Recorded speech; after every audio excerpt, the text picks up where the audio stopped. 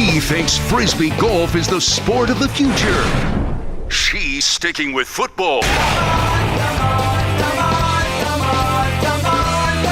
They are Maggie and Perloff on CBS Sports Radio. Welcome to the show. Another coaching casualty, but this one isn't necessarily a bad thing. Welcome to the show again, Maggie Gray, Andrew Perloff. So Mike Vrabel, Perloff, was the latest coach who was fired yesterday afternoon from the Tennessee Titans. To be honest, I think the Titans kind of did him a favor. I know no one loves to be fired, but the Titans are ready for a full tear down. Yeah, I mean, people are still killing the Titans because they let go of what everybody, I mean, he's universally viewed as a good coach. Will you agree with that? Yes, but you needed the right kind of team for Mike Vrabel. But yes, I do think he is universally looked at as a good coach. And they're double killing them because they came out and said, we're not going to wait to trade him, acknowledging that there would probably be trade value for him. But they said that it's too complicated. Basically, like, it's too much paperwork. We don't want to trade him. So because you do the paperwork. Because we all know of all the guys that are getting fired in this cycle, obviously Mike Vrabel's the most successful one, and we happen to know there are a couple teams that are going to look really hard at him. Well, unless Bill Belichick gets fired or traded, in which case he would be the most successful coach on the market. But I think Vrabel has more trade value than Belichick. Because he's younger. Not because he's a better coach. Like, I don't think this. Jay Glazer said no one's trading for Bill Belichick. That was a report. I think Vrabel's. I think there are a lot of teams. Nobody's trading for Vrabel either because they didn't even wait around for it. I guess. But say you're a random team, wouldn't you give up a second rounder for Vrabel? I cannot see anyone doing that for Belichick. I might be wrong. Well, it's over because I think the Patriots kind of torpedoed the trade value of Belichick anyway, because the Jay Glazer report that came out over the weekend was either they're going to trade him or they're going to fire him. And it's like, well, I just might wait around for him to get fired so I don't have to trade an asset. Here's the thing about Vrabel, though, and obviously we're still waiting to see what's going to happen with Bill Belichick. The Patriots are taking their time with this. I understand why. If they are moving on from him, they're moving on from a legend.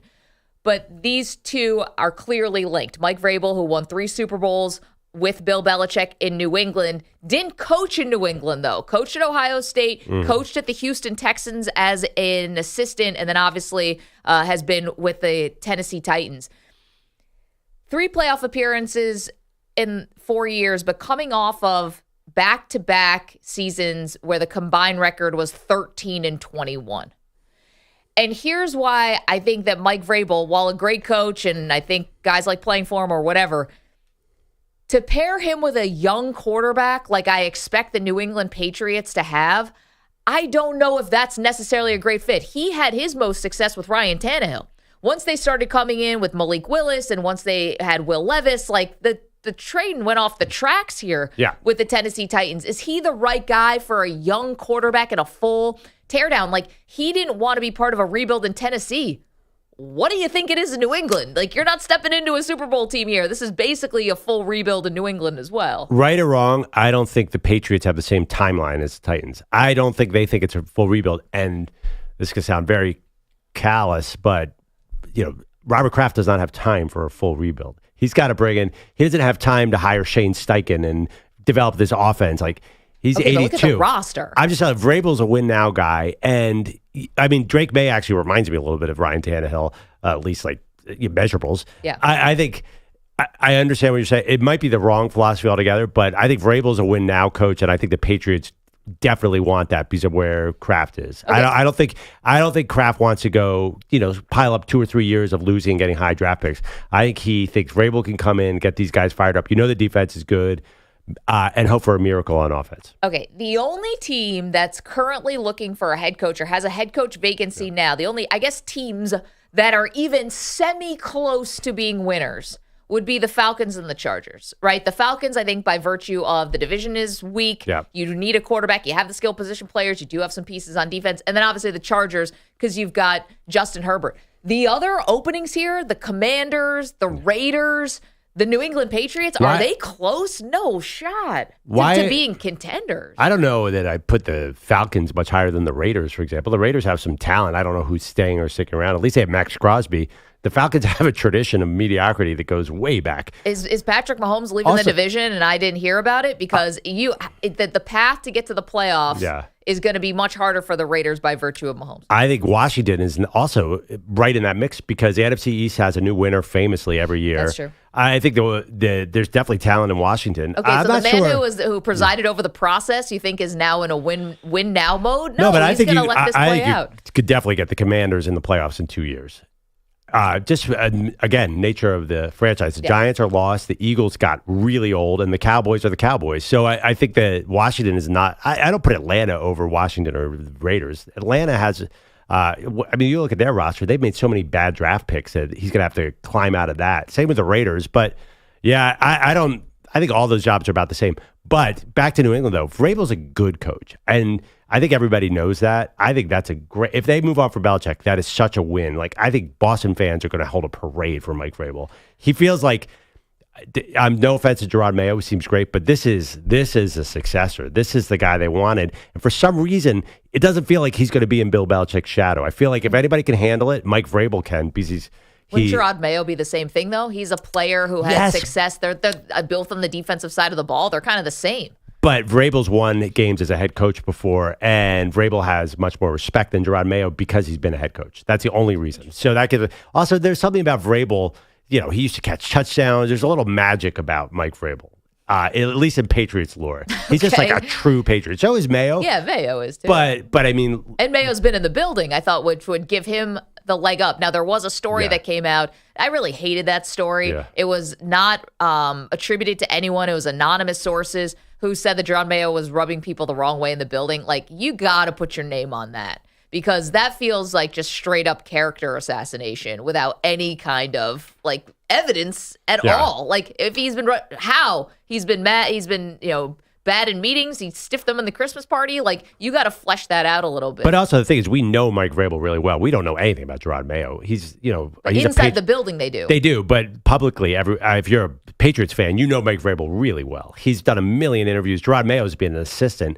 The reason that report even was able to come out is because we don't know anything about what happens inside that Patriots building. So of course, Mayo hasn't really gotten his chance to be Gerard Mayo yet. We know he has a good reputation, but Vrabel we know really well. Remember the draft night thing and all these crazy. Yeah, that's a good thing that somebody was on the toilet at Vrabel's house with the door open when they did the draft during COVID. Yeah, he's a known character. So you think that's a positive? I just think Patriots fans are like, yeah, we know this guy. Mayo was a great player and seems like I think he's going to be head coach anyway. But come on, there's no excitement about Gerard Mayo coming in because it's a total unknown. Vrabel is. I'm telling you, we both know some Patriots fans. They are thrilled that Vrabel's out there. Let's hear a little sound. So Mike Vrabel, coincidentally, was honored by the Patriots this season during the Titans bye week. What do they call it up there? Ring of Honor? Something. Anyway, here's the retirement ceremony, and here's Vrabel talking about the Patriots and their leadership. But I also want you not to take this organization for granted.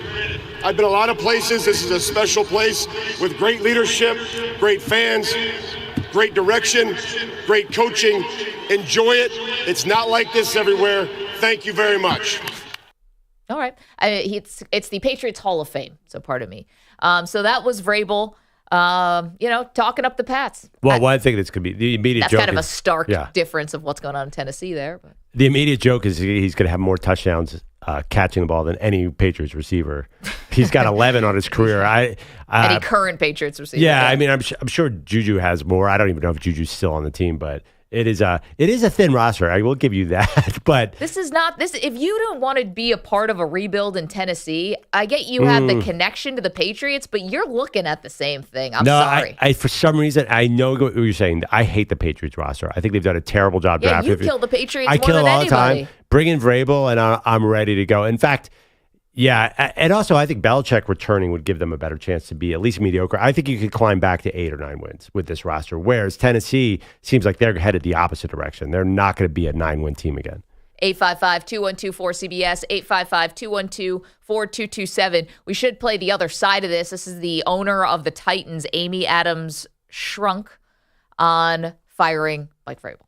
It wasn't a last night or a month ago or whenever. It's just kind of been all season watching, And it was difficult, but I thought it was time to make that change.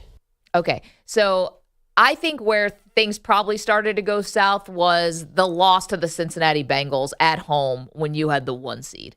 That was devastating. And I know that was a couple years ago, but sometimes, Perloff, these things can kind of sit with teams, and you have this missed opportunity. Ryan Tannehill said he went to a dark place after that because he threw the 3 picks in the game, and then they brought in Malik Willis, and now he's looking over his shoulder, and I think they never got it back on track. So, also, too, obviously they're losing Derrick Henry, who's been the face of that team. Yeah. So that's a pure start over. You could also talk about the A.J. Brown trade. And they drafted Treylon Burks, who has all the talent in the world, but that's not really working out the way they want. Is there a single player that you really, like a young player that you're excited about? Like I said, the Raiders have Max Crosby. The Titans don't even have Davante Adams. Yeah. So speaking of the Raiders, this is another thing. So while we're talking about Mike Vrabel getting fired, and about the Vrabel connection to the Patriots. Meanwhile, we still have no word on what's going to happen with Bill Belichick. Is there a Raiders possibility here as well? And the reason why I say that is because Tom Brady is part of this Raiders organization. I don't think he ever got fully approved as an owner, but he's obviously has the ear of the owner. And who did they just hire and just sign last offseason? Josh McDaniels, Jimmy Garoppolo. Like, who would go to bat more for Josh McDaniels than Tom freaking Brady? So is Tom going to be someone who has the ear of Mark Davis? And will there be a Patriots connection to the next Raiders head coach? Well, I mean, if you're going to go Brady connections, and who can woo Jim Harbaugh? Right, or a Michigan Michigan connection. Yeah, I mean, we know that the Raiders want Harbaugh. That's the first team that came out and said we're all after this guy. So, yeah, that's another fit time-wise. Like, Vrabel's going to win now, coach. I mean, if you pretend you're Mike Vrabel. Yeah. I'm your agent. I call you. Okay, you got full offers, same money, Raiders or Patriots. Which job are you taking? I'd probably have to really think about it because I think that you're right. I think the Raiders roster is in slightly better shape than the Patriots for sure. I mean, hell, you have Davante Adams and Max Crosby makes your roster immediately. Yeah, Davante Adams today. Well, he's pretty old.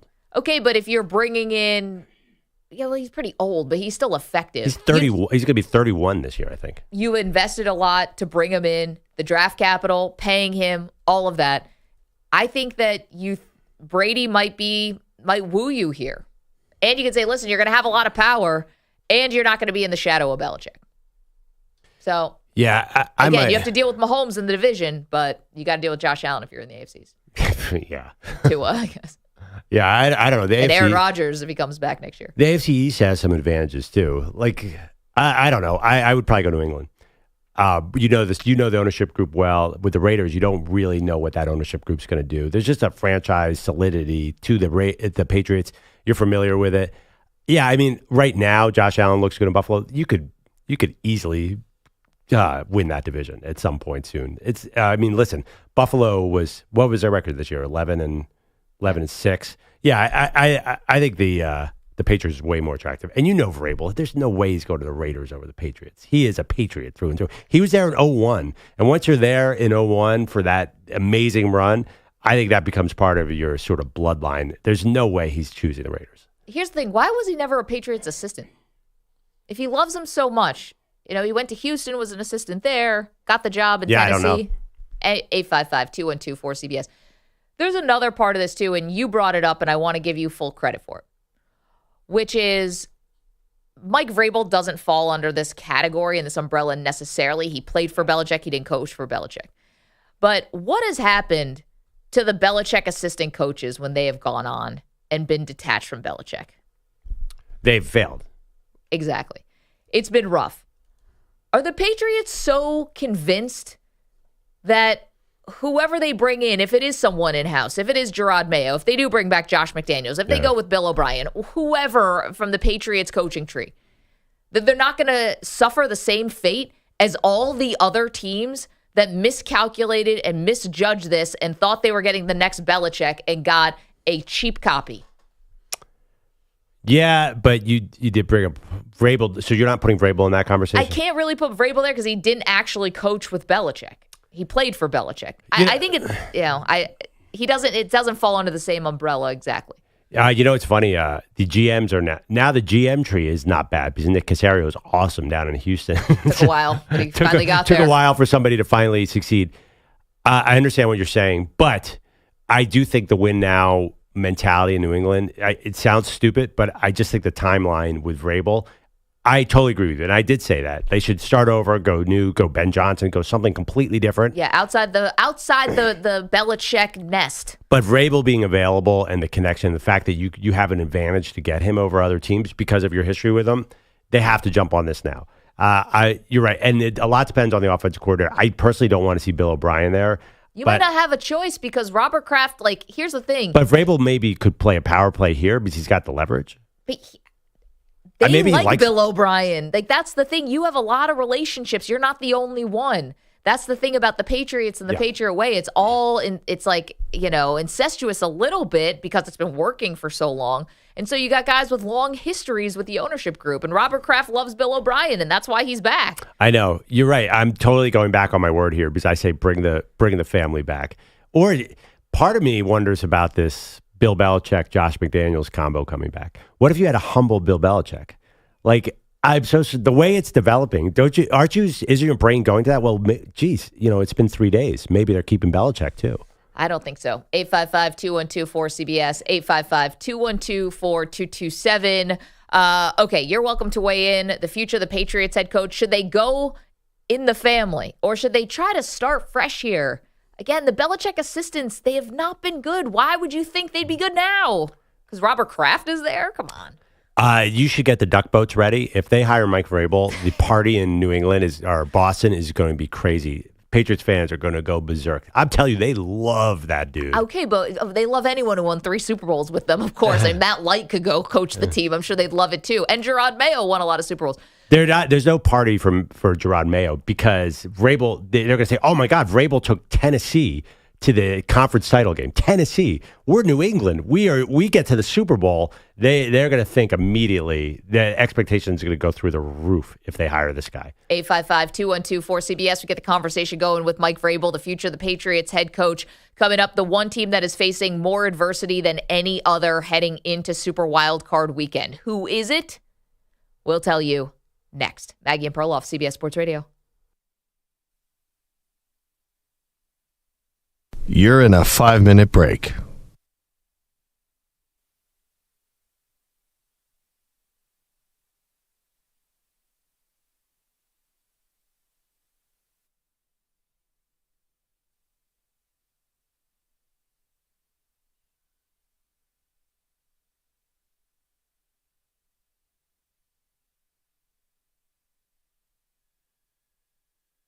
Four minutes, 30 seconds remaining.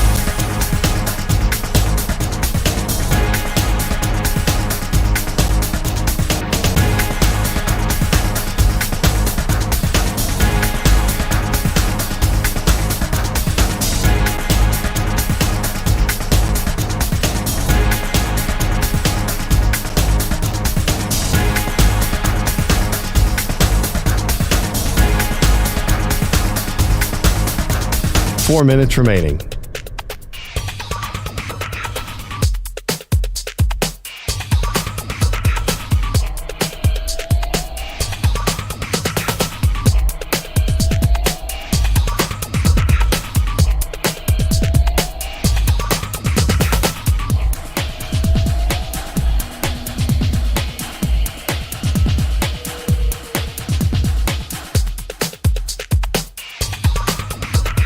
Three minutes, 30 seconds remaining.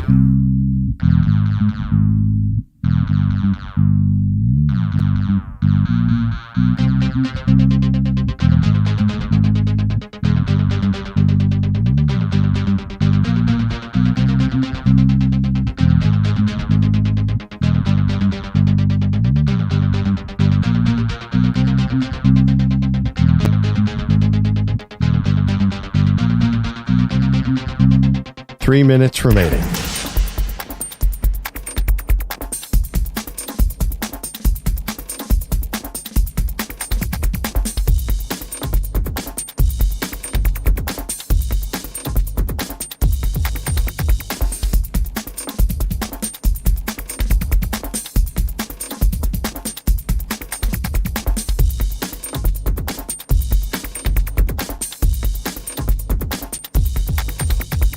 2 minutes, 30 seconds remaining.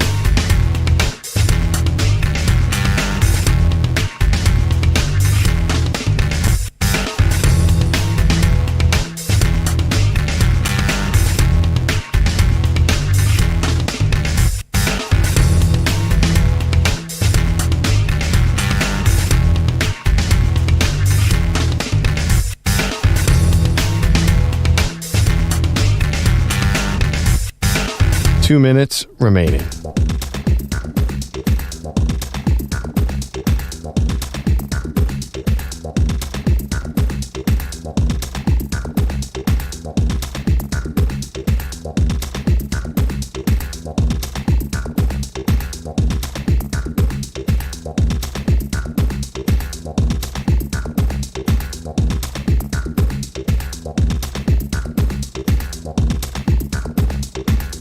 One minute, 30 seconds remaining.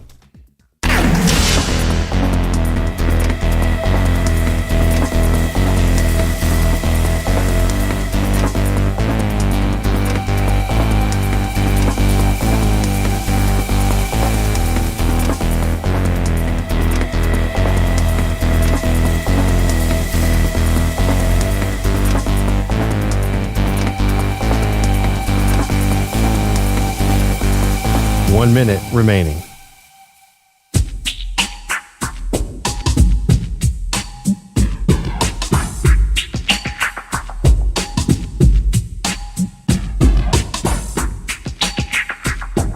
Forty-five seconds remaining.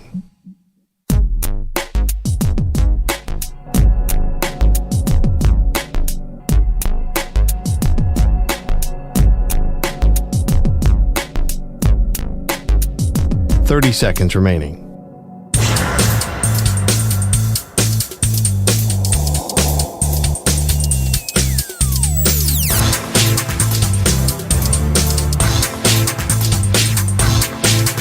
Fifteen seconds.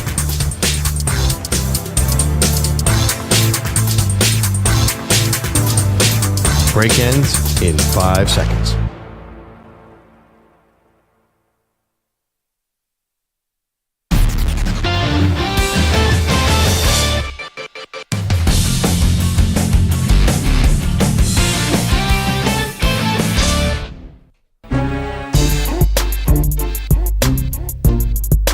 Welcome back to Maggie and Perloff.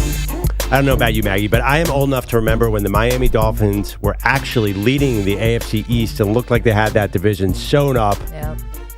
Now, I relate to this as an Eagles fan. When you lose the division, things go south. And things have gone really south for the Miami Dolphins. Not only is everybody on defense hurt, obviously they lost Jalen Phillips. They lost Bradley Chubb for the season. Then everybody got hurt last week.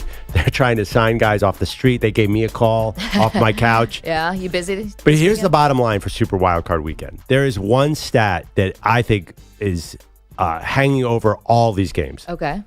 The Dolphins are 0-10 in their last 10 cold weather games, meaning below 40. Like, this could not have worked out worse. Wait, cold weather's below 40? I thought cold weather's like below freezing. 40 is like balmy here. That's a nice day. Yeah, but it's Tua from Hawaii and the Miami Dolphins. Is there any possible way the last 3 weeks could have worked out worse for the Miami Dolphins? Well, this is a terrible matchup. I don't think the Chiefs are playing well at all, but everything that could go wrong for Miami has gone wrong. And I don't even care about the injuries. It's the weather. I just cannot see Tua going to Kansas City. They're obviously a passing team. This is rough. The weather report in Kansas City for this Saturday night is 0 degrees. All right. 0. They couldn't give you one measly degree just to make it look a little bit better. It's 0 degrees. There we go. Now, football weather. Yeah, sure. By the way, they've lost these 10 games when it's under 40 by combined 17 points per game. There's no... Why is the spread only 4.5? It started out... it started out 3.5, opened at 3.5, we dropped to 4.5. Like, what? What's the scenario here? Is it just that Tyreek Hill goes berserk on his old team? I think that there's been a lot of. I think Vegas has given a lot of grace to the Miami Dolphins, don't you think? I mean, considering how they've played against teams with winning records, all of that, they haven't looked particularly good the last couple weeks, and they've gotten injuries at every single level and phase of this team. I mean, they did beat the Cowboys. I don't know how. I think it was 5 field goals, though, wasn't it? Yeah, it's really weird. This is an odd team. You're right. They have one win over a good team. But actually, they've covered most of their game. They're 10-7 against the spread. So Vegas has not been that off on them. But, yeah, it makes me actually nervous because of this cold weather, I'm like kind of feeling the Chiefs as a threat in the AFC. Everyone's talking about your Bills as a threat in the AFC, but the Chiefs can gain some momentum. They can actually learn how to catch a football between... You think in 0-degree weather, you think that's going to help the Chiefs receivers too? I don't know. I feel like the Chiefs need time to gel as an offense, as bizarre as that sounds. So They've been playing for 5 months. I know. But this is a team that needed a hall pass in the opening round, because if you put them on a neutral field, Miami's very dangerous to Kansas City. But I'm sorry, I'm a sad dad, a weather guy. All I need is the forecast here, and I'm done, Maggie. Talk me out of this. You can tell. I don't care if they're bringing, who is it, Bruce Irvin off the cat? I can't remember. Justin Houston, Bruce Irvin, Malik Reed. Reed. And we saw it last week against your Bills. Melvin Ingram. Yeah. I'm sorry. Well, he got caught in coverage. Like, that shouldn't be. But just, first of all, he looked so out of shape, and you saw him and Christian Wilkins were panting by the fourth quarter. What happened in the warm weather advantage in Miami? This could not have worked out worse. Now, wait, last year the Dolphins played the Bills in the playoffs. That was kind of a colder game. What was that? So what ended up happening was it was the game in December where Tua was still healthy. Right, it snowed. And Miami was actually winning and doing really well in that game, and then it started to snow, and you saw Tua was like a kid on Christmas. He couldn't believe it. He was looked kind of cold and looked kind of excited, just sort of marveling at the snow.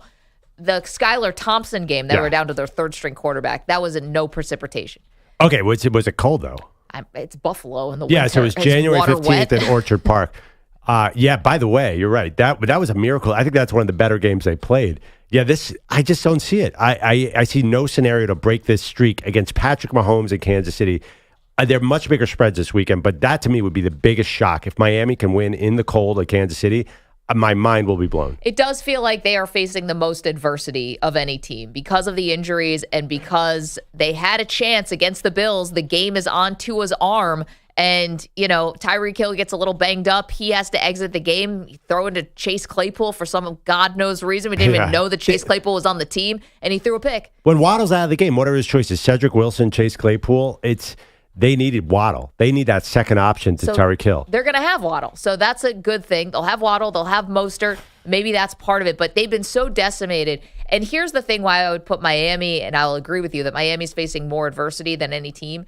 If you're the Steelers, you do have TJ Watt out of this game, and that stinks. They're 1-10 without TJ Watt. Like, this is not boding well for the Steelers. But aren't you just thrilled you made the playoffs?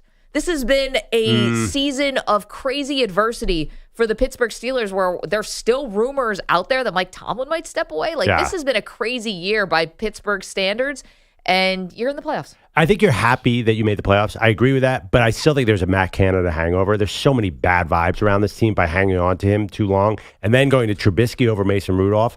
I think this is the missed opportunity sense of the Steelers. They could easily have been the 1 or 2 seed in the AFC. They were 7-4 and had Arizona and New England. I still think there's regret. If you talk, and I think Mason Rudolph may have changed the vibes a little bit. He's throwing the ball downfield. They won 3 in a row. They've won 3. Yeah, but still, they have to look at this playoff picture and say, oh my God, we could have easily been 13-4 with our schedule. The second half of their season, they had the easiest schedule out there, except for Baltimore, who they ironically beat twice. I don't know if the second game counts. Yeah, I mean. I think the Steelers, I'm saying this because our Super Bowl pick, it laid out perfectly for them this year, and they completely blew it. And it's on Mike Tomlin. Maybe they feel like they have a second shot here. They got a second life. I mean, again, it's going to be hard without Watt. He's so important to them. Well, what is it? But you do get Minka Fitzpatrick back. Remember we talked to our buddy Andrew Filponi, who said the problem in Pittsburgh is this limbo where they're just good enough to make the playoffs or just good enough to have a winning record, but they don't feel like a Super Bowl threat. Yeah.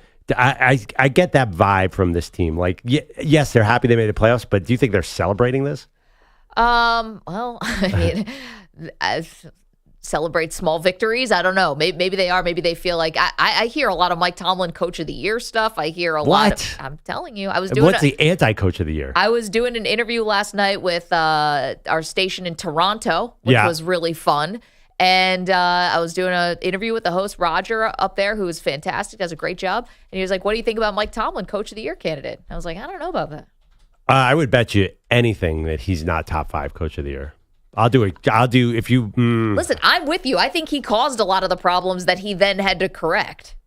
Yeah, I mean, obviously, Matt Canada was fully his fault. I think it's the worst job Mike Tomlin. His stubbornness cost them a huge opportunity this year. Because when you have T.J. Watt on that field, like he's like Myles Garrett in Cleveland. Like they've proven this year that one defensive star can win you a game, and they completely blew it. Anyway, again, it's one of those things where I made them as my Super Bowl pick. So you and I know you feel that way about the Jaguars too. Like you see. That it was sitting there for both our teams, and they just said, "Nah, we're good. We're gonna continue with this idiotic philosophy." Easy come, easy go. In the chat, youtube.com/CBS Sports Radio, twitch.tv/CBS Sports Radio. I'm just gonna call him DT. Is in the chat. He said, as far as being 0 degrees, he's named it after 2 words that I once said on the show that Pete had to drop. Okay. And bleep. Yes. So DT's in the chat. He said, if 0 degrees, I would be banging my head just so I could go into the blue tent for a few minutes. And TM Lee said, I'd fake pull a hammy so I could go sit on the heated bench. Guys want no part of these 0 degree games. Yeah, I'm the same way. I don't want to be in. That's when you invented big screen TVs. And that's where I want to be for a game like that. Okay. I've been to cold games. It sucks. Oh, come on. I mean, that's the essence of football. Wear the short sleeves, get all cut up, go in the mud. Yeah. Pete, you're a Jets fan. Would you have gone to, if you had tickets in Foxborough for Week 18 in the snow, would you have gone to that? Oh, no chance in hell I would go to that, especially with how they are. And you know what? If the Steelers don't want Mike Tomlin, I'll be gladly taking him on the Jets. Pete, it just sounded like you were chewing on some raw meat right there. That's right. It was. It's jerky. It's raw. All the manly things. That's right. Moonshine. I think we've gotten to the point where people can admit that they don't like cold weather games and TV's awesome. Do you sound like a non-football guy if you say that? What I find interesting, I'll say this about myself. This is the mind game that I play. I'll sit out there for a 0 degree football game. But if you give me 45 degrees for baseball's opening day, I'm like, this is BS. I can't sit there for a cold baseball game, and you can spare the jokes about how I don't have to watch any games in October anyway because my team's the Mets. It's fine. I've already heard those jokes. But I'll sit for a cold weather football game and like it. If it's a cold weather baseball game, I want no part of it. Does that make sense? You're still doing the same thing. You're sitting outside watching sports. I don't know why it feels so different. I'll say this: the NFL is a much better television product, just in general. I mean, even if you could go to a game in nice weather, I'd rather watch it on television than have it watch the red zone. Yeah. But the funny thing about the NFL too is it's become so popular that they're worried that people want to stay home so they can see the second game and the out of market game too. Right. But they still sell those tickets for a lot of money. Listen, we love the NFL on TV. Obviously, it's such a great TV product. But, man, put a game on a streaming platform. People get very upset. Here they come. Yeah, thank God TJ Watt's not playing, so I don't have to watch it. I mean, I have to watch that game for my job. I'm actually playing. A friend of mine has Peacock. I'm going over there, but wait, hold on. Wrong game. Oh, it's a cold Chiefs game. Chiefs. Oh, right, it's a Taylor Swift game. Your new team. You have to download Peacock, my friend. But that game's not going to be good either. It's going to be bad. Peacock is not bad. It's like $5.99 a month, and you get a bunch of good movies, a bunch of good television shows. Yeah. You also get WWE Network. So I know, but how long are you going to get WWE Network? Aren't they? They're always moving around. Yeah, but they're on the contract for a few more years, I think, with Peacock. I'm actually driving up to I'm sorry, I confused the games. I'm driving up to Westchester. My friend has a home theater. He built a new house, and he has, those rich people with home theaters? I mean, it's the one thing I wouldn't do if I was a rich person. Why? I don't know. I get to watch this Peacock game on this home theater. It's the first thing I would do. Really? Yes. Yeah. The home theater? I'll send out a picture on Saturday night. This looks like he has movie seats, movie chairs, and like that drink holder. He's got drink holders. It's great. But say you have a very comfortable couch. I love my couch. I actually love watching movies in my bed. Like, I'm a bed couch person. I don't want to watch in a pseudo movie theater seat. I think there's an advantage to that though, because you have to pay attention to the movie. So say it's because I have a problem where if I'm watching a movie on Netflix, I might stop and go get a drink, and then you lose the flow a little bit. No, or I might fall asleep in the comfy chair. That can happen in the theater. Yes, but they serve alcohol now in some of these theaters where you have a comfy chair, a blanket, and booze. I'm like, there's no chance I'm staying up to see the end of Baby Driver. That's lunch tomorrow. This is a very expensive nap. You know what I read too, Maggie? That they're going to expand. Like this is just the beginning. That they're going to of streaming playoff games. Oh, so once they put a Cowboys game on streaming only, oh my gosh, it's going to be chaos. So wait, are you all? What's the plan? How are we all watching this game? I'm going to Westchester. You have Peacock. I have Peacock. Yeah. Yeah, All right, I we're have all it going too. to Pete's and Bogusch's. Ryan? I have Peacock too. You guys all have Jeez, Peacock? you I got guys. rid of Peacock. WWE fans. Oh, yes. A lot of soccer matches. So, I had it for a while because the second Baby Boss movie was on there. my kids wanted it. you're like a single issue voter. You're like a single movie downloader. Aren't you guys like that? Like a lot of people got Paramount for Yellowstone, right? And I think Apple TV for Ted Lasso was Yeah, a big Apple one. TV. Show. What's that? Or morning show on Apple Or TV. morning show. So what I do is I actually watched the Bills-Chargers game, which was also streaming exclusively on Peacock. I ended up watching it on my phone because I have NFL Plus. Oh, okay. So now, do you know that NFL Plus is definitely going to show this game? They can better. I'm just kidding. I'll download Peacock. It's fine. It's just It's a 7. Can you do a 7-day trial? I already did They that. probably have a trial, yeah. Yeah, I did that to get the Dan Patrick show back in the day when you guys were on Peacock. No, you might it's still still be. on. It's still on Peacock. Yeah, Because I'm a fan. Yeah. Well, first of all, I'm watching in the comfort of a home theater. I'm so excited. I'm going to have popcorn. This is going to be the greatest game experience of my Being life. friends with rich people, you've really mastered that. Andrew Yeah. Bogusch is here. He's got headlines. Hello. Good morning. Those headlines sponsored by Progressive Insurance. Looking for a career path with flexibility and great pay and benefits? Go to progressive.com/careers and apply online today.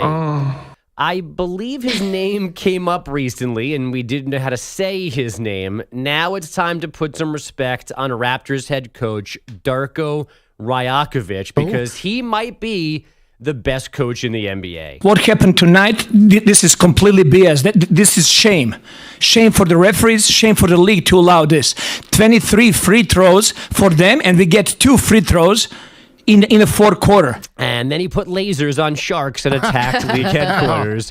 Look out. Rajakovic angry with the free throw disparity in a 132-131 loss at the Lakers last night. As he said, it was 23-2 in the fourth quarter, 36 attempts to 13 for the game. Anthony Davis scoring 41, 11 boards, and 6 assists. Wait, the other thing he said was if the NBA wanted the Lakers to win, they should have just told us that before the game and we wouldn't have bothered to show up. I'm like, dude, you're going to be in a body bag somewhere if you keep talking like that. I got a cut for every update. That's how good this yes. was yesterday. He was amazing. He's my new favorite coach. Call him out. There's table thumping. He looks like a Bond villain while he's delivering this. Like he's actually threatening to like blow up your country. It's amazing. Well, he's so good. And afterwards, he left the press conference and parachuted out of the window into a convertible. Yeah, that Nick Nurse parting looks really good right now. Yeah. The Grizzlies, meanwhile, rode through Dallas 120-103 in their first game since ruling out John Morant for the season. Desmond Bane scored 32. Karl Anthony Towns had 28 in Minnesota's 113-92 win in Orlando. Men's college hoops lost its top 2 teams last night. Number 1, Purdue taking an 88-72 loss at Nebraska. Number 2, Houston losing at Iowa State 57-53. The Cougars were the last remaining unbeaten team. Remember, that's Perloff's team. Oh, yeah. I do actually. I am a longtime Houston Cougars fan. You're not. Yes, I am. We went down on the Dan Patrick show to Houston, and we dressed as Houston Cougars cheerleaders, and I was on the court, and my buddy Case Keenum's a Houston Cougar. They're very good at basketball, so I jumped on the bandwagon, but like 5 years ago. And North Calvin Carolina Sampson. and Villanova. Yeah, but not and- Duke. That's not a bandwagon jump for me. I've always been a Villanova and North Carolina Syracuse fan. It's the weirdest version of Tobacco Road ever. How do you even face paint that? Number 11, Duke winning at Pitt last night, 75-53, extending their win streak to 7. The Steelers not trying to fool anybody, already declaring T.J. Watt out for Sunday afternoon in Buffalo because of his knee injury from last weekend. And Mike Tomlin sticking with Mason Rudolph as his starting QB. Much like in the spirit in which we worked a week ago, we just simply stand with the hot hand and not disrupting the apple cart. We've been in some tough circumstances. He's delivered. We've delivered. And again, this is a decision because Kenny Pickett is healthy enough to play, but it remains Rudolph's Disrupt job. the what?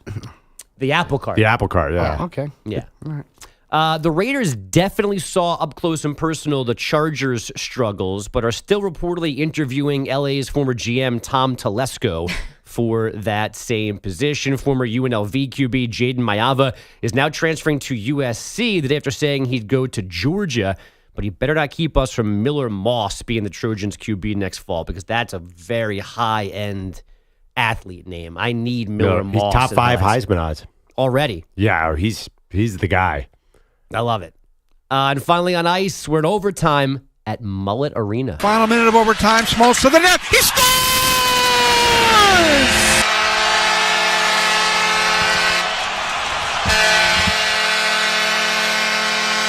An overtime winner for Nick Schmaltz. In case you're not up to speed on the Arizona Coyotes, they still play in a roughly 6,000-seat venue on the ASU campus, and it's called Mullet Arena. And But was there a ship coming in there at the same time in Arizona? That's where Nick Schmaltz scored with 55 seconds left in extra time. Coyotes 4. That's a good athlete name. Bruins 3. Guys, back to you. Bogusch, thank you so much. A lot to do, including someone sent us a gift. We're going to open it up on the show today. Also, Sean Payton talking about Russell Wilson's future. Don't move. Maggie and Perloff, CBS This is Sports shame. Radio. You're in a 5-minute break.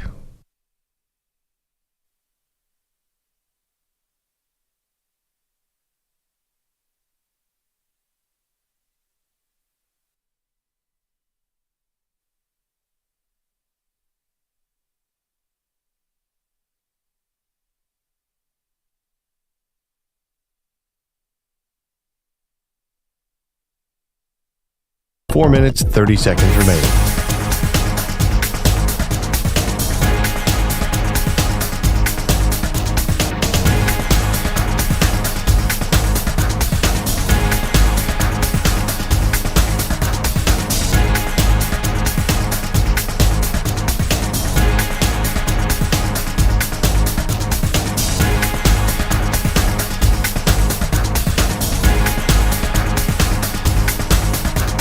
Four minutes remaining.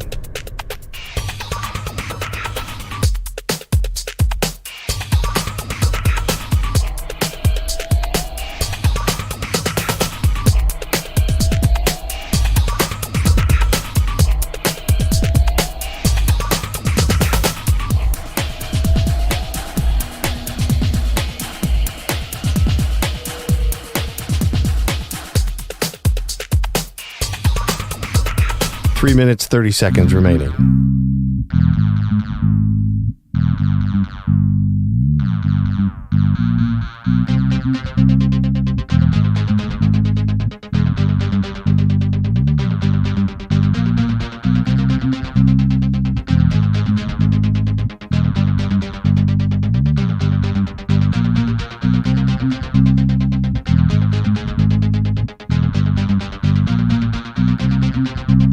Three minutes remaining.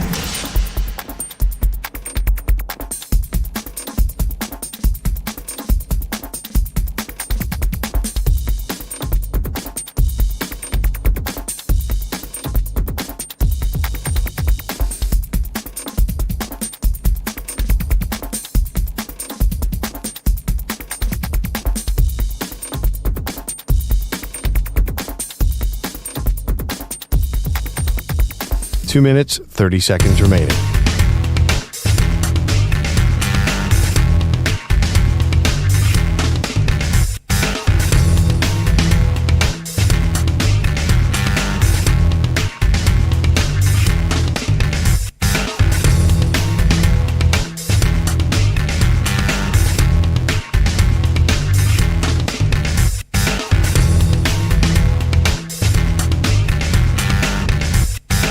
Two minutes remaining.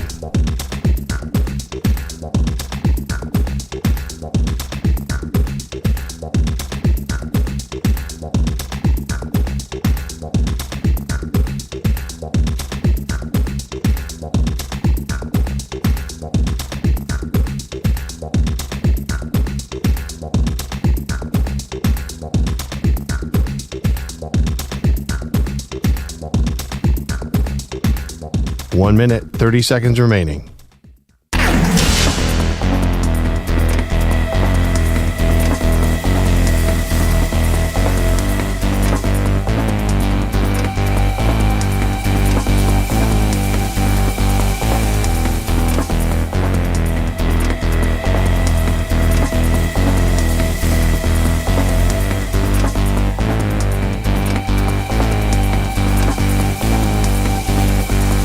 One minute remaining.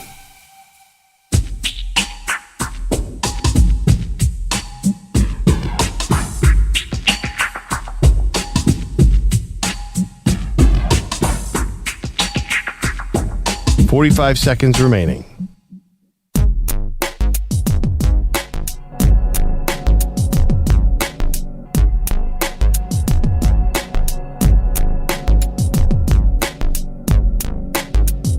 "30 seconds remaining.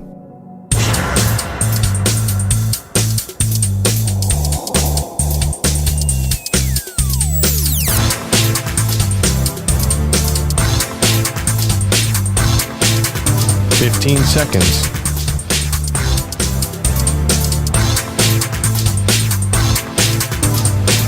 Break ends in 5 seconds.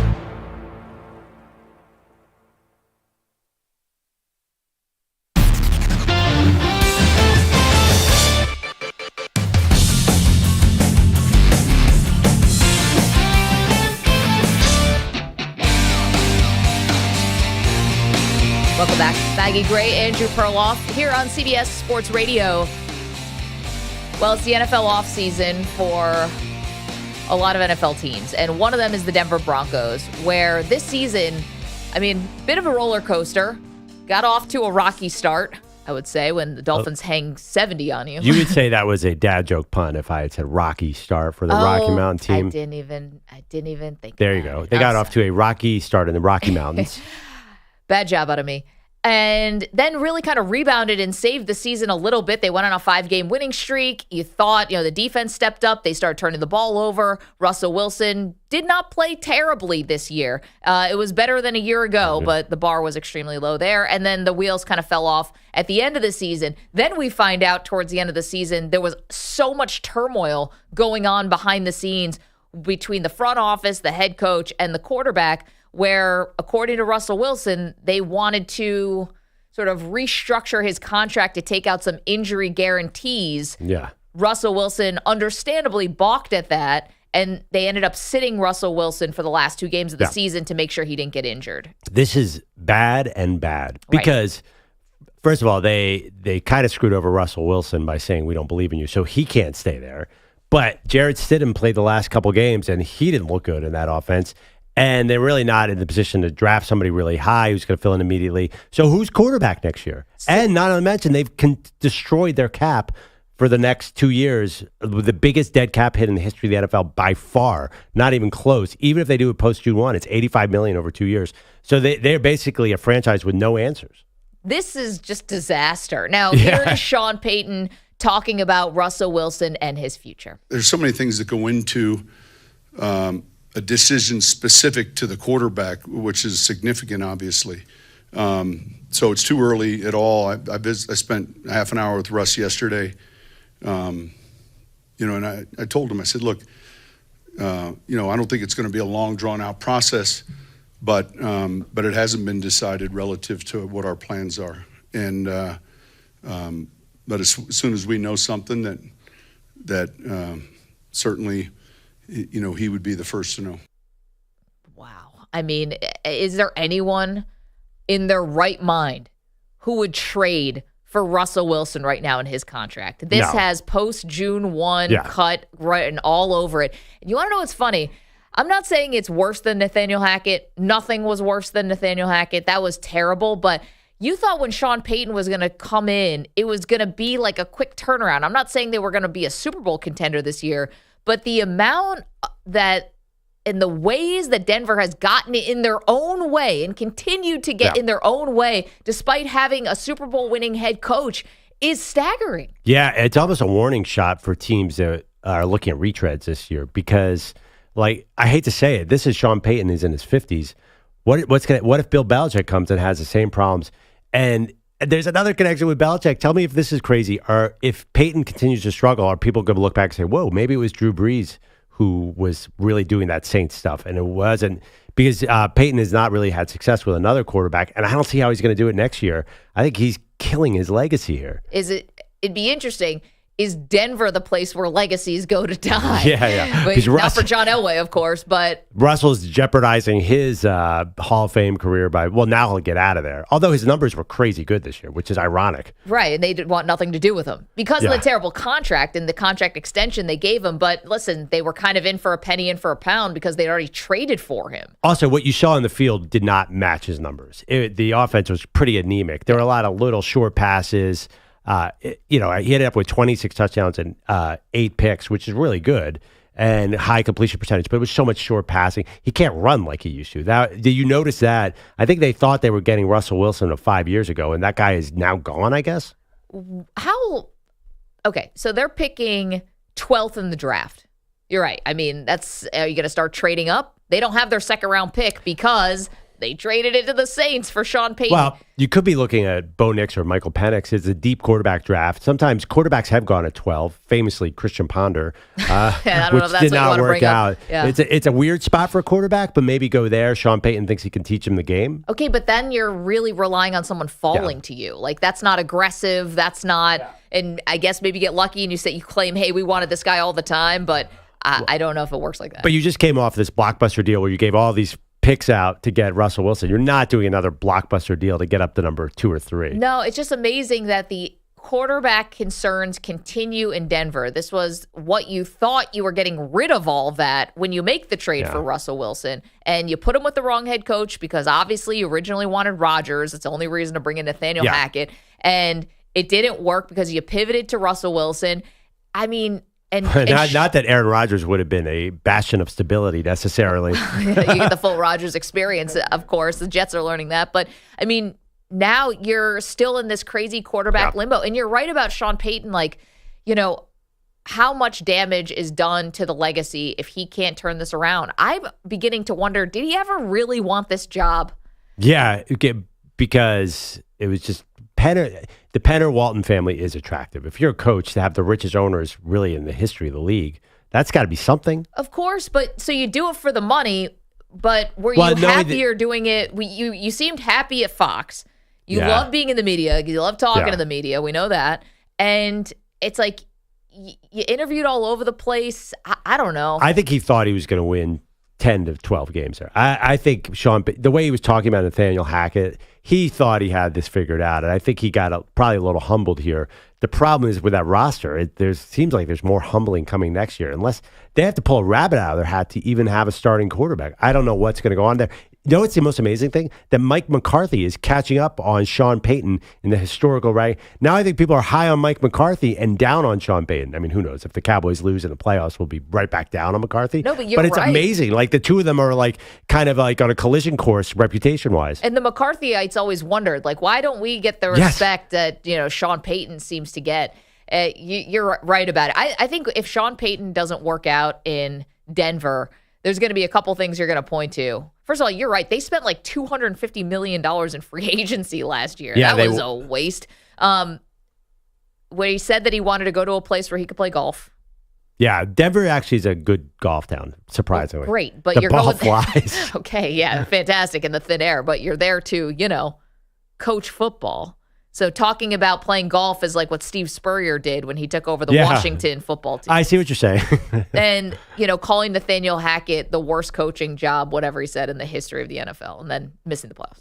Which was somewhat factual, but maybe you don't say it. But then blaming that on the fact that he drank too much coffee that morning. The old latte defense. At least he didn't say it on camera. That helped him a little bit. He said to Jared Bell off camera. Yeah, I honestly, I'm dying to know who's the quarterback. We might know less about their quarterback situation than any team in the league. Rough. 855-212-4CBS Bronco fans. What do you want them to do at quarterback? I'm sure they'd probably be open to your ideas. Coming up next, who has the most to lose on Wild Card Weekend? I'll tell you.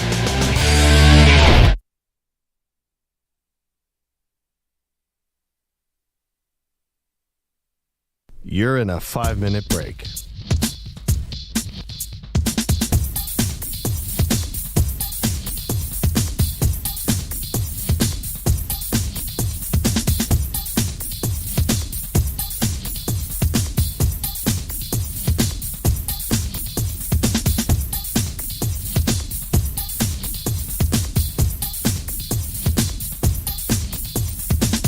4 minutes, 30 seconds remaining.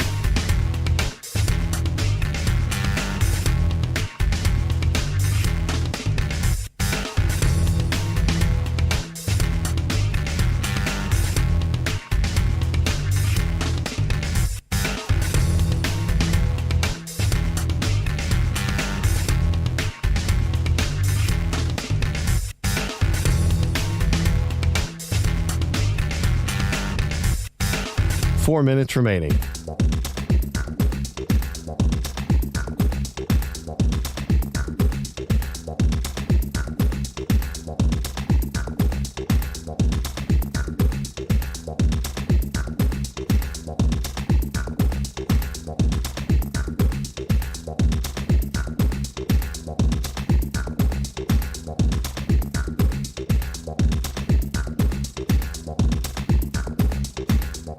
Three minutes, 30 seconds remaining.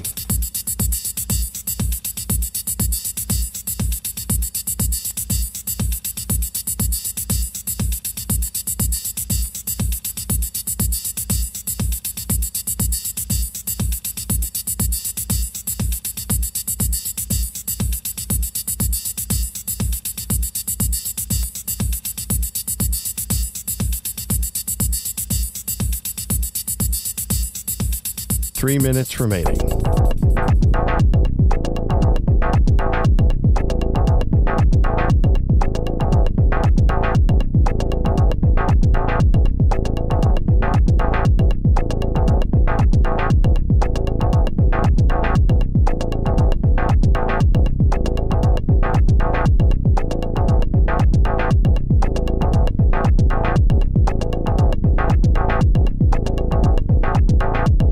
Two minutes, 30 seconds remaining.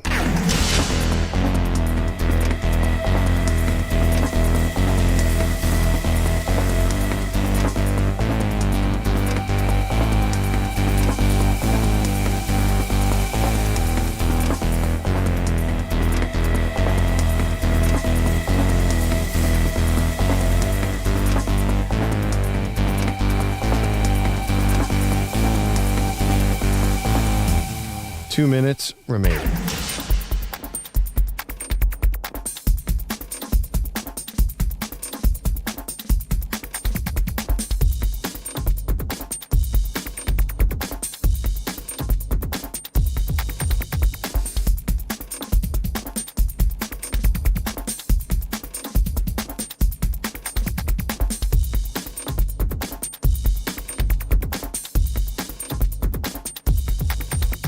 One minute, 30 seconds remaining.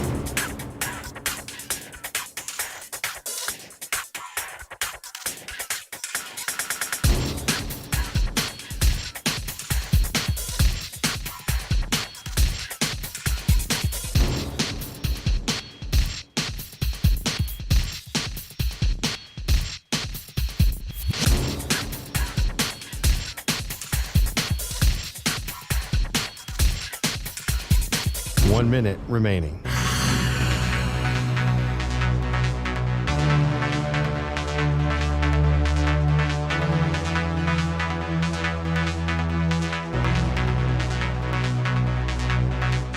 Forty-five seconds remaining.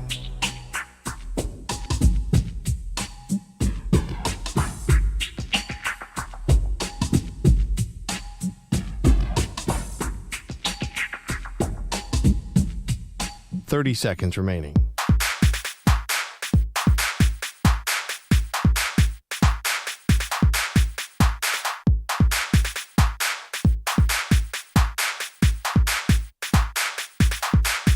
Fifteen seconds.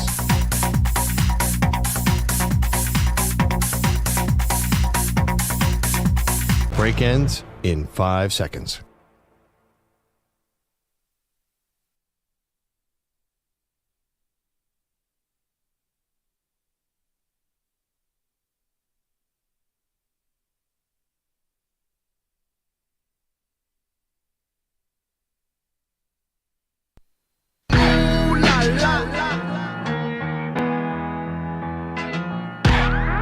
She was the Heisman Trophy winner in 1986. He left her off the ballot. They are Maggie and Perloff on CBS Sports Radio. Who has the most to lose on Super Wildcard Weekend, a player or coach? Hey, welcome to the show, Maggie Gray, Andrew Perloff. So glad to have you. Just a couple days away. Super Wildcard Weekend kicks off Saturday afternoon, Perloff. And if you're talking about who's under pressure, who has the most to lose heading into this weekend, you would say who? I mean, I'm not oblivious to the noise, Maggie. I defended Nick Sirianni, the Eagles coach. They've been a much better team since he got there. He took over a losing team and has been to the playoffs 3 straight years, made it to the Super Bowl, and yet Philly wants him out. That's just a fact. Former morning radio show host Angelo Cataldi went on the air yesterday and said, it's over. It's time to move on from this dude. Because everyone's assuming that they're going to lose. If not to the Bucs in round 1, then certainly in round 2. That would be 3 and done for Sirianni with a Super Bowl appearance in the second season. Yes, but I think specifically a loss to the Bucs, who looked pretty bad last week against the Panthers, would be devastating in Nick Sirianni's future. I honestly think it could. He's probably, I think more likely scenario is he's on the hot seat next year, but the reality is I think he could be. Does he deserve to be fired if they lose? I defend him. Listen, he lost 2 great coordinators. He lost his best slot corner in C.J. Gardner-Johnson. He lost one of his best pass rushers. The team got old. It's not all on him. I think his problem. Here's what I think his problem is. He's just too emotional. He says these goofy things. They beat Kansas City, and he's talking trash to the fans. He's on the sideline yelling at the refs, and he's just gesticulating. And I think that makes him more vulnerable. His style. I mean, don't you agree with that? I think people love to hate on Nick Sirianni because he's such a goofball on the sideline. Listen, I think for stuff like that, it's are you winning or are you not winning? When you're winning, you can do that stuff and people put up with it. When you're not winning, you look like a loser. Right. I think if he was quieter, I think he could get away with a down season a little more. I don't think it's all that. I think you're yachting and sort of paper macheing over him losing coordinators. It's your job, and it's good we should talk about this while the NFL's in a hiring cycle right now, because what you base a candidate on is not only are you a good head coach, who are you bringing with you? And then when you have success, like going to the Super Bowl like the Eagles did, you have to assume you're going to lose your coordinators or at least one, and the Eagles lost both. It is the head coach's responsibility to continue to keep the cupboard stocked with good assistant coaches, and that falls on him. But that's ridiculous. You're saying you don't give him credit for bringing in Shane Steichen and Jonathan Gannon. He did a better job of bringing coordinators than anyone in the league, so he obviously has an eye for talent. Right, but then what happened this year? But it's pretty incredible that he brought in these 2 guys, so you can't say that he's bad at picking coordinators. No, because he got both his coordinators hired away in their 30s. Okay, but now people who are Eagles fans, they think the defense is awful, they think the offense is awful. So it's like, yes, good job, you got these 2 guys first in your first round, but you didn't handle success well because you couldn't replace them with dudes who were competent. Which is weird to say about a team that was 10-1. I get that, but they really backslid at the end of the season. Yeah, but that particular criticism sounds funny to me because he picked out Steichen and he picked out Gannon. That was good choices. I didn't love Gannon. Nobody did. Yeah, you talk about Angelo Cataldi who wanted to run Gannon out of town, and they did. But here, just real quick, the Eagles before he got there were 22-25 in 3 years before he got there, and 34-17 in 3 years after. Normally in the NFL, that is a formula for sticking around. It's bizarre that he's on the hot seat. And there's something particular about Nick Sirianni's personality that I think is rubbing everybody the wrong way. I think the fans are near revolt. It's not bizarre at all. The last person who was here before Sirianni literally won a Super Bowl with the Eagles and got run out of town 3 years later. This is just listening to the noise, listening to the fans. But I get it when it comes to he should be able to restock the cupboard with assistants. That's what you hire a head coach for partly.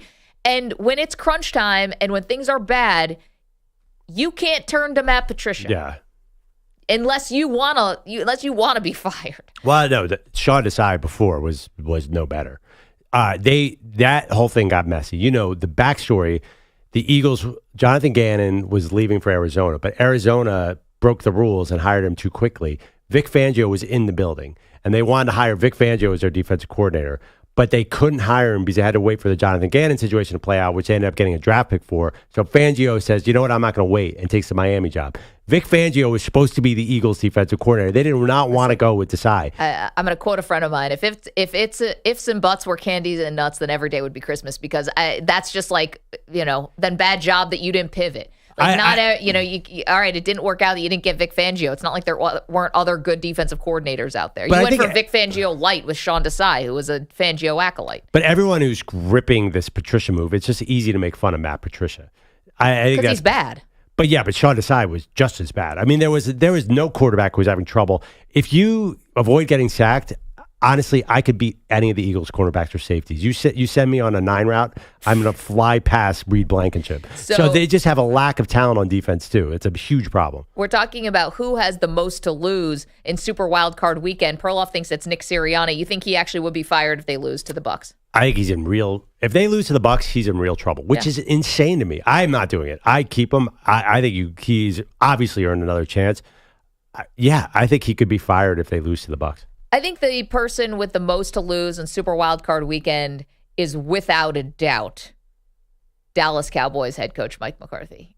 Can you imagine if they lose to the Packers?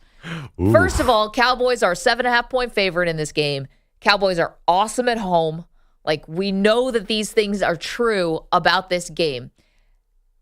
The Packers are like babies. This is a baby team. They're so young. It's the youngest team. And if McCarthy loses this home game, I know Jerry Jones had to clarify yesterday what he said when he was asked about McCarthy's future and said, we're going to take it game by game. And then he had to clarify and say, hey, Mike's under contract next year. I've said how many times I'm pleased with what he's doing. We're here because of him, yada, yada.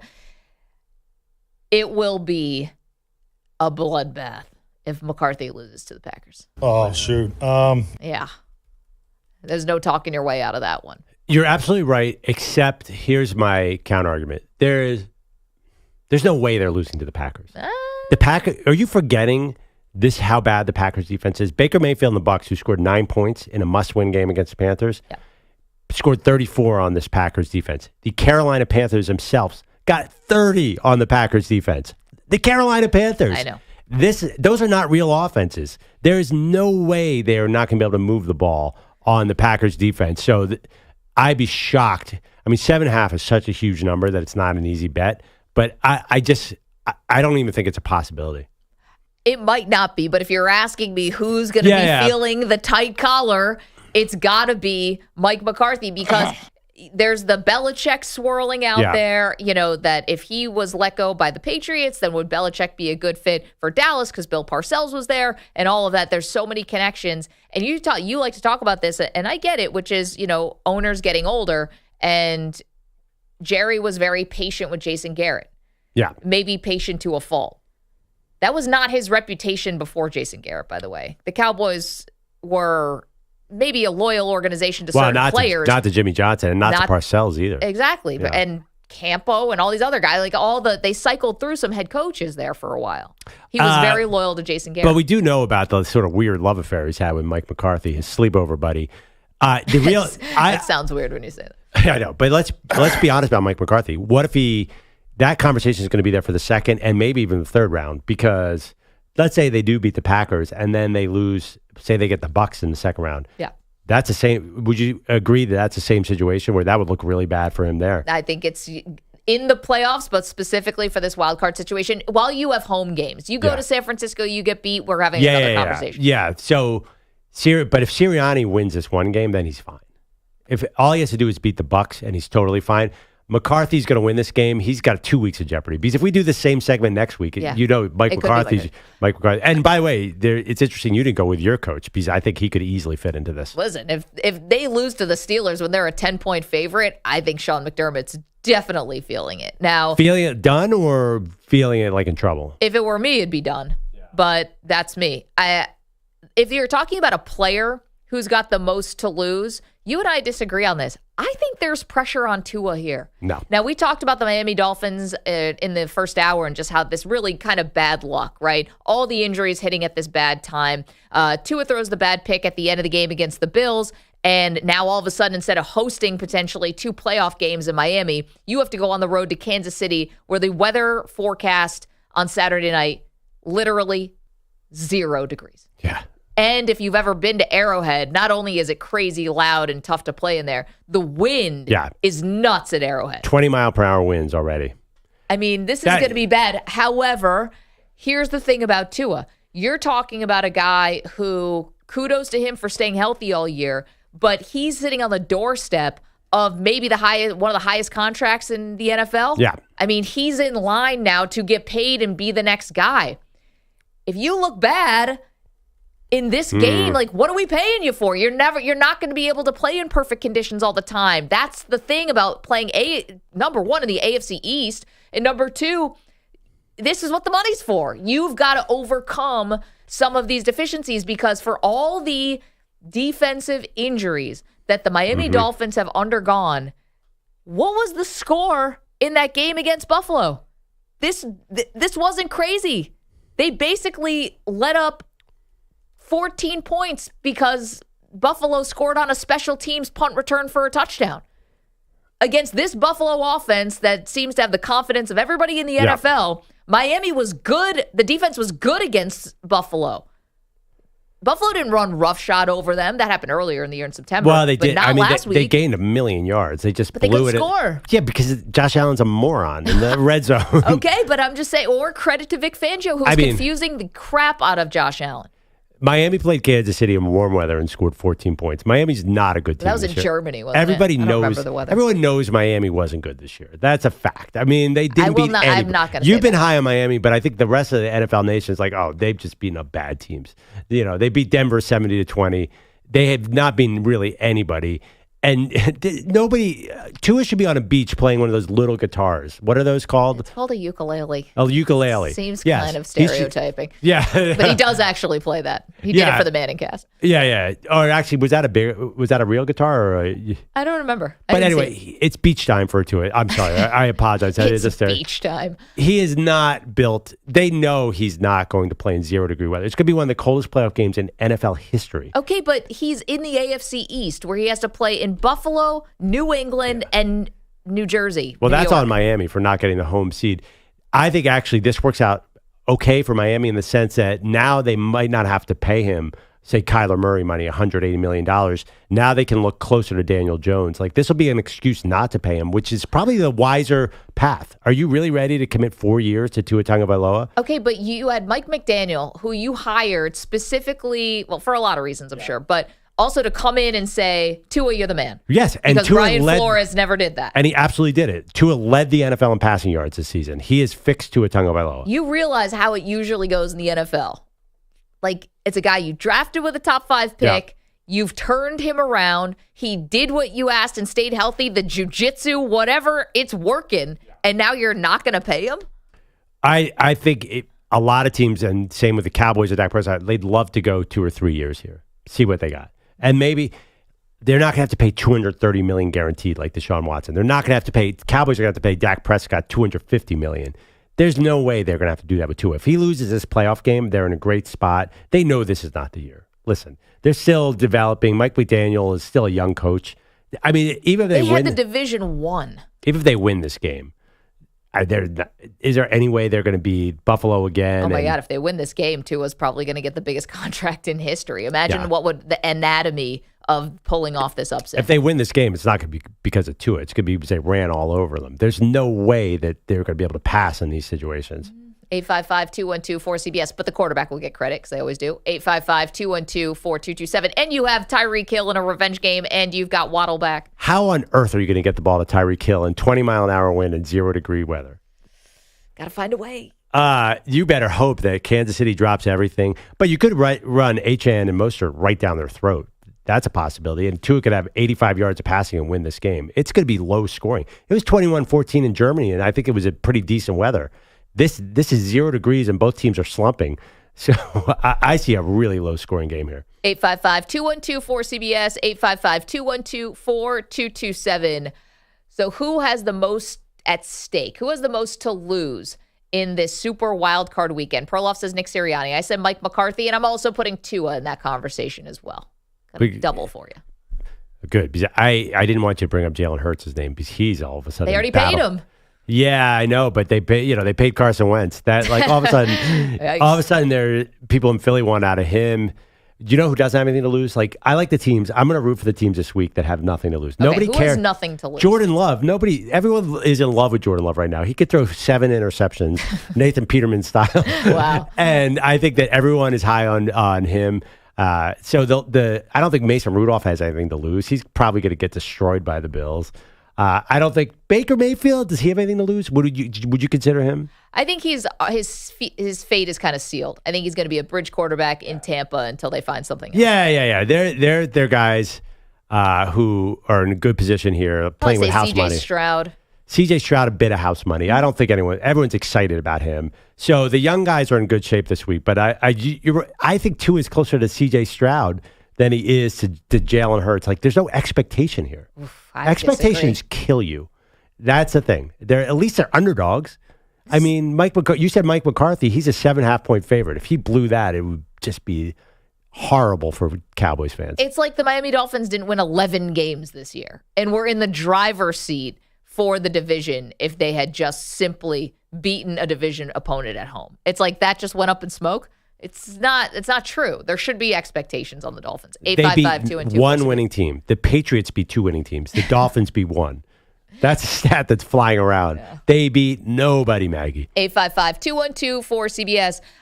Coming up, there is a conversation that is going on right now in our chat, youtube.com/CBS Sports Radio, twitch.tv/CBS Sports Radio, that you are going to love, Perloff. And someone sent us a package. A gift? Hopefully not Cole. Someone sent us a package. We are going to open that up live on the air. So again, if you want to watch the show, youtube.com/CBS Sports Radio, twitch.tv/CBS Sports Radio. Now, the only reason I think it could be Cole is because it does say, attention Maggie and Perloff, and has the address of the studio. And then it says happy holidays on the outside of it, written in Sharpie. So why Cole? I don't know. Like maybe somebody... Happy holidays sounds like a nice sentiment. It could be, unless you're trying to head fake us. Like we think it's something nice and then inside is something not nice. I have no idea. We have no idea what's in this thing. Kind of like the emails and tweets we get that are sometimes not so nice. That it happens. You know, you're in the public eye, it's going to happen. So this is the surprise. We're all going to find out together what's in the box. The last time it was a sweatshirt from our friend in Oregon. What is it going to be today? 855-212-4CBS. Maggie and Perloff. Hey, if you ever want to listen to the show, it's so easy. Just tell your smart speaker to play Maggie and Perloff or play CBS Sports Radio, and we will pop right up. Also, you can find us on the absolutely free to download Odyssey app. We're on Sirius XM channel 158. Who's got the most to lose this Super Wildcard weekend? We want to hear from you. 855-212-4CBS. You're in a 5-minute break.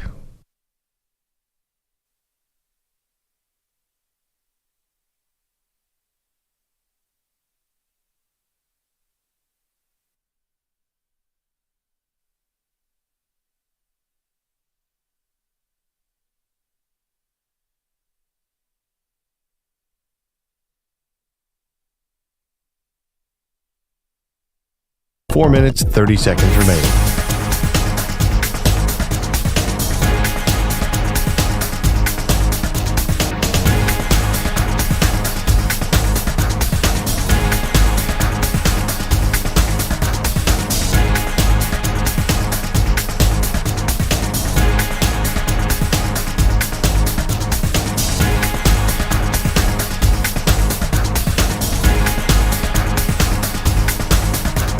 Four minutes remaining.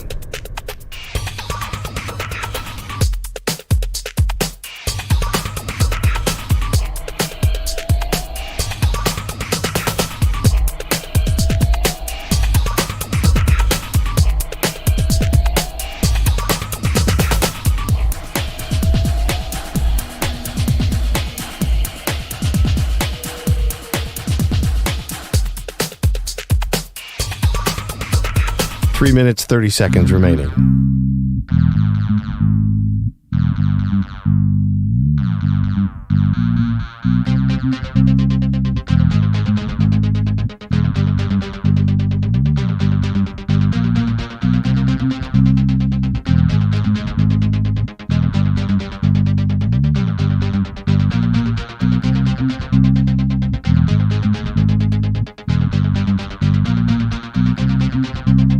3 minutes remaining.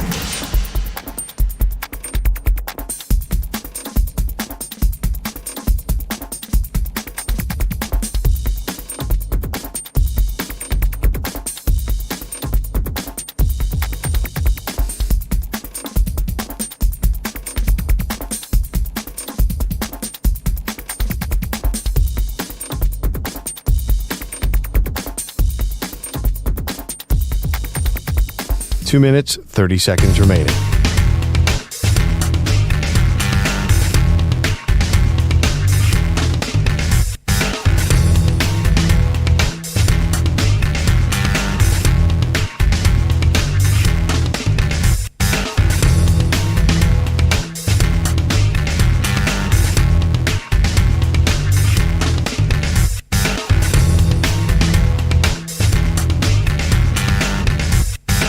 Two minutes remaining.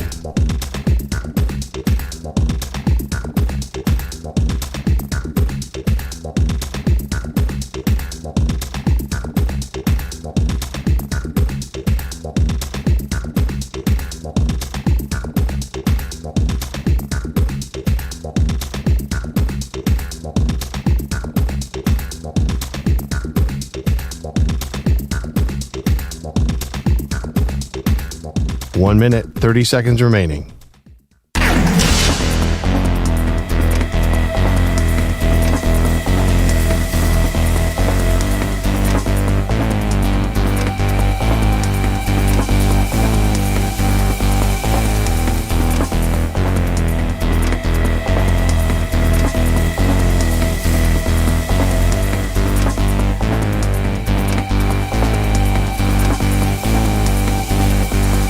One minute remaining.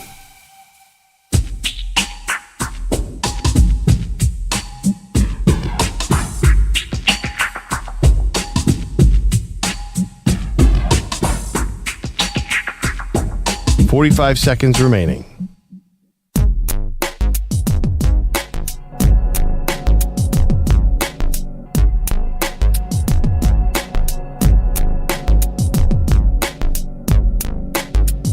.30 seconds remaining.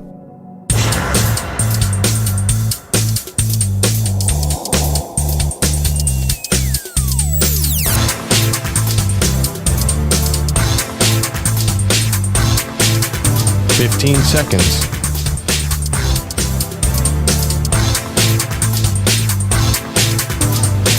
Break ends in 5 seconds.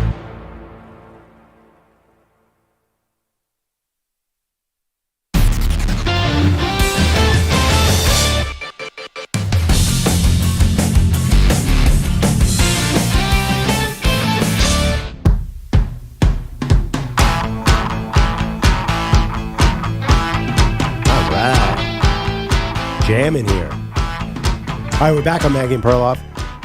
The line right now in KC Miami is 4.5, and the over-under is 44.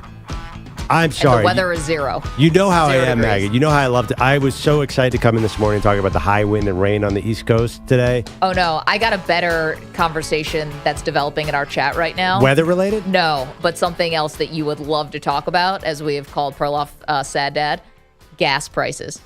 Everyone in the chat is weighing in on how much a gallon of gas is where they live in the country. Wait, are they up or down right now? I don't drive anymore, so I don't. It looks like down. So Who was the first person who did this? They said that they were paying $2.49. Ronger said he's paying $2.49 for a gallon of gasoline. And Daily News is in the chat said, where? Saudi Arabia, which is a hilarious line. And then everyone else started putting what they're paying, $4.99 in some places, $4.69 in other places.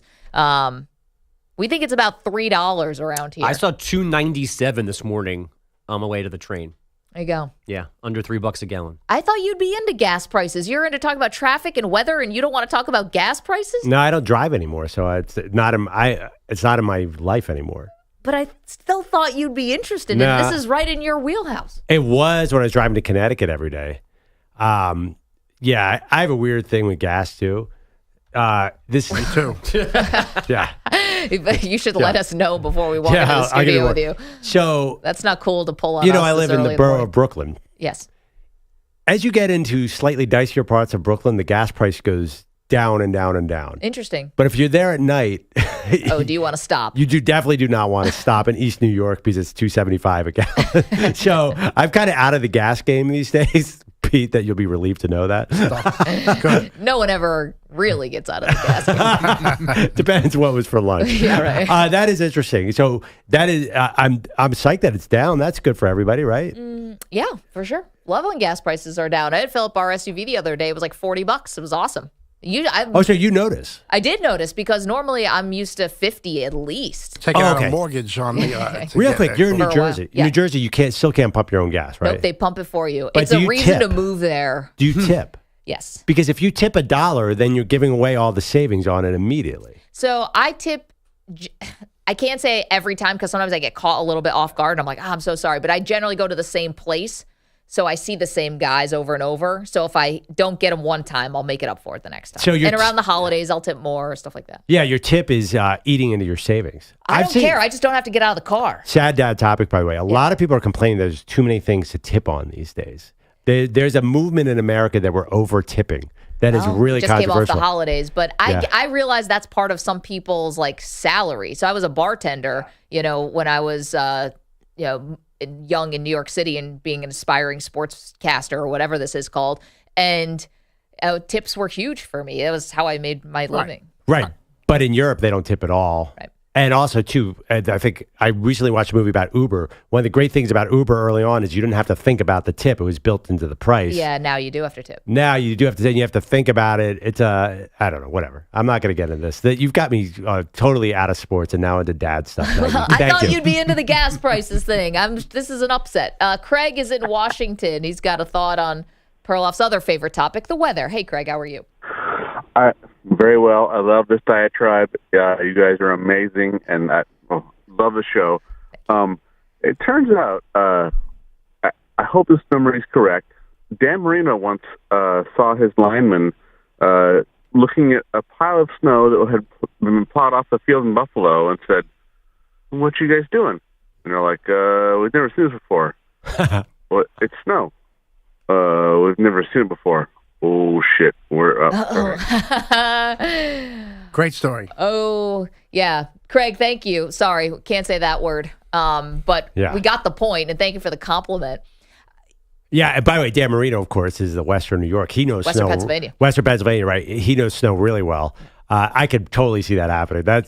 I remember, too. Do you guys remember the Don Shula when he soaked the field against the Jets? Yeah. I love. Ridiculous. I totally am a believer that the weather. The great Don Coryell Chargers, which somebody called about yesterday, they went into Cincinnati in '81 and it was -7. They were a dynasty, a Super Bowl team. I think the weather cost them their only chance at the Super Bowl. So I believe weather is gigantically important here. I know. I think that's something that should get brought up a little more in the draft process because this happens. I know this as being a Bills fan. Like the Bills they still do this. Like they're drafting guys from where? Alabama, Georgia, Florida. It's like, can they play in the cold? Some guys haven't even seen cold weather, felt cold weather. Like Leonard Fournette got signed by the Bills, and he's played in cold weather. Yeah. Signed by the Bills, obviously LSU. And he goes, it's colder than a penguin's you know what out here. It's no, I don't, Maggie. Well, did you see it? That's funny. Because Zeke Elliott said, I've always wanted to play in a snow game. Played in a snow game last week. He goes, I've always wanted to play in the snow game. Kind of sucks. Welcome to the party. And he's went to Ohio State. So I was wondering, how could he have never played in a snow game? Josh Allen, of course. It's funny. Helped him. From Wyoming. But that dude is from the desert of California. He never grew up with snow at all. But he's just gigantic. So I think it's more body type, right? If you have a big guy, big hands, that's why Kenny Pickett doesn't work in Pittsburgh. You can't play in the bad weather with small hands. Though. You did play there for college. Here's the thing about, this is what people love to say about cold weather, that's a state of mind. Those are people who are not from a cold place. I don't know. What do you mean? So you're saying you need the right strength or body type or team build to be a run team? I think you have to get used to playing it. I don't think you can trick your mind. If you're coming up from Miami and you have never played in cold weather, you can't just be like, it's a state of mind. You have to play in it, get used to it, and understand what it's going to feel like to hit the ground when it's freezing. To how do you control your body temperature and stuff, and you're sweating and it's cold and it's a skill. Tom Absolutely. Brady used to wear a scuba suit underneath his uniform. You got to play in this to understand it. You know, it's really funny. The Green Bay Packers are the ultimate home field advantage with cold weather, and then they started losing these cold weather games in the playoffs. How did they always lose their cold weather games? They lost to the Giants. They lost to the Cowboys. Lost the Giants Not twice. the Cowboys. Yeah, they lost to the Giants twice. They lost the other year. Anyway, so you can't build a cold weather team. Yeah, the one year Rodgers did win the Super Bowl, they were a wild card team. Bogusch is here with headlines. It seemed like you were about to say something, and then... Oh, no, I just waved to the Packer reference about the Giants. 'Cause I knew that they had lost the Giants both times in the cold weather. As if I was a Giant, I was celebrating those 2 wins. Yeah, Lawrence Tynes over here. Yeah, red-faced Tom Coughlin. For the first time since 2016, for just the 8th time in the AP poll era, the top 2 teams in men's college basketball lose to unranked teams on the same day. Number 2, Houston, suffering its first loss of the season, 57-53 at Iowa State. And number 1, Purdue, did not survive a trip to Nebraska. High post to Alec. He's got Tominaga coming to it. Hyde's chasing him, fires, and scores! It's unbelievable! Unbelievable 3 by Keisei Tominaga. That's Cornhuskers Radio. Keisei Tominaga scored 19, 5 threes. Zach Edey held to just 15 points. Nebraska 88, Purdue 72. The Huskers' first win over number 1 in 41 years. How crazy is this? I'm sorry to interrupt you. The guy from Nebraska, Tominaga? Yeah. Is that how you pronounce it? So he was an Olympian for Japan. He played in the Olympics as a 3-on-3 basketball player. He's like 22. I love it. He's my new favorite player. But that's wild. You're taking the floor against a dude who's like competed in the Olympic Games. And that 3-on-3 is only getting more popular because there's a lot of players now, like high-end players on the women's side too, that have played that like in the offseason and in the Olympics now too. It's a big deal. It's kind of a great equalizer, right? Because Yeah. it's tough to play against like the United States or Australia or Spain or whatever. They generally have a size advantage, or Serbia, whatever. This is a way for maybe a team like Japan to come and win a medal. Right, because you need 4 good players, not 12. Right. Yeah, and also, too, you have a different skill set for 3-on-3. Totally. Guy in our basketball run plays competitive 3-on-3. You need outside shooting is everything in 3-on-3. So, and this guy sounds like he's that kind of player. They call him the Steph Curry of Japan. He's playing in Nebraska. And I didn't even know he existed until 5 years. And you're knee deep in him. I got nothing. I didn't know he existed until this 3-pointer. I did a deep dive. I was like, man, Fred Hoiberg is the coach of the Cornhuskers? Get out of here. Did he? And He's been the there for funny thing, 5 years. Zach Edey played against Fred Hoiberg too in college too. How is that guy still playing? How old is he? 30. He looks 30. Pro basketball last night. The Raptors losing at the Lakers 132-131. Maybe because LA took 23 more free throws than Toronto. Simply put, Scotty Barnes deserves better. Scotty Barnes is going to be all-star. He's going to be the face of this league. And what's happening over here during whole season, I've been holding it back. It's a complete crap. That's Raptors Get head him, coach Darko. Get him. Darko Rajakovic. Is Scotty Barnes going to be the face of the NBA? I mean, I know he's good, but is he that good? People love them some Scotty Barnes. I know. I have no idea. This is shame. Where's EJ? Oh, EJ thinks every player who's 23 is going to be the face of the NBA. But especially if they're Knicks. Quentin Grimes is going to be the face of the NBA to him. An odd game in Detroit last night. The Pistons led by 20 in the first quarter. The Kings led by 15 in the third. The game was tied in the fourth, and then Sacramento won by 21, 131-110. Domantas Sabonis, 37 points, 10 rebounds, and 13 assists. Wink Martindale is still the Giants' defensive coordinator this morning, almost 48 hours since reports said he was resigning. Here's maybe what happened. New reports say Martindale cursed out head coach Brian Daboll after Daboll fired Martindale's top lieutenant. Wink then stormed out of the facility, eventually got to the airport, I assume in Newark, and flew home to Florida. And here we are Wednesday morning, and this is how the Giants season is ending. I mean, a storm out. Yeah. That's kind of fits with Daboll and Wink Martindale. Does this surprise anyone? They're kind of fiery guys. I think that Daboll baited him. Yeah, definitely. He knew that if he fired his top guy, that he was going to get ticked off. And I think Wink Martindale just totally took the cheese in the trap and did it. Now, the question is, has anyone here ever stormed out of a work environment? Like, have you ever slammed a door cursed anyone out and like stormed out of work? Because I got to imagine it probably feels great in the moment, and then you get in your car and you're like, what did I just do? This is not the room for that question. There's a bunch of softies. I mean, maybe Velotti has, but I certainly have not. I'm pretty anti-confrontation. If I'm upset about something, I will be quiet and leave. Got it. Ooh, okay. Passive aggressive. Yeah, I'll pick up my bag and go. Well, now we got to be worried about that. I stormed out once. You did storm out once. Not here. Okay. When I was running the college radio station when I was in college. Oh, wow. Yep. It's a good place to run the college radio station. Yes. But there's something that happened in the meeting that I was kind of ambushed on, and I picked up my bag and I Did they ask you why you were there? You're like, all right, we don't need a 32-year-old to run the college radio station anymore anyway. Didn't you graduate? This is a That was college in the station. beginning. That was in the beginning. You don't even go here. Yes, they asked me all those questions. And you stormed out. Did they show up drunk for the meeting? No. Okay. That was Pete's date from yesterday. Long ago. You know what Pete's they said? happily married. After you left the room, they're like, who is that old man who just left the room? In a huff. I saw him at the bar on a date. It looked like it was going terrible. You should have stormed off on the date. I should have. Yeah. Created a scene. Knock over her drink. I'm out of here. Flip a table. Wait, Maggie, so you clearly stormed out of something. I've stormed in. Wait. I've never stormed out. Like Kramer. Well. What do you mean you stormed in? I stormed in to someone's office once on behalf of someone else. Ooh. How'd it go? I did not change the outcome of what I stormed in about. I stormed in because I thought an injustice was happening to a colleague. And a colleague got fired. Yeah, and I stormed in full head of steam. And I was genuinely super duper ticked off. And nothing changed. And so I didn't feel better or worse. I still felt awful about the outcome of it. So I've stormed in. I've never stormed out. I was considering a storm in the other day, and then I got more information and realized it would have been a bad decision. So I know what this is about. I did not. That's good. Wait, get out of here. You're storming the studio? There's something happening right now that's storming worthy? Not storm in, but you feel left out. I wasn't going to kick the door down, but I was ticked off by some information I had heard, and I was figuring out how I was going to address it. And then I got the full story and realized I couldn't address it. So I had to stand down.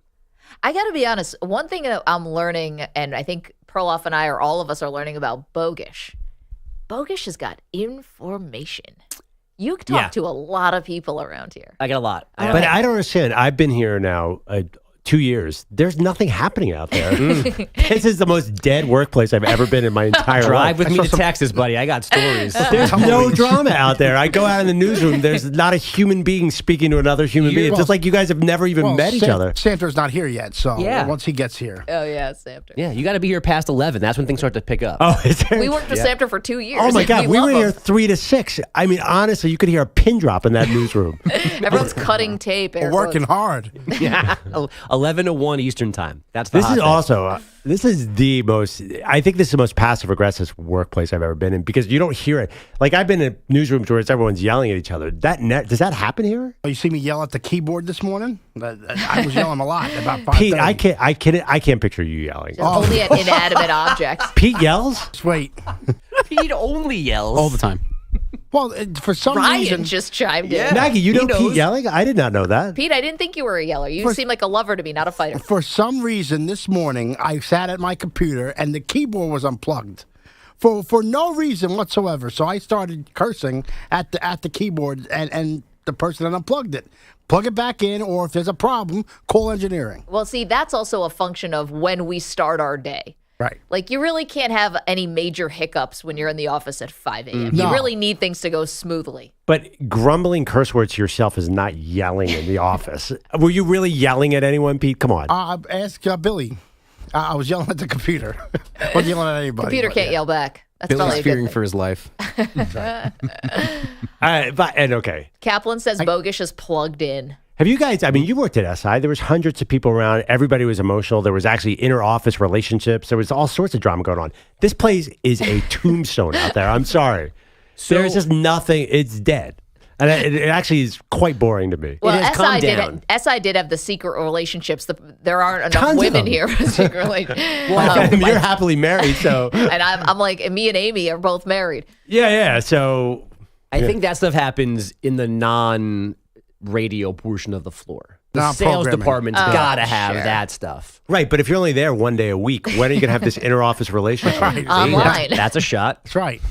I'm being honest and Over observant. Zoom. I'm being honest and observant. I mean, come on. Let's go out and walk around this building and find some drama. There's nothing going on here. I need some juice in the office. I didn't know people existed in the other rooms till a couple days ago. And that's by accident. There's a putting green over there in the sales. You mean the office. sales department? I didn't know people were there. I walked in there and I was like, why are there people here? Is this when you were going to our office? Yes.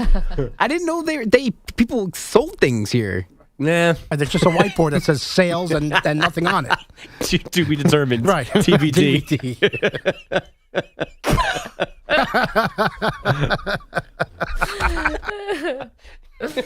Oh, man. Okay, let me just ask you this. Ryan, do you know there's an entire 11th floor? I know there's an 11th floor. I've never been there. They It's have like parties up there. it's forbidden. It's too high.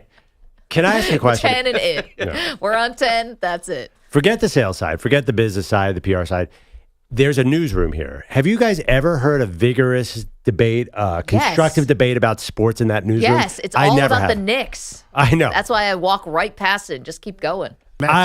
I feel like there's not a lot of like creative juices out there. I'm sorry. I feel like you have a random Knicks argument. No, it's just not. That's not the style of this place. People sort of cloister into their creative pockets. Siphon off a little bit. Yeah, there are creative things happening here. Because at SI, I used to be in a newsroom, and there were ideas yelling and be like, "Oh, we should talk about the Colts and all this crap." I never hear that. Yeah, because you're cloistered in your little office in the back. Also, sit by the common folk. But it's nice and empty back there.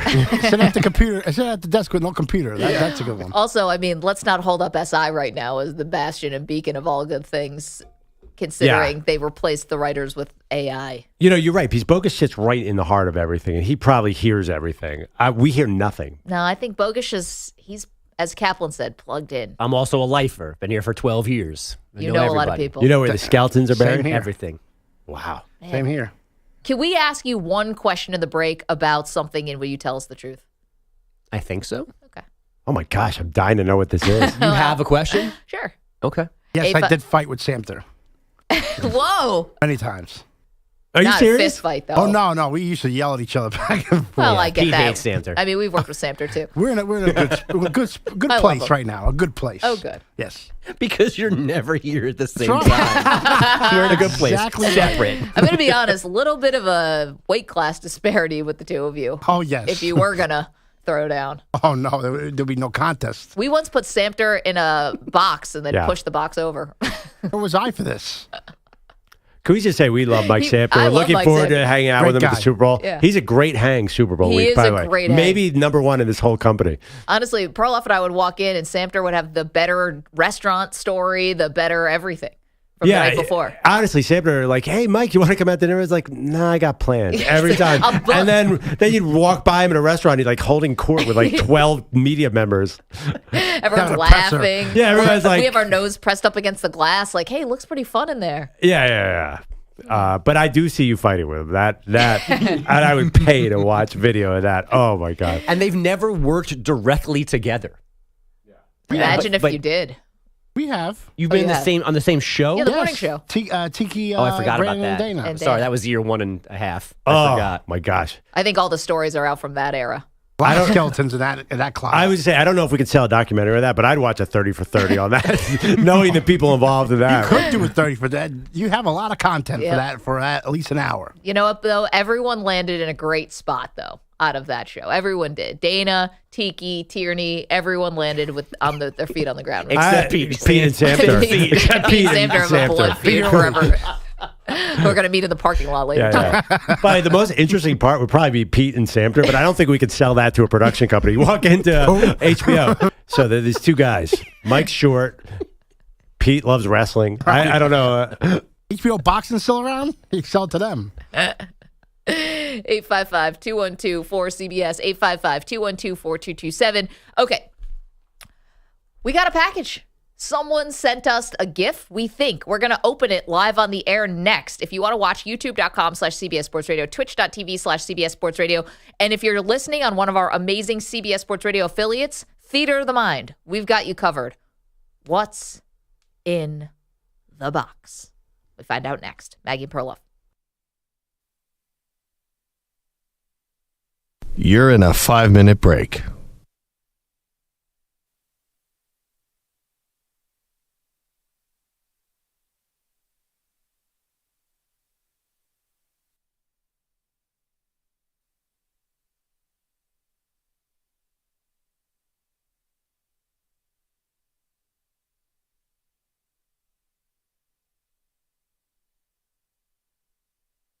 Four minutes, 30 seconds remaining.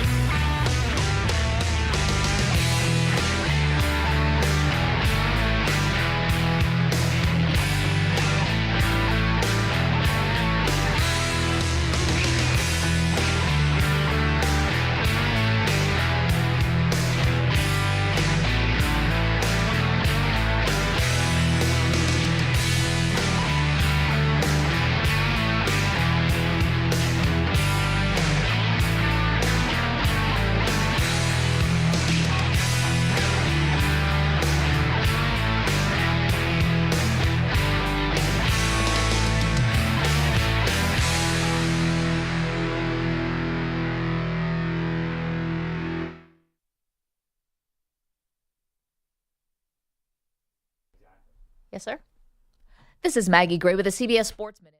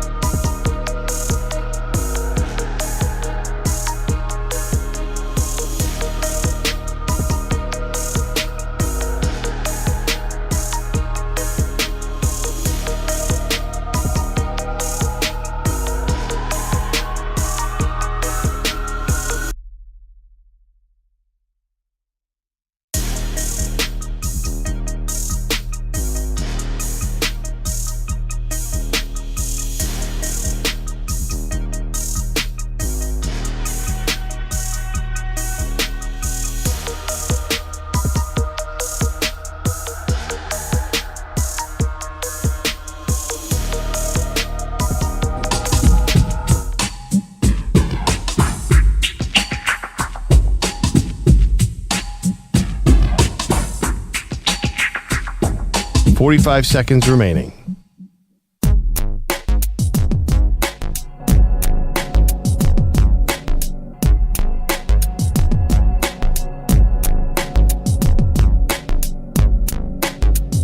.30 seconds remaining.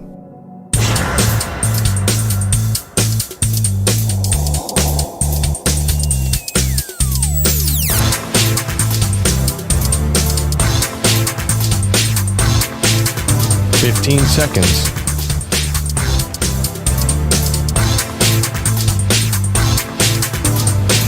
Break ends in 5 seconds.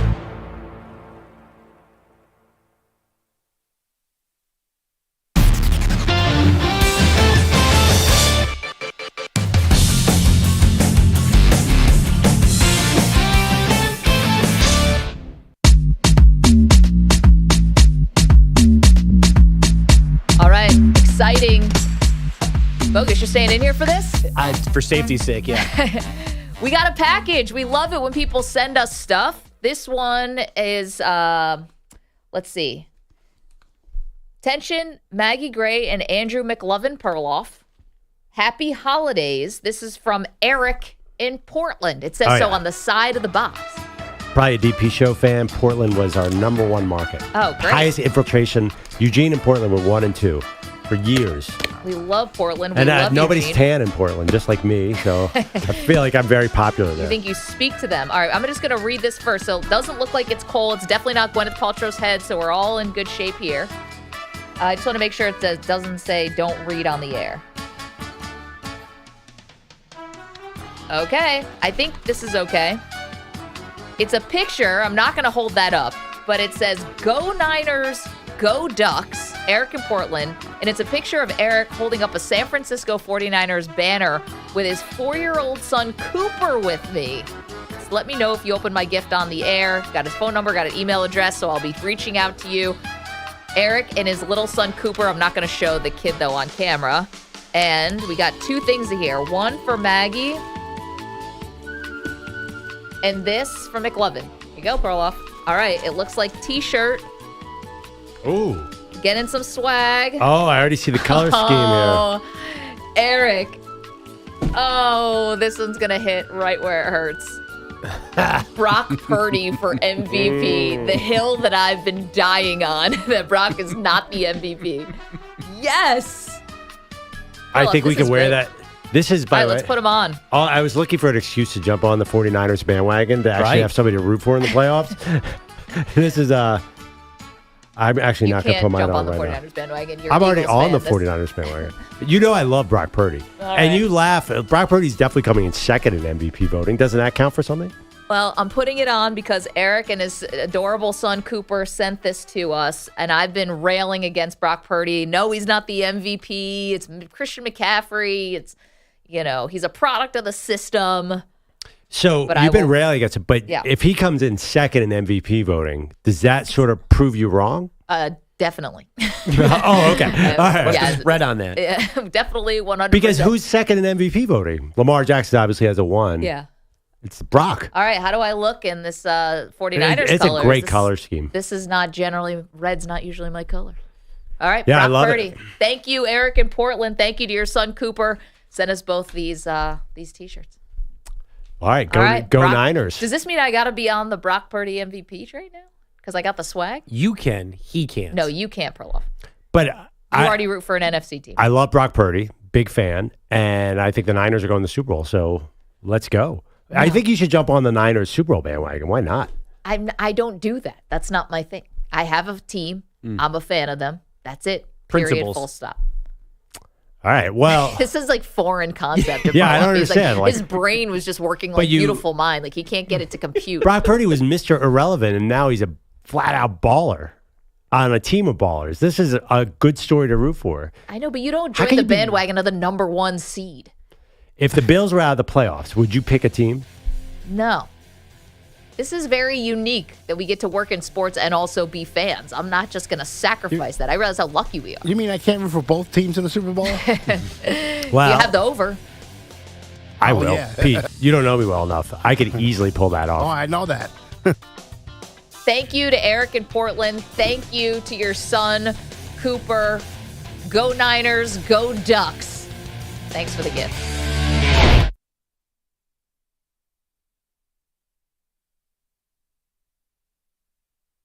You're in a 5-minute break.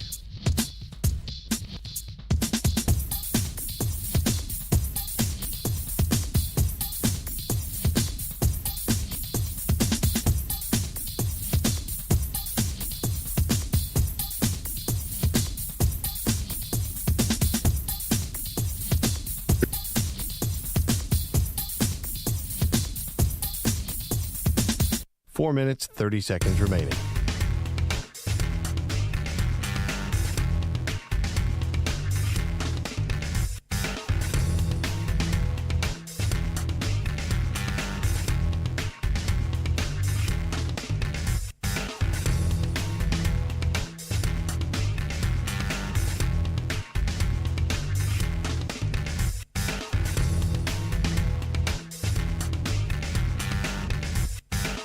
Four minutes remaining.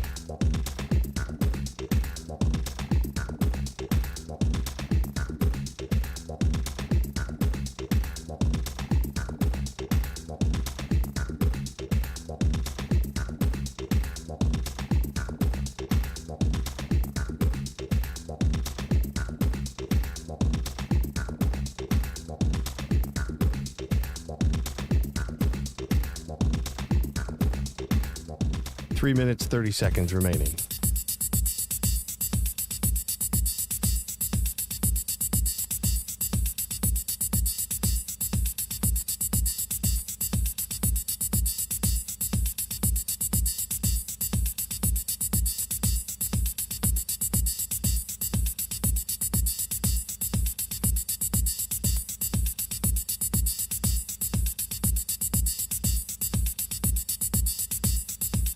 Three minutes remaining.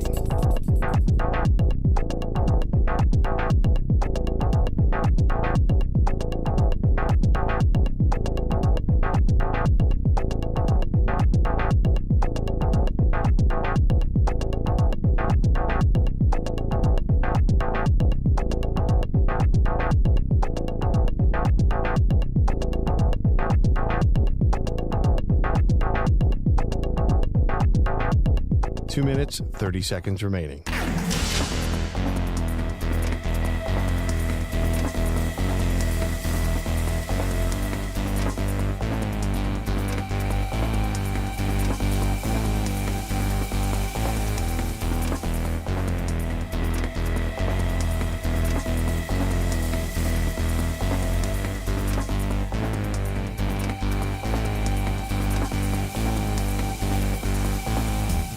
Two minutes remaining.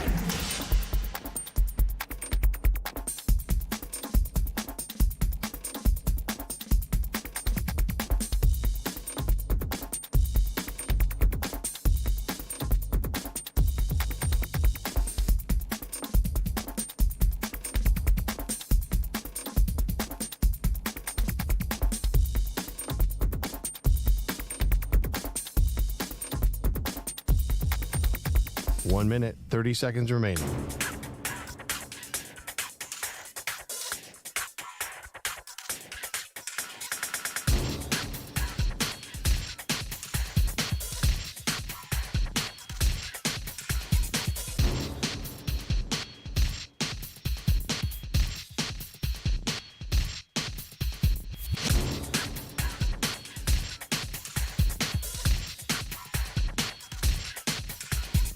One minute remaining.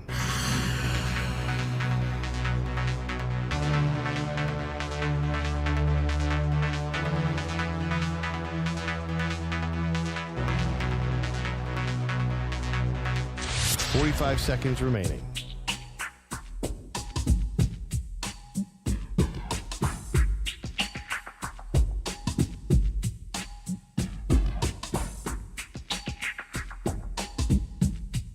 Thirty seconds remaining.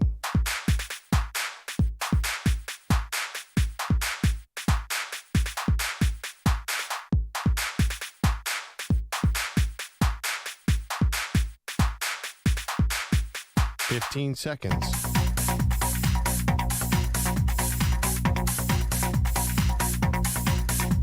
Break ends in 5 seconds.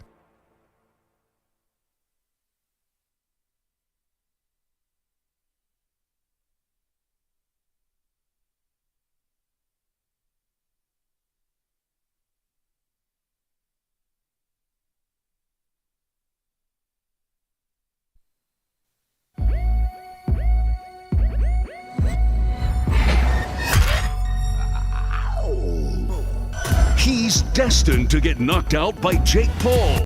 She's destined to film it. They are Maggie and Perloff on CBS Sports Radio. Welcome to the show. Wednesdays here are Great Debate Wednesdays. We look at something kind of loosely based on the news and then zoom out a little bit further and further. And this week's topic is based on Michigan winning the national championship game on Monday night. And the idea that there could be like an asterisk on this title, Perloff. Some people agree, some people disagree. I think a lot of people want an asterisk on this, but I do not think there will be one, and nor do I think there should be one, because they won their big games without stealing signs. So this led us to our topic for today. The Great Debate Series. So if not the Michigan Wolverines, which championship in sports history is the most asterisk-worthy championship? So I want to go last because I think mine is the most controversial. Okay. I didn't pick Michigan in this one. Just full disclosure, I do believe that the sign stealing is part of this. I did not pick Michigan, though, for this particular exercise. There, to me, is another way more egregious sign stealing scandal that exists in sports that is the most asterisk-worthy championship. Okay. And that is the Houston Astros of 2017. They won the World Series. Here's a ground ball right side, could do it. The Houston Astros are world champions for the first time in franchise history. Okay, a couple reasons why I think this is the most asterisk-worthy championship in the history of sports. Number one, this was clearly against the rules what they were doing. Major League Baseball had said you cannot use any kind of electronic device to try to steal signs. This isn't old school, the second baseman is seeing what the pitcher is putting down. This was a more coordinated, high-tech and low-tech at the same time sign stealing scandal. What the catcher's putting down. The catcher, sorry, when I say the pitcher. Catcher's putting down. Thank you for that distinction.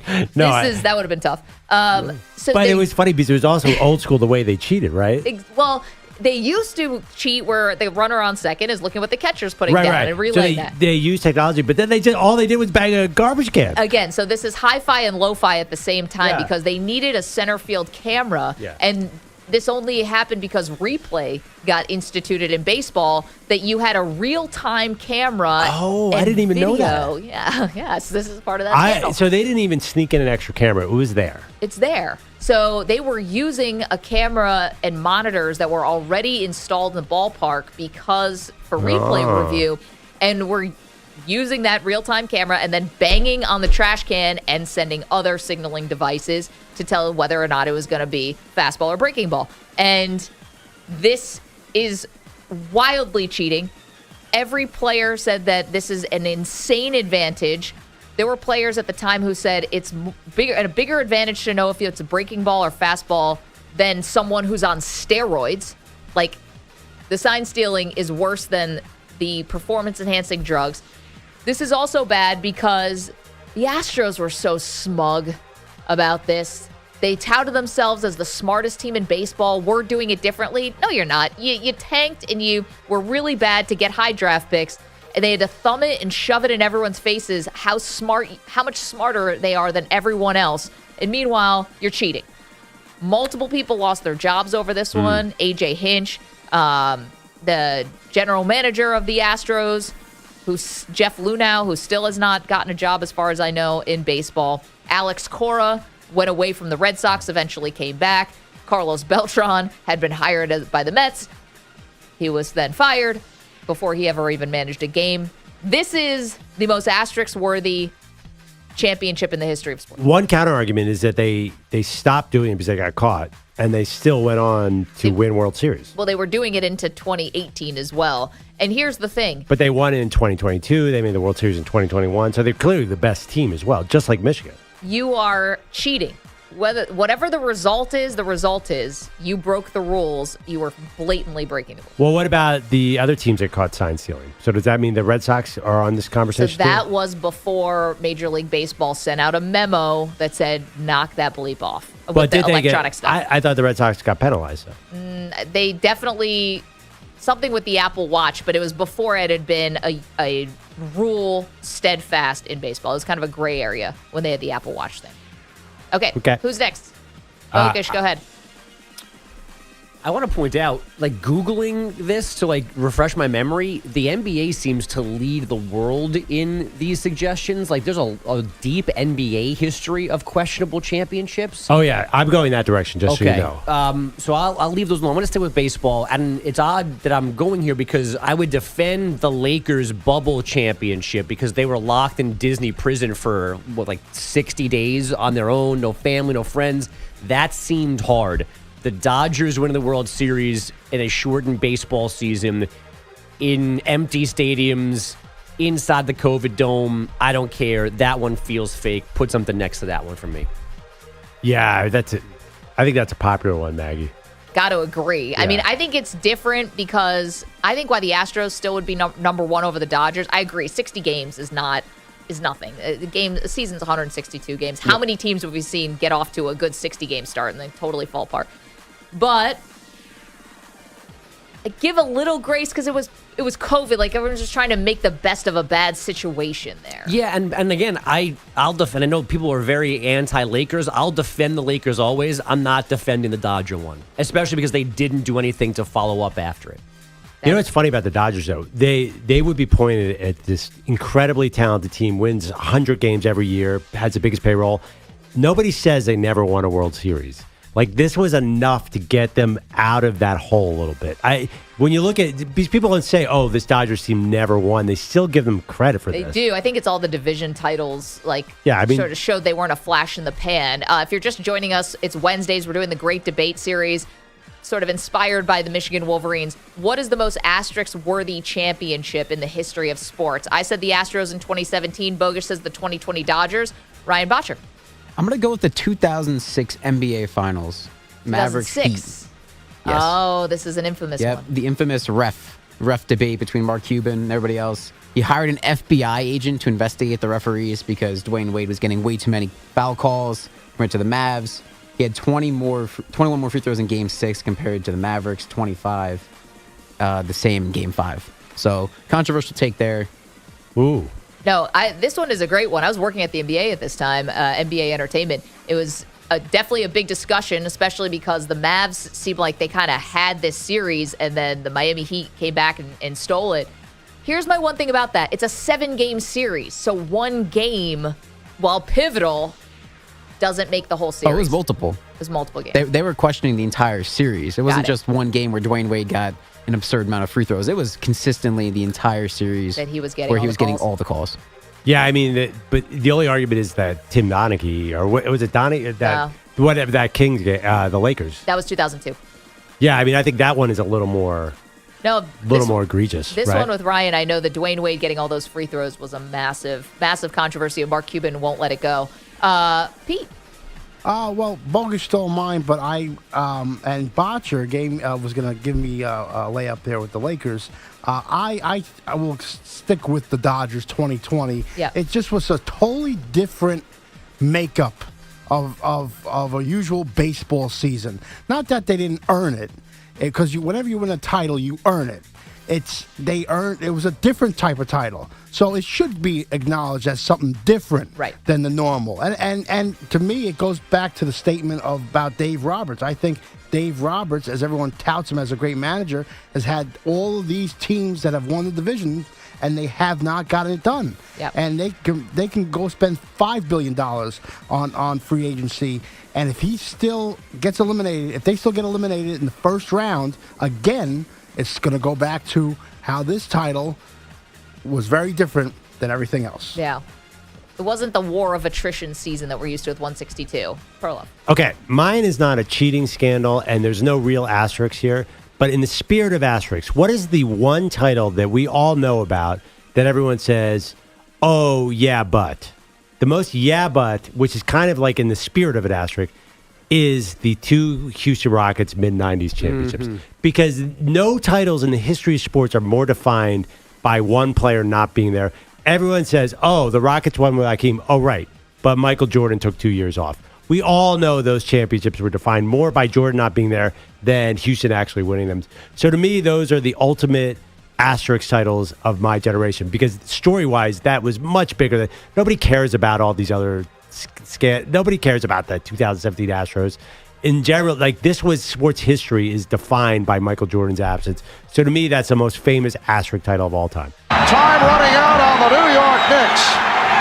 The Houston Rockets are the 1993-94 NBA champions.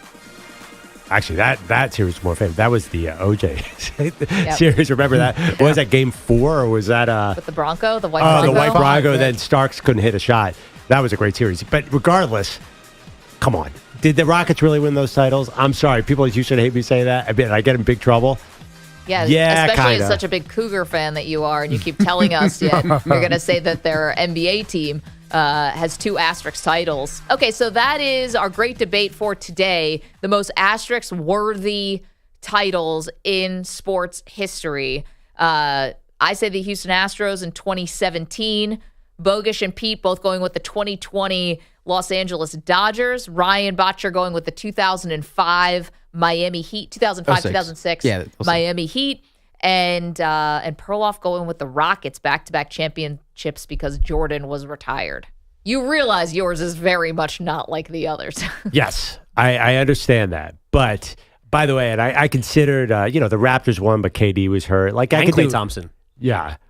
Yeah, but that's an injury that happens in the field of play. Like, that's not a asterisk. In one series, to have 2 of the other team's best 3 players have their legs fall off? Yeah, but like it's a but title. Yeah, they won the title, but we all know what really happened. I think people look at it, that's a Kawhi title. Kawhi, yeah, definitely. That's part of the story as well. That was just Kawhi, and it gets remembered as single-handedly. It wasn't single-handedly. We know that was a good Raptors team, but it's remembered as the Kawhi title. There's all sorts. You could do bad call asterisks too. You could do the Rams making the Super Bowl, obviously as an asterisk because they missed the pass interference against the Saints game. There are all sorts of these things throughout history. I'm curious what people are. That's why I got to be honest. I think that mine is the winner here with the 2017 Astros. It was a cheating scandal. It was proven. Everyone acknowledges they were cheating, and they won the title that year. Like, this is the asterisk of all asterisks. Now, the winner? What? Mine here is the winner. Yeah. Yes. In this debate, there could be We're not winners playing of debates. Shoots and ladders. I don't know. Maggie always is. We're not. I mean, this is the debate. I'm here to win this debate. Like Ryan with Miami Heat and their title with Dwayne Wade and Shaq. That was never proven that the officials were in the bag for the Heat. It was why just did a you bad go with the free throw. Lakers Kings? That was much more historically significant in my mind. I just remember the Mavs. He wasn't alive in 2002, I think. I was 1. Wait, you were 1? I was 1. Yeah, how do you remember that Mavs title then? I saw like a YouTube video when I was like in the NBA phase of my life. No, last week. Man, Ryan was 1. Want to feel old? You were born in 2004? No, 01. He said. Oh, the 02 title. Yes, I'm sorry. Hello, Maggie. Yeah. Born in 2001. I'd be honest, I did not know the officials also fixed that Heat Mavericks. Yeah. They definitely fixed it to the Lakers Kings. Dirk Nowitzki has done some interviews about this where they had to like switch hotels in the middle of the series too. Like there were just a lot of things. And then they got their revenge. The Mavs got their revenge on the Heat, which is why this probably isn't a bigger deal now. The Lakers, the franchise, they shot 27 free throws in the fourth quarter of Game 6 and ended up beating a much better Kings team. It was terrible. That one, because I love that Kings team. I know, I did too. Yeah. By the way, and like Dwayne Wade's our guy. Everyone loves Dwayne Wade. Well, I mean, he went on to win 2 more titles. Again, if Dirk Nowitzki doesn't beat the Heatles, the LeBron, Wade, Bosch, I think this is a much bigger deal. Maggie, I don't know if you've won, but Ryan lost the debate. No. Can I offer another one for us? Now, Perloff accused me of trying to go back too far in history for this one. But if we're really talking about the most asterisk-worthy championship of all time, which is our great debate series for today, it's got to be the World Series championship won by the 1919 Cincinnati Reds. The Chicago Black Sox, the scandal, they made a movie about it. Baseball, 1919. There were no free agents, no million-dollar salaries, but there was a team no one could beat. The true story of the team they called the Black Sox and the scandal that broke the heart of a nation. Any bet against my Sox this series is a sucker bet. You can find 7 men on the best club willing to throw the World Series? 8 Men Out was the movie, obviously. Also, and- Field of Dreams, hiding Yeah. a lot of 1919 Black Sox in there. If only Pete could have been alive in 1919. You were made for that era.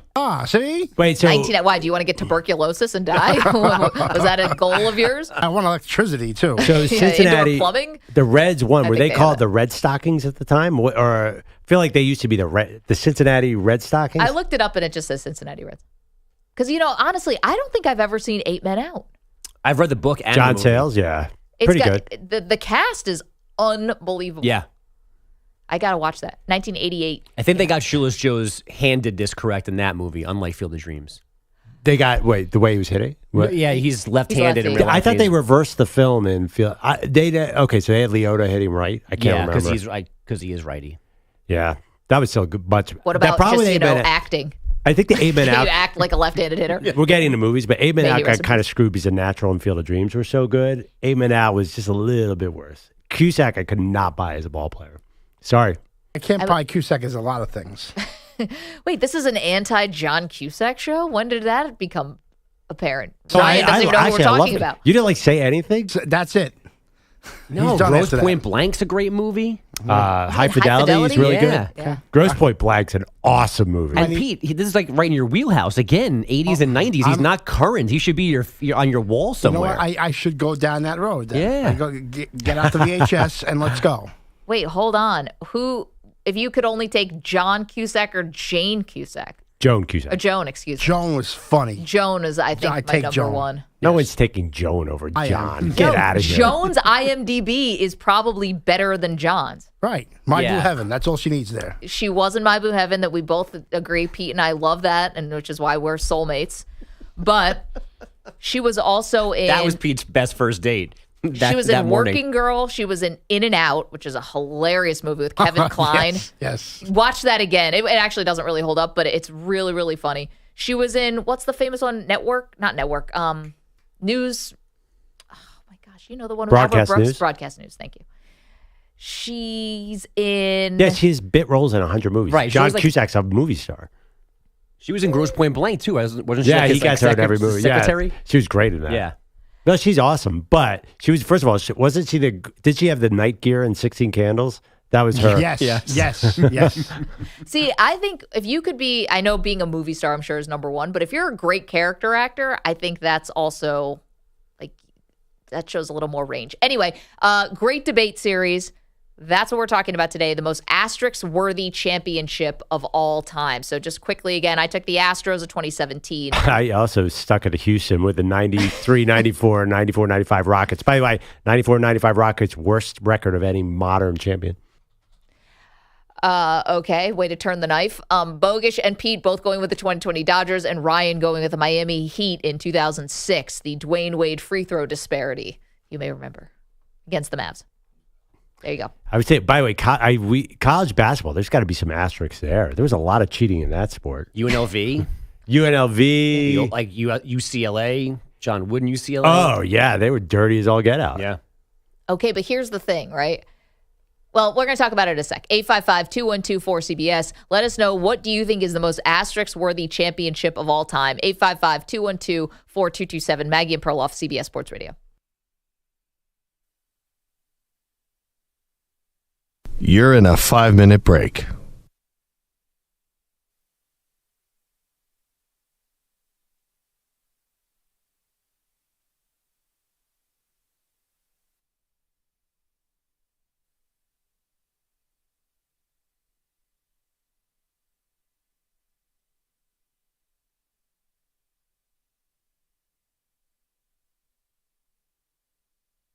Four minutes, 30 seconds remaining.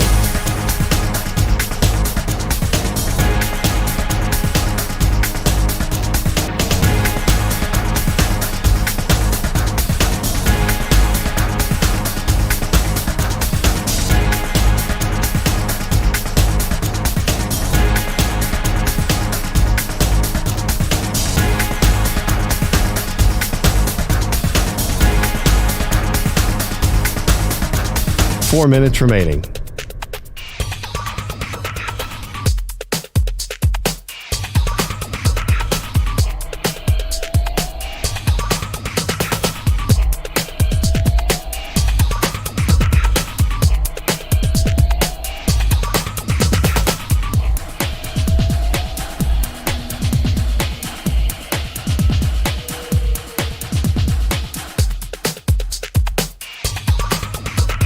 3 minutes, 30 seconds remaining.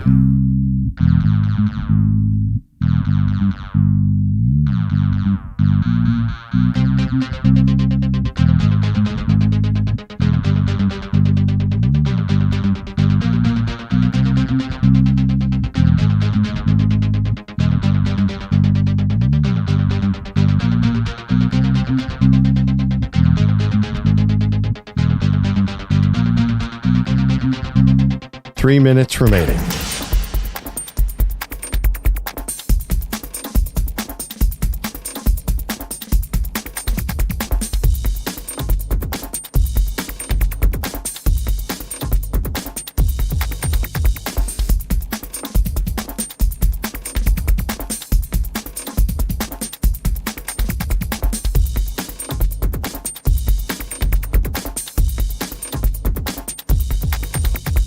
Two minutes, 30 seconds remaining.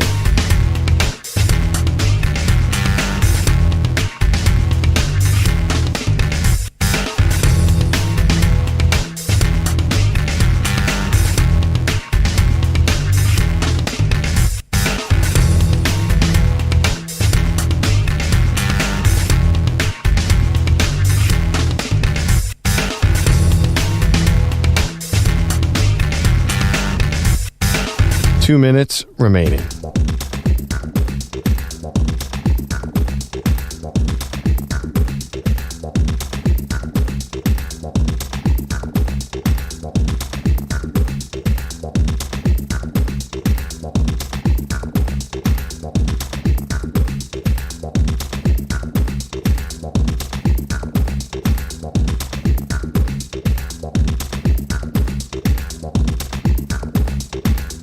1 minute, 30 seconds remaining.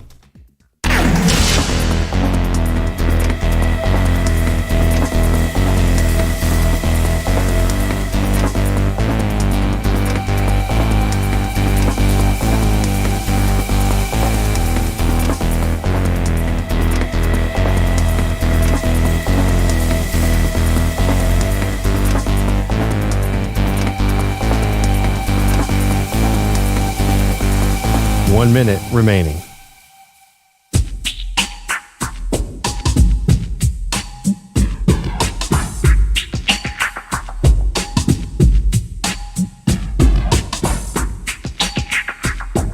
.45 seconds remaining.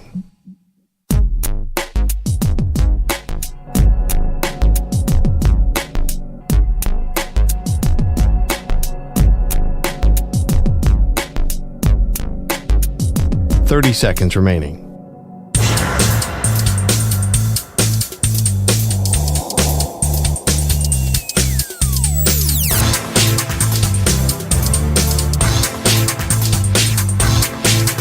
.15 seconds.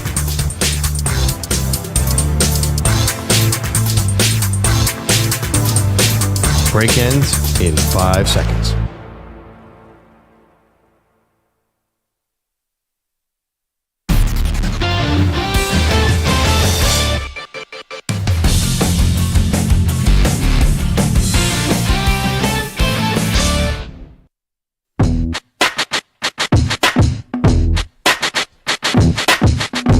Welcome back to Maggie and Perloff Show. Great debate today. Which championship most deserves an asterisk in sports history? Got some Twitter responses. Kind of interesting here. Someone, I mentioned that you said the 2017 Astros. Yep. And someone said, typical Yankees bias, you tool. Now that Is could that not me? be, yes, and that could not be further from the truth. That is impossible. No, I'm a huge tool. I'm just not a Yankee fan. Someone points out that the Lakers actually lost home court advantage to win in the bubble. There are some people that say the Lakers, that was more pure basketball because we said the Lakers bubble team was mentioned. Yeah, I think the Lakers bubble title is totally asterisks, along with the Dodgers of 2020, which Pete and Bogusch picked, because we were under really unprecedented circumstances, this trying to do professional sports in the middle of a pandemic. But where I think that the Lakers is really an asterisk is because normally there is going to be a built-in bias. I'm not saying anyone's crooked here. I'm just saying a built-in bias for the referees for the home crowd. And the fact that you don't have to face that at all, like None of it. Yeah. You could say, all right, Yeah, it makes it it's more a good pure, point. but like you don't have that's the one thing that really changes, not to mention the travel back and forth, but both teams deal with that. Here's one more interesting one we did not consider at all from Gary Hanadel. Every CFB title before the playoffs could have an asterisk, since in too many respects, if they really wanted a national championship, they would have adopted the FCS model long ago. Quote unquote, he quotes Lou Holtz, bowls were created to promote tourism, not to decide a national championship. I remember, agree with the coach on that one. Nothing made me madder. Well, 1 year Penn State was undefeated, and I know you claim I'm a faux Penn State fan. Yeah. Penn State was undefeated, and they didn't get a shot. Nebraska won that year because they were third, and the way the bowls worked out, they couldn't play each other. That was a frustrating time as sports fans. I don't think you could get away with that now. You're right. I think it's a much better system now, and then we'll see what happens when we go from 4 to 12. The fact it took this long to get that kind of bracket system. I don't remember a more controversial year than this year with Florida State. I mean, people are still talking about it. I know. That's crazy, too. It's funny when you say, and that's a good call by that Twitter user to say, like, all of the college championships before the college football playoff. You could say that about a couple things, like how many Tour de France's, have been tainted because of steroid use. How many horse races, I'm seeing here, like Justify and like these horses. That's not the horse's fault. Obviously, it's the awful trainers who are injecting these horses with steroids. Yeah, you're not gonna blame the horse. No, that's a great point. Right, blame Bob Baffert. Great point. One more tweet from Bamilla57. My take is this. I think it's the fact that they got caught talking about Michigan. Let's not pretend that every top program doesn't cheat in some degree. Recruiting violations, whatever. The signs are there for the taking. I'm not sure it's that scandalous. For the record, I felt this way with the Astros. Ooh, what do you think about that? The signs are out there, so it's not the worst cheating. You don't deserve an asterisk because the signs are open. I understand the logic with football calls. Listen, they're on the sideline. It's not like you're breaking into the locker room and stealing the playbook. Which the Patriots also get accused of doing back in the day. So I think what changed about the Astros was, yes, the use of technology after Rob Manfred said, cut it out. Don't use technology. We need to have replay. We want replay. But you guys are abusing, and the Astros specifically were abusing that and then banging on the trash cans. You had the smoking gun, so to speak. Yes, but okay, I actually feel that way about Michigan. The fact that everybody's stealing signs and the signs aren't hidden, to me, it is not that major distinction being in the stadium or being on TV. The fact that it seems to me like a lot of schools had the signs, on probably just as many signs as Michigan had. You don't think Ohio State had, these are huge programs. You don't think that they were going out of their way to make sure that they could do anything possible to get an advantage? So another one, and we're talking about great debate series today, the most asterisk-worthy championships of all time, the 1972 Soviet Union team from the Olympics. Now, we talked about that when we did greatest screw jobs of all time, right? We talked about that U.S. team with Doug Collins on it. That one's so blatant that I don't even know if it fits. They openly cheated to win a gold medal. But it is asterisk worthy. Again, keep them coming. We want to hear from you, the most asterisk worthy championship of all time. Again, 855-212-4CBS. Yes, Pete. A quick thing on the Michigan thing. I look, I'm not going to go hold the camera, have my team hold the camera at every practice or every game of my opponent, but the signs are out there for the taking, and if a team thinks it's happening, they should change the signs. And I think at this point, there's been enough evidence in every sport of cheating where it's up to the teams to change their signs and to have a system that establishes where they can understand it, and they don't have to worry about sign stealing. We have so much technology and so much just interaction. We can figure this. Teams can figure this out. So you think that it was on all of the Astros' opponents not to get their signs stolen by the Astros? No, I'm just saying now, like we all know that this is out there, that there's the technology for people to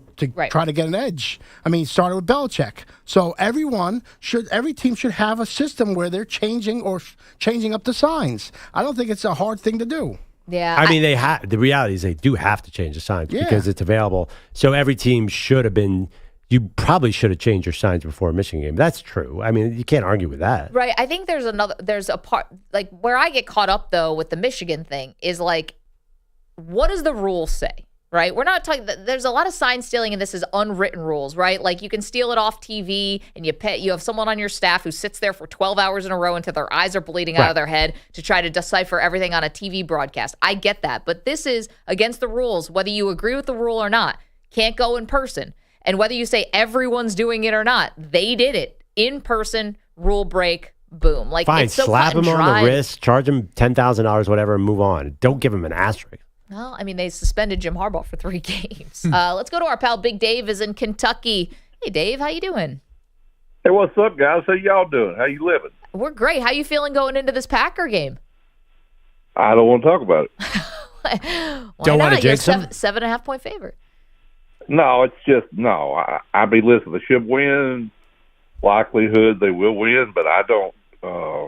I mean, when I told you guys the other morning, I'm dead serious. I've had my heart broke enough, man. I mean, it's just like y'all were saying. We were debating over, well, they should beat the Lions. You said, well, they're not going to lose to the Rams again. The truth of the matter is, history will show us they're capable of losing to anybody in the playoffs. I think it'd be smart. They're going to avoid the Rams. That's the one team that would make me most nervous. I would. Don't you think the Rams are scarier than the Eagles or the Bucks or the Lions or who's the other team? Or the Packers, Dave? Yeah, but let me tell you the way I see this playing out. I see Detroit winning this weekend. Oh, okay.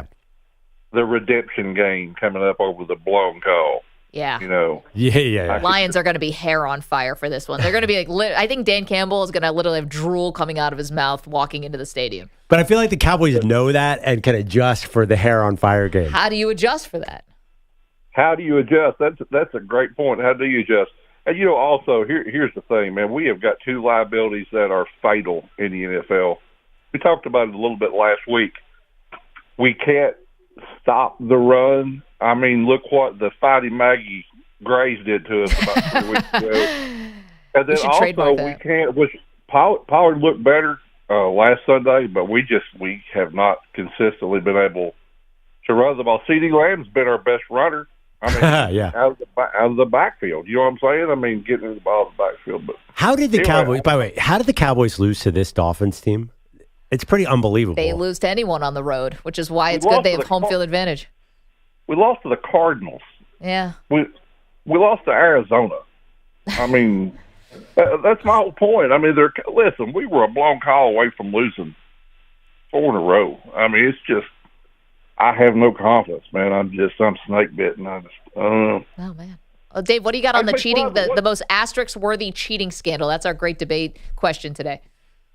Yeah, it's the Astros, and it's not even close. Thank you. I mean, the fact that the lengths that they went to develop and use technology, I mean, beating on garbage cans, they had their own system in place, like the Morse code. I mean, yeah, it's not even close in my opinion. Dave, thank you so much for the call. And, if we don't talk to you before the game, good luck. I know it's a sore subject, but... Yeah, that's classic fan not wanting to talk about it. I get where Dave's coming from, though. I think if he really felt like he had a reason to be uber confident, he'd be uber confident. I don't think Dave's playing mind games with himself. Is there a single moment this year where the Packers look like an elite team? I mean, Jordan Love has really come on in the last couple of weeks. It's that defense. It really is a liability. Yeah, I think it just worked out beautifully for the Cowboys. Just to avoid the Niners until the NFC title game is gold for them. Dave's Hope that right, somebody though, gets hurt. about the revenge factor if they face the Lions. That is big. I think the Lions are going to have a real hard time getting past the Rams. Is Laporta out? What's the latest on their star rookie tight end? I think this is a hard matchup. I'm into the Rams. Yeah, I think they're doing the we're going to make the Rams think he can play thing. He's not going to play, but they're going to say his knee went the wrong way. Yeah. It was ugly. It's a bone bruise, they said. Did they really? Yeah. That's what they called it, a bone bruise? Yeah. Well, that's good. It's not an ACL. That's that's what LeBron gets to load manage, right? Well, they didn't call it tendonitis. Bogusch says headlines. Hello again. So nobody puts baby in the corner and nobody puts the Lakers on the free throw line 23 more times than the Raptors on a Tuesday night in LA in January. How are you going to explain that to me? They had to win tonight? If that's the case, just let us know so we don't show up for the game. Just give them a win. But that was not fair tonight. He was already Canada's coach. Maybe he's now America's head coach. Darko Rajakovic of Toronto, a little upset after this 132-131 loss. The Lakers shooting 23 of their free throws in the fourth quarter. Toronto got 2 in that final period. It's good. I love the LeBron quote after the game. Like, LeBron, what do you think of the free throw disparity? He goes, well, they were fouling and we weren't. I'm like, I don't think that's what it was. You know what's really smart about this coach doing this? Let's keep an eye on their next couple games. Yeah. Because coaches do this. They know what they're doing. They're sending a message, and I bet they end up getting a couple extra calls off of this. The Grizzlies got 32 points from Desmond Bane in a 120-103 win in Dallas, and the Knicks still perfect since getting OG Anunoby. DiVincenzo the other way. Inside, and Anunoby. OG. This is too easy, folks, for the Knicks. Everything in the painted area now. Largest lead of the game for the Knicks, 76-46. Gus Johnson, Clyde Frazier on MSG TV. Anunoby with 23, his most as a Knick in a 112-84 rout of the Blazers. New York now 5-0 since the swap. And Wait a minute. Whoa. Yeah. Since when is Gus Johnson back doing Knicks games? I believe that's new this year. It's a very small number. Why didn't no one texted me? I mean, I love a Gus Johnson call. He'll make anything sound like it's the national title game or Game 7 all rolled into one. Except Knicks Blazers when it's a blowout in the first half. Didn't have that same. Yeah. Here we go. I think it's a very small number of games that he's involved in. So this wasn't like calling the Deion Sanders and the Colorado Buffaloes, No. where Gus basically lost his mind on every single play. I think he behaved himself for the most part last night because the game is never in doubt. I'm reading the box score of that game. I have no idea who these players on the Blazers are. And you know, okay, D. Reith is their center. Did anyone name? Duop Reith. And someone named T. Camara is their starting. So he I know. Tamani Kamara played at Dayton. Oh. Yeah. Great. He's averaging 7 points a game. He actually got my voice in a SportsCenter top 10 with a dunk last season. Look at you. Yeah. Second round pick, 2023, 7 points a game. Yeah. There you go. Shouldn't be a starting power forward in the NBA. And Bogusch and I know the radio voice of the Blazers very well. Yes. Travis Demers is a personal friend of me and Pete. So America's got the full Blazer breakdown now. How do you guys know this guy? Well, he went to LU Post before me, so that's how I knew him. Oh. And he worked at Sirius with Bogusch. Yeah. Another guy that's taken off, and me and Pete are still in the same. That's right. Yeah. We're touting his. What do you mean? You're hanging out with Perloff and I. I mean, this is as good as it Ryan gets. Bodger. And by the way, that being said, this Someone called Blazers me a roster. tool on the internet. It doesn't get any better than this. This Blazers roster, oh boy. I think you guys are doing way better than this poor guy calling this. Up until this year, he had Damian Lillard and C.J. McCollum for a little bit. Yeah, this is a little different. Yeah. When Dame walked out that door, your friend should have followed him. Because they're opening in Milwaukee. That's been traded, yeah. Actually, to be honest, I want to call Raptors games now. Right? The Miami Heat and Eric Spoelstra agreeing to a record extension. It's 8 years, $120 million, according to reports. That's the most committed money in North American coaching history. And Spo gets, again, 8 years, $120 million. And you could say he's underpaid too, because I think he's the best coach in the NBA, and it's not even close. And he might be one of the best coaches in sports. Period. Interesting. I feel like Jimmy Butler gets a lot of the credit for their finals appearances lately. Yeah. The post LeBron Wade finals appearances, but got it. But I feel like Pat Riley got a lot of credit for the earlier titles. He sets that tone in there. I agree. I give Pat Riley a lot of credit too, obviously. Yeah. But there's not even who's second in that. So you bring up a good point. It's Like a who are the big hot gap. Kerr, I guess. Yeah, maybe. Wait, so this is the largest contract you said in professional North American? North American coaching history, it says, That we know about. That we know, because yeah. Belichick's always hidden his numbers. He's like taking briefcases of cash out the back, just like Brady. Who knows? Allegedly. No, I'm just kidding. No, just contribute $5 million to Brady's charity. What about college coaches, though? Has there not been one that's over 120? I don't think anybody makes $15 million a year, and 120 is a lot. No, I get it. But what did Brian Kelly got? 100, right? I mean, it's also possible that the Woj story leaves out the word professional. Okay. At college might be different, guys have definitely gotten like 10 or 12 mil a year, but maybe just not long enough to get to 120 mil total. And it's also that's just straight money. A lot of those other deals are bonuses and Incentive laden, add-ons sure, and stuff like that. Men's number 1, Purdue took an 88-72 tumble at Nebraska. Number 2, Houston, the last undefeated team, losing at Iowa State 57-53. Kudos again to Perloff for coming in through that heartbreak this morning. Number 6, Kentucky did take care of Mizzou 90-77, and Baylor topped BYU 81-72 in a meeting of ranked Big 12 teams. You know, one of my problems with being a Houston Cougars basketball fan? They are one of the most... Nobody believes you? Lifelong Houston Cougars going back to Hakeem. They are so boring. I mean, what was that score last night? 57-53? Yeah. They just they are not an exciting basketball team, but I think at least Purdue's got an abnormally large man in the middle. There's nothing to really grab onto with my Cougs. And I think they lost the only guy I knew, right? Marcus Sasser's finally gone. I don't know anyone else on that roster. No. I have no idea. Yeah, I think he is. Is he in the NBA? I don't know. NBA, retired. Pistons. He's on the Pistons. I'm pretty sure Sasser. That's why thoughts no and one's heard prayers. of him. Since Houston.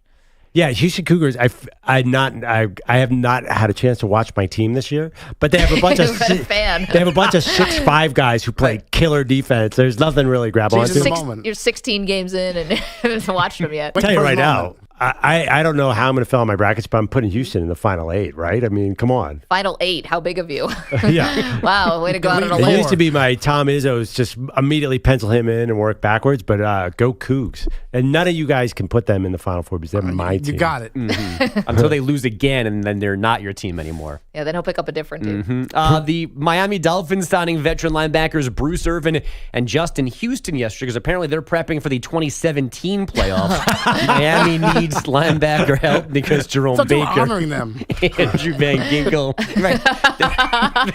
they're signing one-day deal to retire as Dolphins. That'd be amazing. I thought that. You bring out Justin Houston. It's like, actually, we're here to retire your jersey. I actually thought that. I thought they were signing a one-day contract. Hey, we're going to go out on top. I think Jay Fiedler's backing up Tua this weekend as well. Oh my gosh, that's a funny joke. Justin Houston, it's like after the game, take off that Dolphins jersey.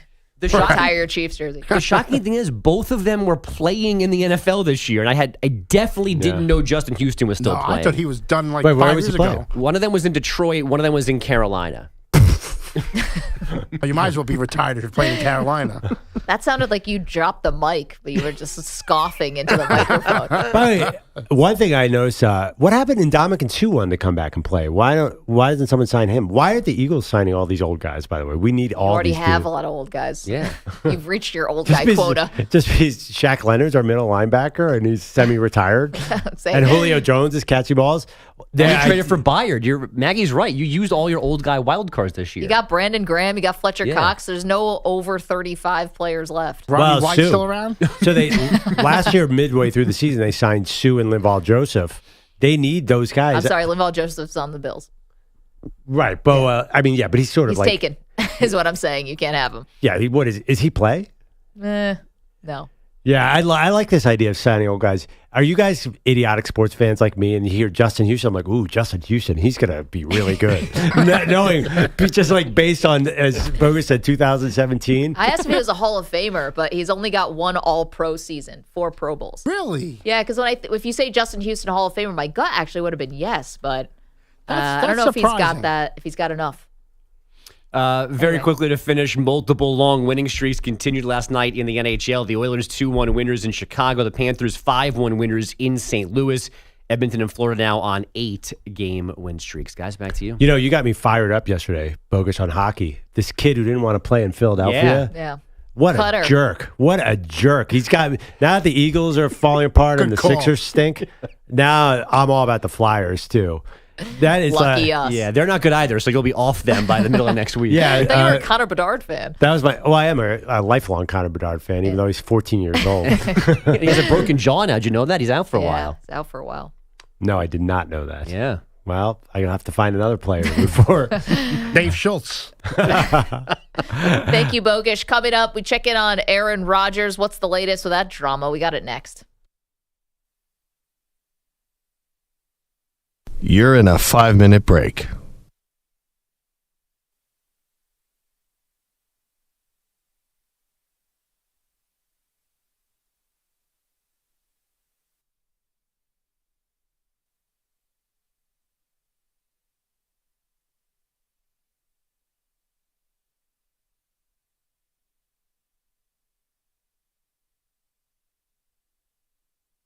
4 minutes, 30 seconds remaining.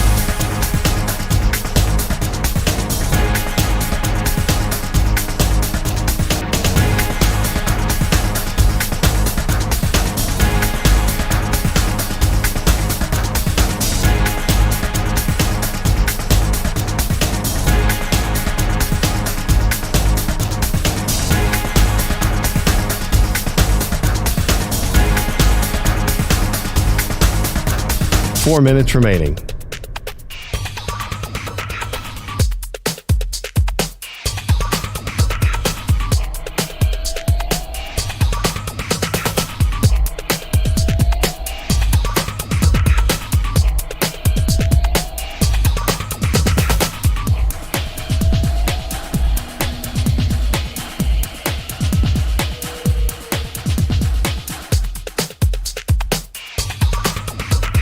Three minutes, 30 seconds remaining.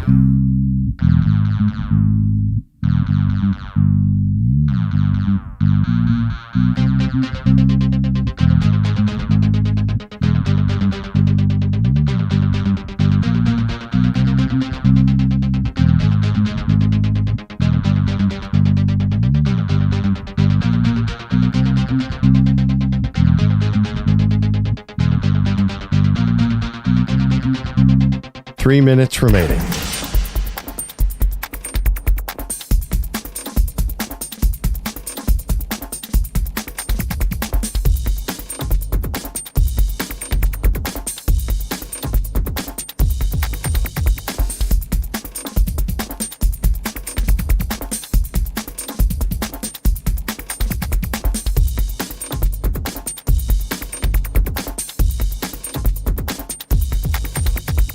Two minutes, 30 seconds remaining.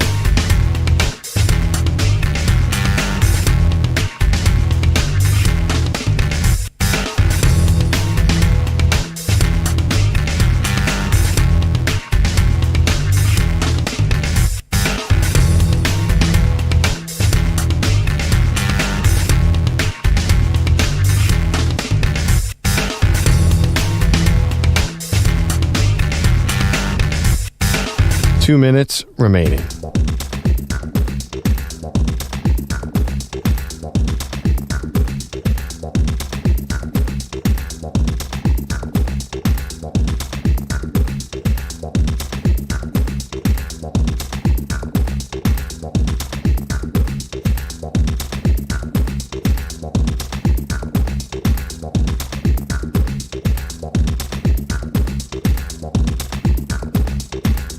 One minute, 30 seconds remaining.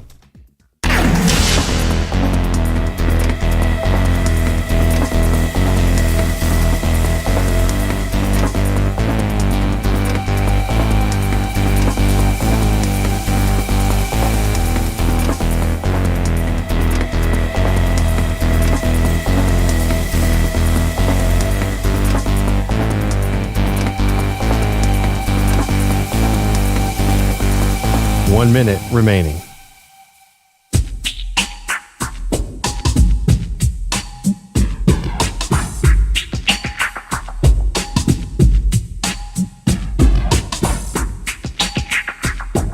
.45 seconds remaining.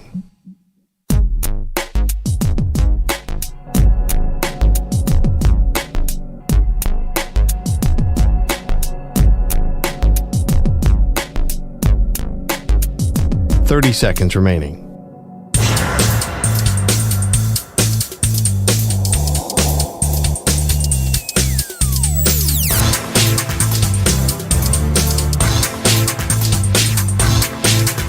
.15 seconds.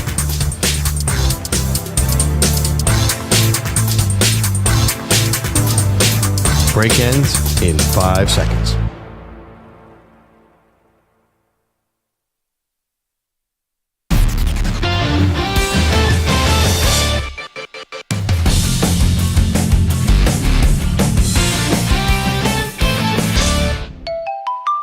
What the is Aaron Rodgers up to today?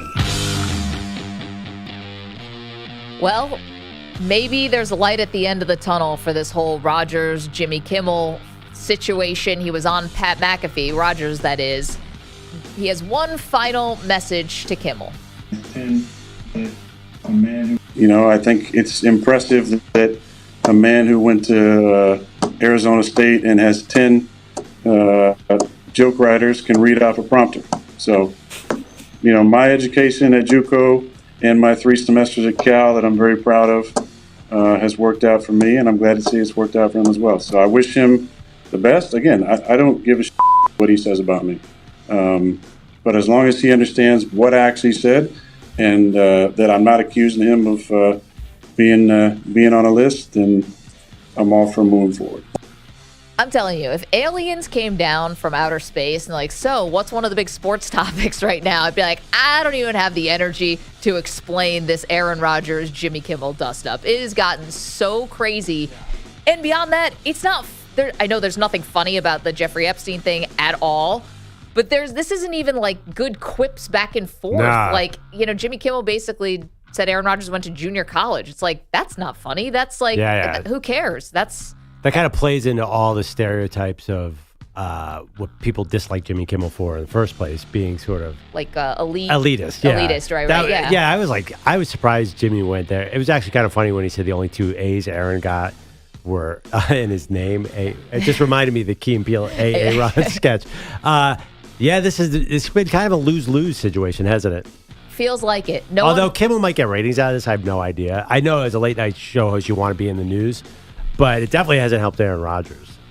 I don't see how it's helped either of these guys. Yeah, I guess maybe a little bit of a ratings bump, but I don't get it. And I get what's happening. I don't get how it helps anybody. It's just everyone's got contradictions, I think. This is what has been proven more than anything with both Rodgers and Kimmel. We're human beings. We all have these crazy contradictions, and to act otherwise is crazy.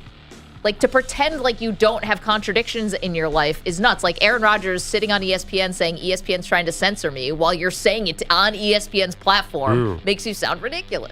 One thing I think you and I disagree about, and often disagree about, I think if Aaron Rodgers was out there throwing 3 touchdowns a game, that nobody would care. I don't think, even if a Jets fan is a huge Jimmy Kimmel fan, totally disagrees with Aaron Rodgers' statements, which are, pretty radical, some of them, I think they would, almost all the Jets fans I know would put it to the side in 2 seconds if he was great. No, you're right about that. I think that, again, I think where Rodgers loses me is he can say whatever he wants, right? Like, he can have whatever views he wants, but then to point at the Jets and say, but we got to knock off any kind of distraction when he's out here saying things that are headline grabbing. Right. And he knows that, right? Aaron Rodgers is savvy enough to understand that when he starts saying things about conspiracy theories and all that stuff and calling out big, bold-faced name people, it's going to get headlines. So you're violating your own rule. Well, actually, though, it's consistent with him because he's a big, they created this story to take our eyes off the real story. So he's saying all this stuff to take our eyes off of how stinky the Jets were this season. He's actually doing what he's calling out other people. He's taking the eyes off what this is. By the way, as bad as this Aaron Rodgers headline is, anything that comes out, it's still better than what the Jets put out on the field this season. You have a great point. Imagine the type of things Rodgers would have to say to distract from the Jets being bad. Yeah, I think he's done it. I mean, I don't know what else Aaron Rodgers could do. He's saying it, Maggie, and you know it. Man, it can only get worse from here. Yowza. Coming up, we got more coaching news for you. Who is the best fit and which team is the best fit potentially for Jim Harbaugh? Got that for you. Maggie and Perloff, CBS Sports Radio.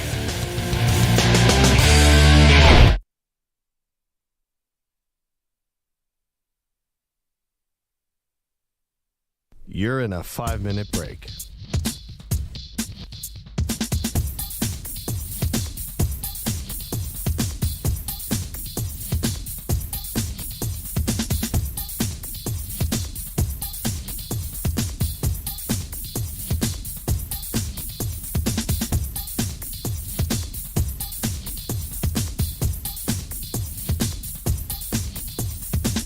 Four minutes, 30 seconds remaining.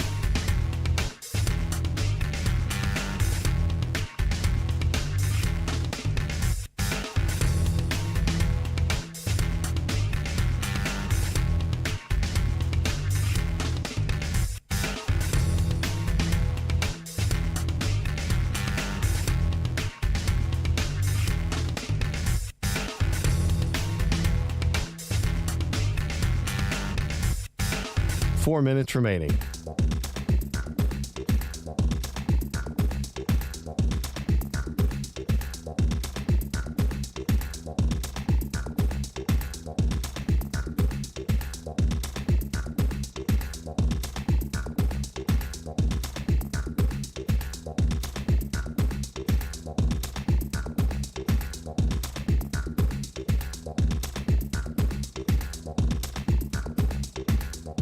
Three minutes, 30 seconds remaining.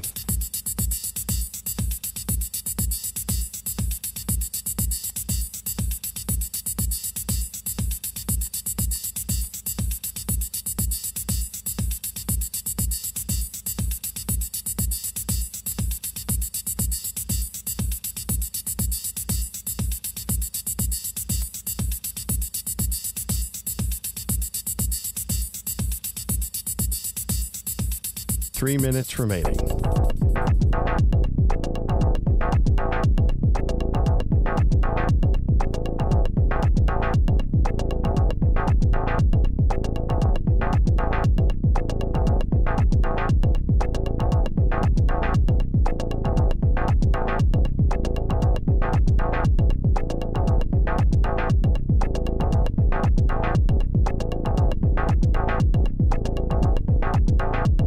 Two minutes, 30 seconds remaining.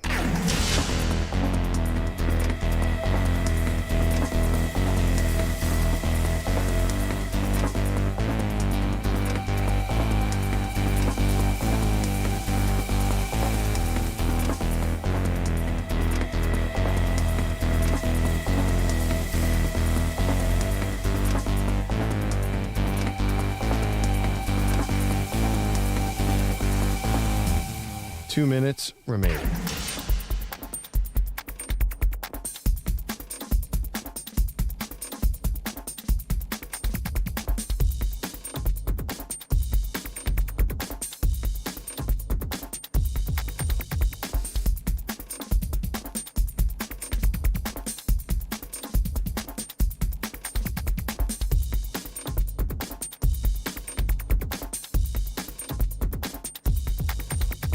One minute, 30 seconds remaining.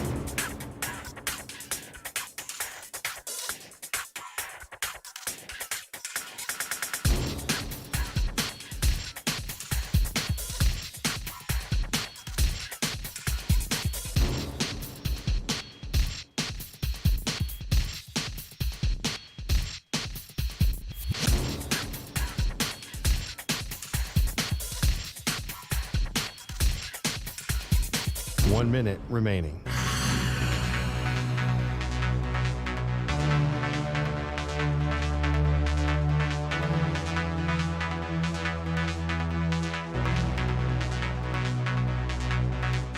Forty-five seconds remaining.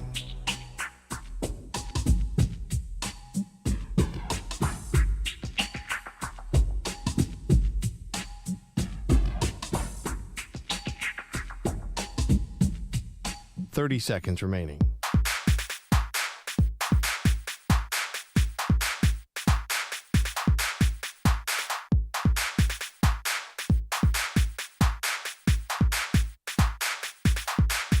Fifteen seconds.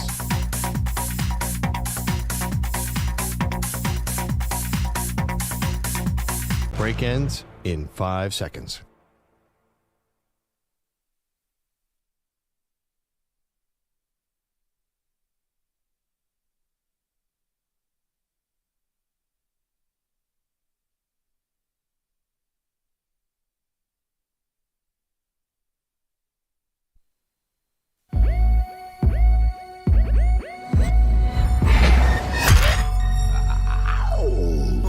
He's a violin prodigy. Her full name is Maggie the Stallion. They are Maggie and Perloff on CBS Sports Radio. Great debate Wednesday around here. Welcome to the show, Maggie Gray, Andrew Perloff. Something we do on Wednesdays, a little inspired by the news. So today we're talking about the most asterisk-worthy championships of all time.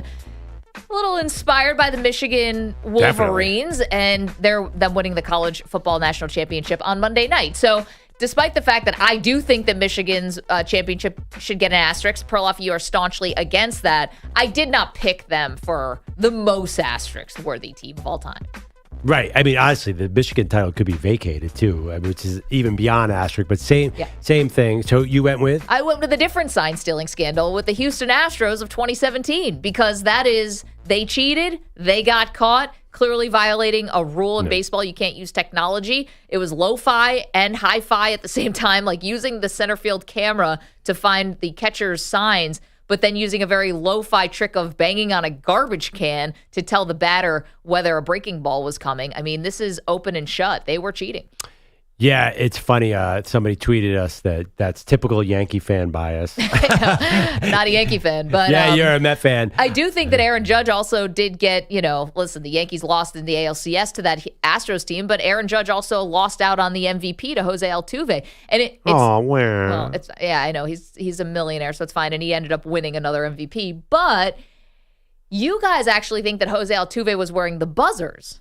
Everybody thinks that. And right? I don't, which is weird. I don't think that, but I'm still picking the Astros as the biggest asterisk-worthy championship. What about you? Okay, and again, I'm clearly getting killed on social media for this, but I don't care. If you ask me what's the title team that has the biggest caveat and therefore an asterisk, it is the 1993, 94, and 94-95 Houston Rockets, because we all know they only won those titles because MJ was not there. I'm sorry. That is so harsh, but the reality is if Michael Jordan had been playing basketball, the Chicago Bulls, I did play the second year, but only part of it.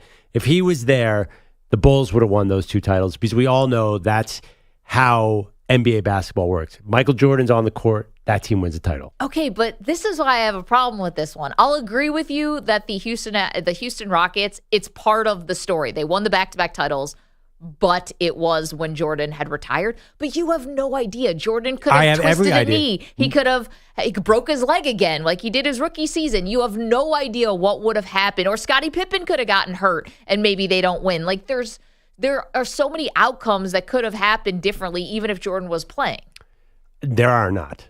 There are. Is the sun going to rise in the morning? Yes. Is Michael Jordan going to win the NBA title when he's there the whole season with the Bulls? Yes. You act like he had never made it in the playoffs with the Bulls without winning titles before the 6 championships. Like he had gone to the playoffs and lost. But that's once he became actualized and grew into it and lifted some weights to beat the bad boy Pistons. Once he hit that Jordan level, there was no way he was going to lose. Unlike your guy LeBron, who was what's his finals record? 4-6, I guess. 10 finals, right? 6-0. There was just no way, and that was not going to be 6-2.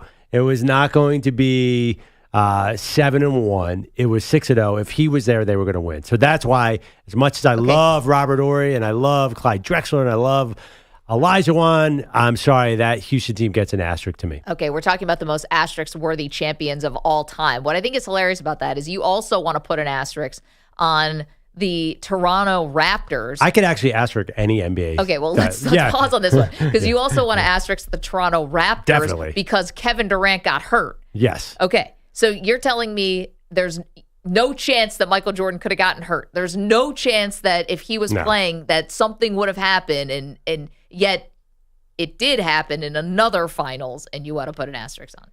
I mean, are you really worried about twisting your ankle when you can walk on water, Maggie? What are you talking about? I mean, there's so many NBA titles with asterisks. There's the 2020 Lakers in the bubble. Yep. 2002 Lakers against the Sacramento Kings. And Ryan picked the 2000. Well, I'll let you tell it, Ryan. Yeah, I picked the 2006 Miami Heat championship being the most asterisk level championship because the free throw differences between the Mavericks and the Heat, Dwayne Wade specifically, it literally caused Mark Cuban to hire an FBI agent to investigate it. How many times do you think Mark Cuban has hired an FBI agent to investigate something? He seems like that would be in his bag of tricks. Mark Cuban, yeah. I will investigate you. And Pete, you went with who? The 2020 Dodgers, because the season was drastically different than a normal season. I know it was COVID, but it should be acknowledged that it was a different type of season compared to the others. Yeah, well, yeah, but you're right about that. But could you do that to other strike-shortened seasons, like the Spurs beat the Knicks, the Washington then Redskins won with John Riggins? I think that's fair. Very fair. I think these shortened seasons for sure. It feels particularly egregious with baseball, though, because we've seen so many times teams get off to great 60-game starts and then totally fall apart. Like that does happen. Generally, it's, teams with like, I don't know, like lower payroll teams or whatever it can be. You see teams get out of the gate and then they just like sort of falter because they don't have depth. Right, but the Dodgers were obviously going to make the playoffs anyway because they do every year. The thing about baseball is once you get in the postseason, anything that happened before doesn't matter. So I believe they played mostly a full postseason. They did. It was just in San Diego and Texas. They split it up into two places. So baseball postseason is complete random crapshoot anyway. So they happen to win that year. 855-212-4CBS, 855-212-4227. So you are welcome to weigh in on the other most asterisk-worthy championships. Again, we're acknowledging, boxing matches that look like they were fixed, horse races where the horse is injected with steroids in general. You could put some asterisks on a couple things, like the Tour de France forever, all the Lance Armstrong championships. It just feels specifically Lance Armstrong. Well, Lance, but everyone was doping back then. Yeah, but he took it a little further. Well, and he was, he was putative about it. Like he was cheating and he was ruining it's sort of other the way people's he did lives. It afterwards, right. Exactly. And that's why I thought the Astros definitely deserve to be number one here in this debate of the most asterisk-worthy championships of all time, is because they were so smug. It's like we are so much smarter than everyone else. Our friend Ben Reiter wrote a book about this. Like they were smarter, they were doing it better than everyone. They were doing it just like everyone else. Yeah, they were losing a lot and getting high draft picks. Like that's the process. But I think the Astros did change the tenor of the scandal because they won so much after it was revealed that they were sign stealing. It's kind of like Michigan. I mean, they were the best team. You have to admit the Astros have been the best team in the last 5 years, regardless of sign stealing. Okay, but if you actually dig deeper into some of the reporting around the Astros, we call it the 2017 World Series, but this thing allegedly started in 2016 and did go into 2018 too. So there are multiple seasons. Yeah, but they won the World Series way after that, and they made another World Series. So they've been the dominant team. Nationals. They lost. They lost to the Braves, right? They lost to the next. They lost the next year to the Boston Red Sox in the ALCS. Right, and then they also lost to the Nationals in the World Series. And they beat the Phils, for what that's worth. So they've won a World Series. They're really good. Just like Michigan. I'm sorry. The fact that Michigan beat Ohio State, Alabama, and Washington without signs proves to me they didn't need them. 855-212-4CBS, 855-212-4227. I think there's a lot of Patriots stuff you could have put in there if you wanted to. It's just never been proven that the Patriots filmed the walkthrough of the St. Louis Rams before their first title. There's a lot of innuendo out there. There's a lot of speculation out there. But because it wasn't proven, it's hard to go with that football. But they did prove Spygate. That's not enough to make this list. It could, if they you want didn't to win. make the case. They didn't win that year. So that's why they don't go down there. 855-212-4227. Okay, let's talk a little more on football conversation. Want to play a little game here? Maybe a little music, possibly? Want to play a little game. Now, we've got 5 openings right now in the NFL. And we've got 3 coaches that I think are the most interesting in this hiring cycle. So we are going to try to put one of these 3 coaches into these 5 different openings. And these coaches are as follows: Jim Harbaugh, Bill Belichick, and Mike Vrabel.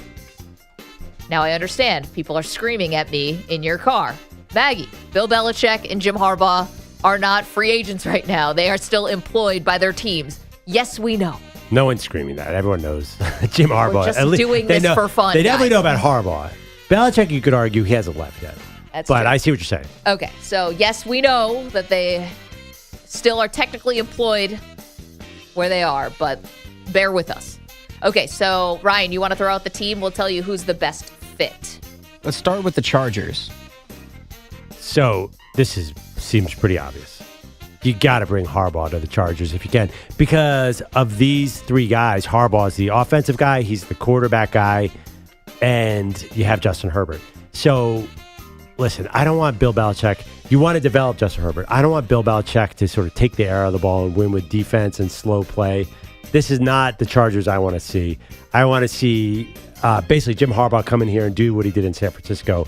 make them a dangerous team. You can still have a good defense, but he's got to take Justin Herbert to the next level. He's the guy. I love Belichick here. He's the culture setter. Not that Harbaugh's not, but Belichick come in, add a little respectability to this Chargers team that finds themselves just mired in mediocrity or worse.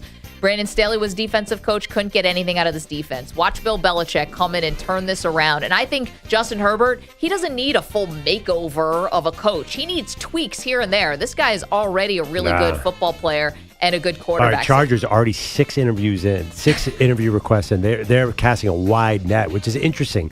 They're not, and they half defensive, half offensive. They just want a good coach. What was next?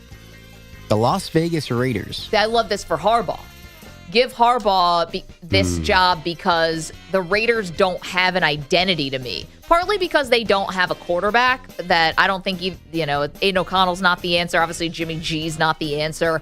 They need an identity here that's not Mark Davis. And I think Harbaugh does that. He comes in, he takes up the oxygen, and he can develop a young quarterback. Vrabel, come on. You need a super tough guy here. And Vrabel will recreate in my image, the 1970s Raiders, where they're just going to come out there and they're going to beat you up and they're going to be dirty if they have to. Not that Vrabel's dirty necessarily, but I feel like his emotional style, that's really his advantage. Is he connects with the players and he gets them to play hard. That's what the Raiders have been missing for so long. Yes, their talent hasn't been great, but I feel like he can fix all the negative vibes that's been going on since they really hired. I mean, actually, I guess since the Super Bowl year. They've been 20 years of being unmotivated and poorly coached, and Vrabel's a perfect guy to change that around. If you're just joining us, we are putting the 3 high-profile coaching candidates of Bill Belichick, Jim Harbaugh, and Mike Vrabel into and fitting them and slotting them into the 5 NFL coaching vacancies right now. I get it. Belichick and Harbaugh still have jobs, but just bear with us. This is just for fun. Who's next? The Atlanta Falcons. Quick to me, this is Belichick.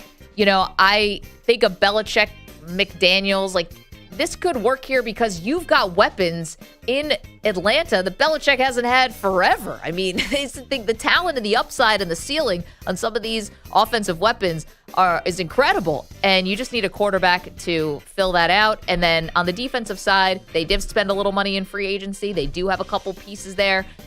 This could be easy tweaks and a very winnable division. Yeah, I mean, I agree. Belichick's got to get this record, and this is the best place to do it because you'll be playing the NFC South. But I don't necessarily agree with those weapons. Yes, they drafted a lot of weapons. But what has Kyle Pitts done for you? I know he's a high draft pick. Is he going anywhere? Drake London's good, but there's a million receivers who would you put him top 10 in the league? No way. And Bijan, he's a running back. So I think if they hire him, they're aiming for 10-7. And if I'm Belichick, I'd do that because the competition's so weak. But I'm not thrilled about that. I agree Belichick's the best fit there because Vrabel's not going there, is he? I mean, he's not taking over for Arthur Smith. But again, are you excited about that one? Okay, 2 more quick ones. Oh, okay. I thought that was the last one. My bad. Okay, Titans and Panthers. No and no. I don't think any of these 3 guys would ever entertain taking either of these jobs. Not to sound like a cop-out, none of these guys are working for David Tepper, and I don't think the Titans, Vrabel obviously just got fired by them, and I think Jim Harbaugh and Belichick would not coach rather than coach that team. Yeah, there's a rumor that David Tepper wants Belichick, but no, it'd be a bad fit. I haven't heard. Those 3 guys they're linked everywhere except Tennessee. So obviously Tennessee's going young coordinator. All right, 855-212-4CBS, 855-212-4227. You are welcome to weigh in on that or our great debate series for today. What is the most asterisk-worthy title and championship of all time? You can also go vote, put it up on Twitter, at Maggie and Pearl, with some options there. It is Great Debate Wednesday. Okay, don't move. Scheduled to appear, coming up next, Pro Bowler Saquon Barkley from your New York Giants, scheduled to appear. Don't move. Maggie and Perloff, CBS Sports Radio. You're in a 5-minute break.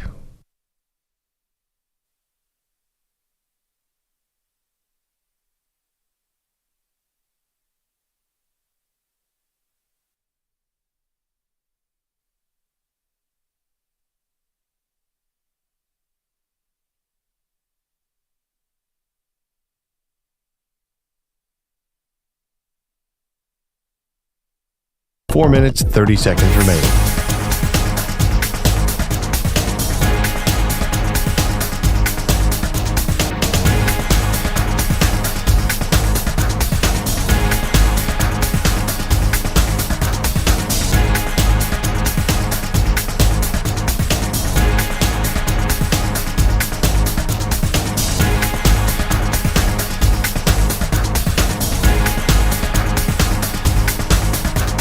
Four minutes remaining.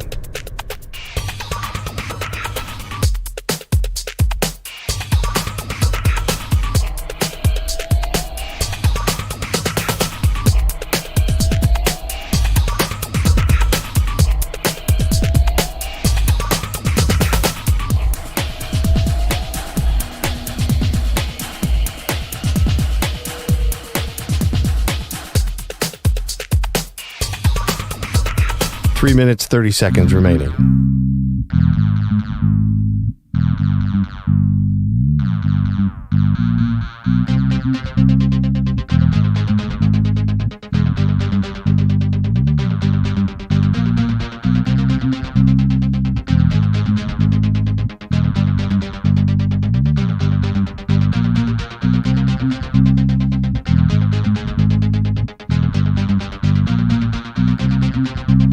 Three minutes remaining.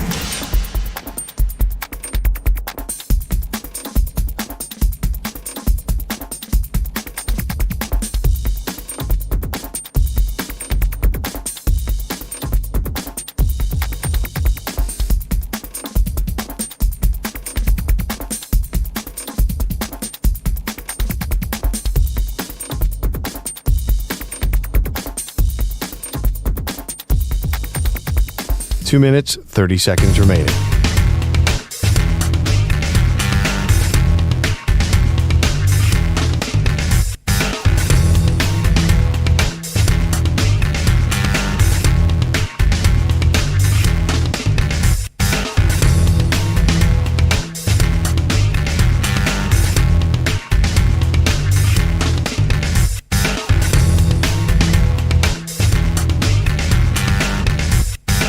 Two minutes remaining.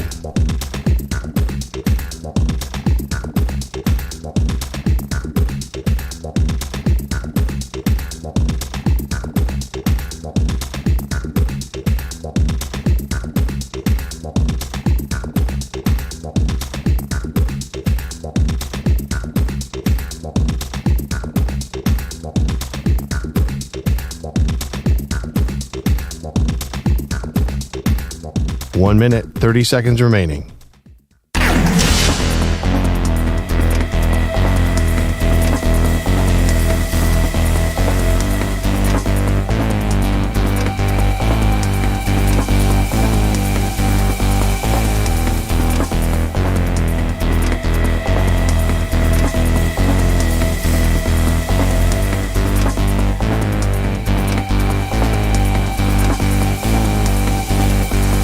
One minute remaining.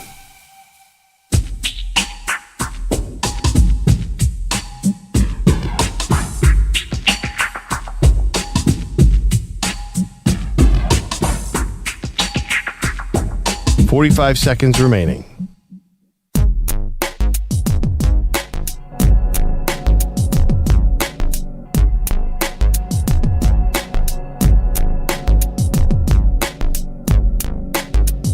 "30 seconds remaining.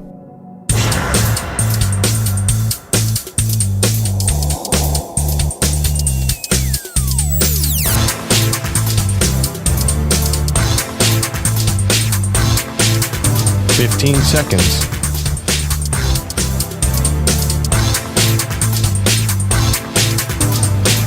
Break ends in 5 seconds.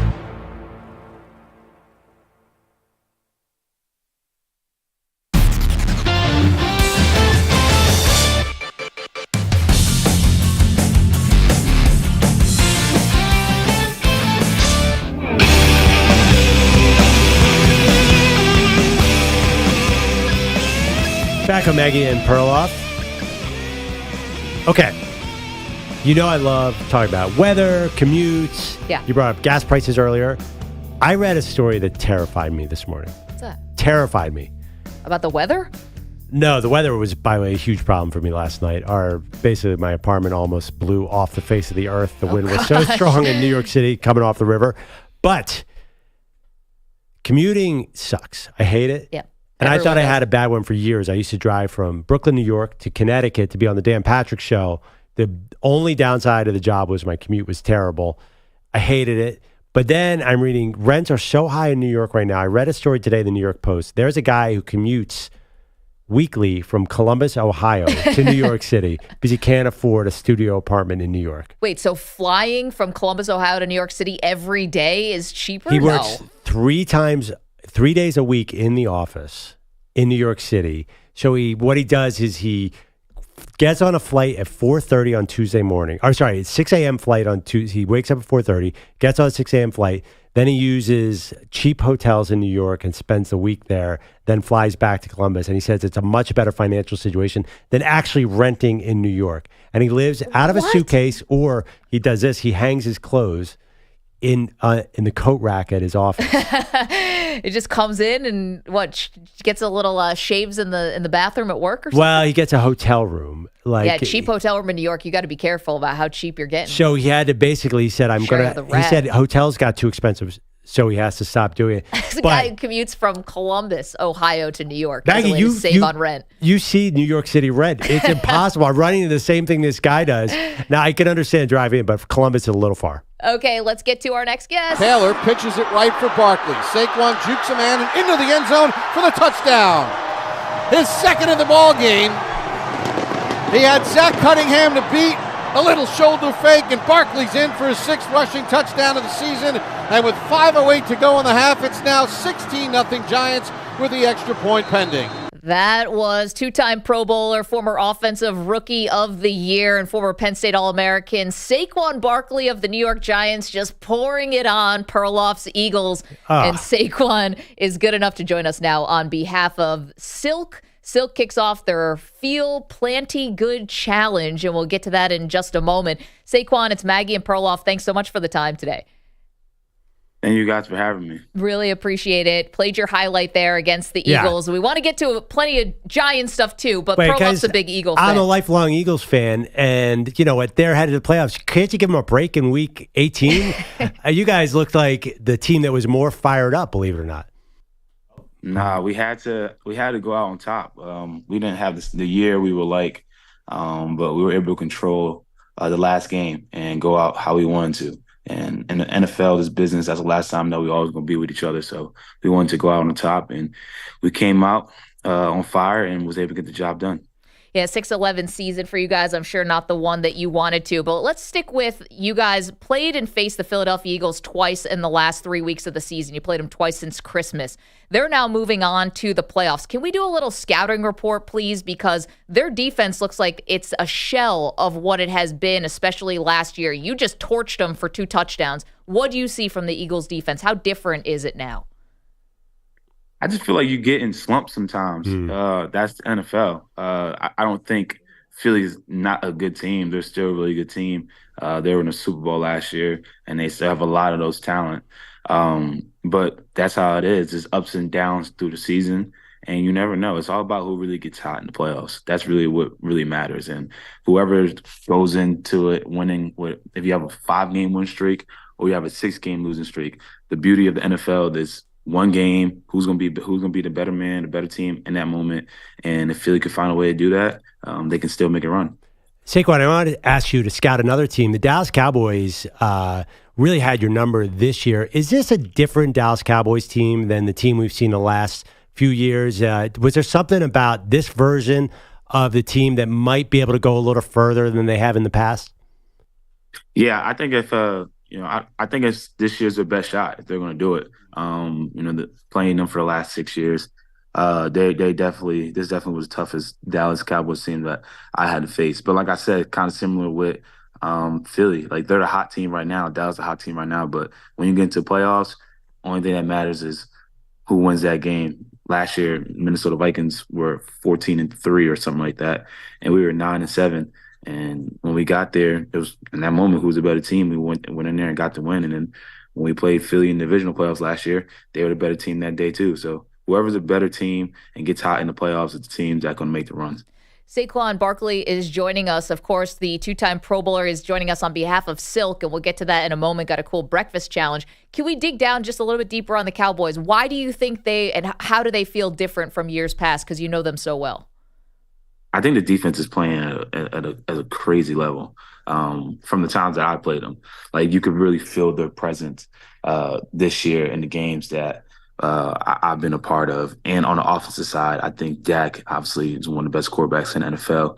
But my biggest shout out I got to give to is CD. I think CD has finally, I've always known CD was going to be a talented wide receiver and a great wide receiver, but I think he took that step where he's elite. He's elite. He's one of the best wide receivers in the league. And it's going to be a tough challenge for anybody to stop him, also with Ferguson, their tight end. And it's going to be fun. It's going to be a fun playoff run for, I don't want Dallas or Philly to win at all because, the rivals. But I think I would love to see them match up again, and especially when Philly start playing hot again. I think it's going to be a good game for the fans, too, just for if you're a fan of football. Perloff, you always ask this question. We should ask it to Saquon because we always wonder, and I know you're on the offensive side of the ball here, not defense, but it's like you see CeeDee Lamb. He's the obvious number one option for the Dallas Cowboys, and yet no one can stop him still. Like, why don't defenses try to throw every resource towards it, Saquon? Like, why is that not the game plan? Hey, under no circumstances, can CeeDee Lamb get the football? Defenses probably do. That's probably the game plan, the mindset to come. It's on coaching too. It's on coaching. Just putting your players still in position to be able to make plays, and they have so many other talented players around them too. So you really can't only focus on one player when you're playing against the Dallas Cowboys or anybody really in the NFL. That's the challenge. But I think the coaches do a really good job of, even though everyone knows CD is the guy, of put him in positions to make plays. And I think CD's really great. He's not just a guy who could just run routes and get open. Like, you can throw him a little slant, you could throw him a little screen, and he's still going to be productive and make plays. So that definitely helps out with his case, and the reason why he's also been productive too. Saquon, there's been a lot of talk over the last few years, the value of a running back, but this is a time of year for running backs. And it feels like, especially this year, we're not seeing a lot of 49, 42 games. It feels like a lot of, like, you look at the Chiefs this year and you look at the way the Bills have played lately, it feels like this might be the time in the playoffs where running back makes a huge difference. I think Christian McCaffrey is the one to do it, to be honest. I feel like San Fran, have a really good shot of winning the whole thing and taking it to the Super Bowl. And I feel like Christian McCaffrey is going to be a big part of that. He's been all year. That's a talented team over there. But people might want to say the running back position is dying or this and that. It's like, when you get to these games and when you're going against opponents that's going to be close games, you got to be able to play great defense and you got to be able to run the ball at some point throughout the game. If you're able to do that, it's going to put yourself in the best position to win football games. And I think Christian McCaffrey, and there's a whole bunch of guys in the playoffs right now that are capable of doing that. But right now, Christian had the best year out of all the running backs, in my opinion, offensive player of the year and an MVP caliber player. So hopefully he can continue to do that. Saquon Barkley is joining us. I've been pounding the table for Christian McCaffrey to be the MVP candidate from the 49ers, not Brock Purdy. So much so, Saquon, that like a fan from San Francisco sent Perloff and I Brock Purdy for MVP t-shirts that we could wear to try to persuade us. I mean, I imagine what you'll say here, but when people say Brock Purdy is the MVP of the 49ers, what do you say to that? The MVP is a quarterback award. So I can see why they say that, but I think what Christian did this year is, he's the best running back in the NFL. And trust me, I hate saying that. I hate having that come on my mouth, but it's the truth. It's the reality of it. Is he's been balling, he's been playing great. And even if he doesn't win MVP, I think he should be Offensive Player of the Year for sure. Saquon Barkley is joining us. Of course, he's the two-time Pro Bowler. He was the former Offensive Rookie of the Year. He's an All-American at Penn State. Want to get your thoughts on the College Football National Championship in just a moment. He's joining us on behalf of Silk. Silk is kicking off their Feel Plenty Good Challenge. It's a breakfast challenge. We're very curious about what you're eating and what goes in your smoothie, Saquon, so we will ask you about that. Don't worry. But, I know that you were on a phone call reported. You were on a phone call last year. It was McCaffrey. It was Nick Chubb. It was Derrick Henry about how to kind of basically, fix the financial state of the position for the running back. Has anything come since that? Are there still any good ideas you've heard about how to get running backs better, paid better? No, there really hasn't been too much conversations really after that, when we really kind of got right into the season. And at that point, and all that conversation kind of got to get put to bed for a little bit. You got to focus on the season. I think Jonathan Taylor did a really good job of, getting the deal done. That really did help the running back market again.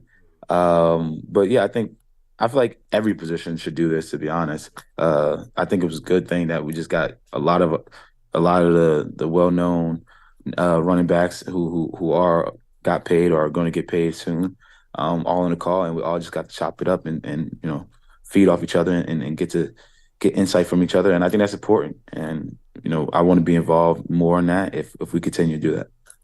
Did you ever think about, I know some young players, there was a thinking out there that players might not play running back. Was it running back always for you? Did you ever think about playing another position in your life? No, I never thought about it. I've always loved running back. Running back has been something that I've been doing since I was 7-8 years old. Never quarterback? Nah, never quarterback. I never wanted to be a quarterback at all. I think my son, he's his first word was football, and he loved throwing the football to me and any type of ball. So I might put him in that role to play quarterback.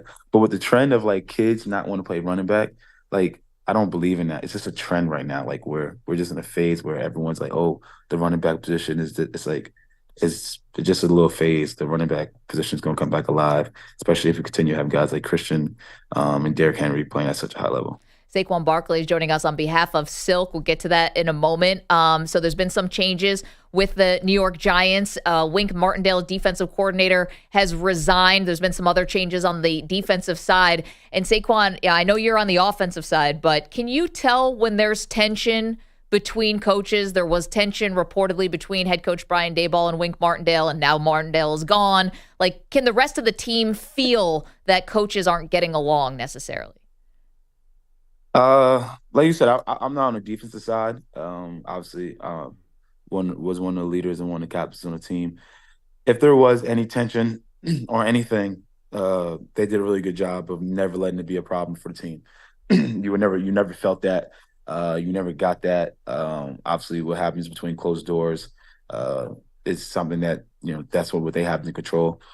Do I believe that there was tension? I don't know. Like I said, they did a really good job of keeping it between them and the coaches. Is what you're supposed to do, and that's what matters. Sometimes you get in arguments as coaches. Sometimes you get in arguments as players.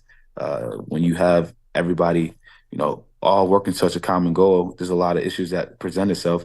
But the way you have to handle it as players and coaches to make sure that it never is a reason why we're losing games. It's never a reason why we're not being productive in games. So that's the way you got to control it. And I think the coaches did a really good job if there ever was any tension. All right, Saquon, listen, my physique's similar to yours. I'm really interested to hear what you're saying about smoothies. That's a lie. That's a bold-faced lie. So Silk is kicking off its Planty Good Challenge with star-powered smoothies. 7 days of delicious plant-based breakfast, a chance to win free breakfast for life. I'm into it. Tell me why I should be drinking smoothies every day. I mean, one, free breakfast for life. Like, who doesn't want that at all?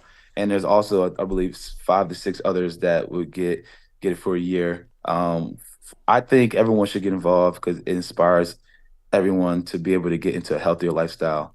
And I'm all about that. Like you said, our physiques are really similar. Very similar. So we got to continue to stay fit, continue to stay healthy, put the right things in your body. Getting in my career, going to year 7. Every time I say that out loud, it sounds crazy every single time. But just finding new ways that I could continue to improve my game and get an upper hand on my competition. And that's focus on nutrition and diet and adding more plant-based to my diet and also to my breakfast. And I feel like a lot of people overthink breakfast. And it's a fun, easy way to get breakfast in, the right stuff in your body, and to start your day off great. Can I share my smoothie recipe real quick? I want Saquon's, not yours. Well, yesterday, you compared yourself to Chet Holmgren. That's who you look like, not Saquon Barkley. 2 bananas, almonds, walnuts. I put avocado in it, and I use silk soy milk, actually. Wait, why are we hearing about yours? Saquon, what's your smoothie? Because he knows that sounds good. First of all, I love it. I love that. Actually, the silk is the best part. For me, it's fruit. I think we did bananas, we did strawberries, blueberries, spinach, chia seeds. The most important ingredient is silk. It's a silk milk.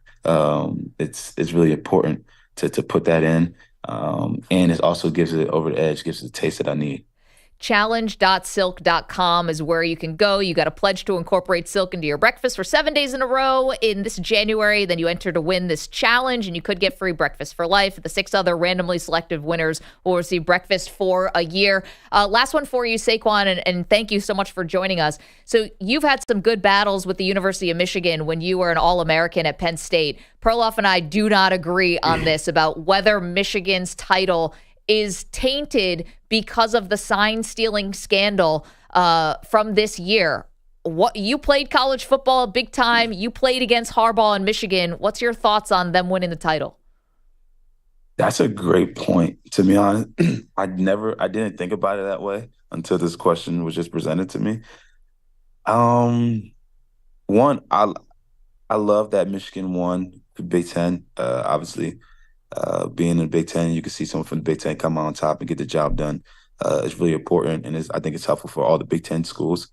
Does it count? Yeah, it still counts. It still counts. I'm not too familiar with it. I obviously during the seasons I saw news articles and stuff pop up about it, but I'm pretty sure they weren't stealing signs against Washington or against Alabama in the college football playoffs.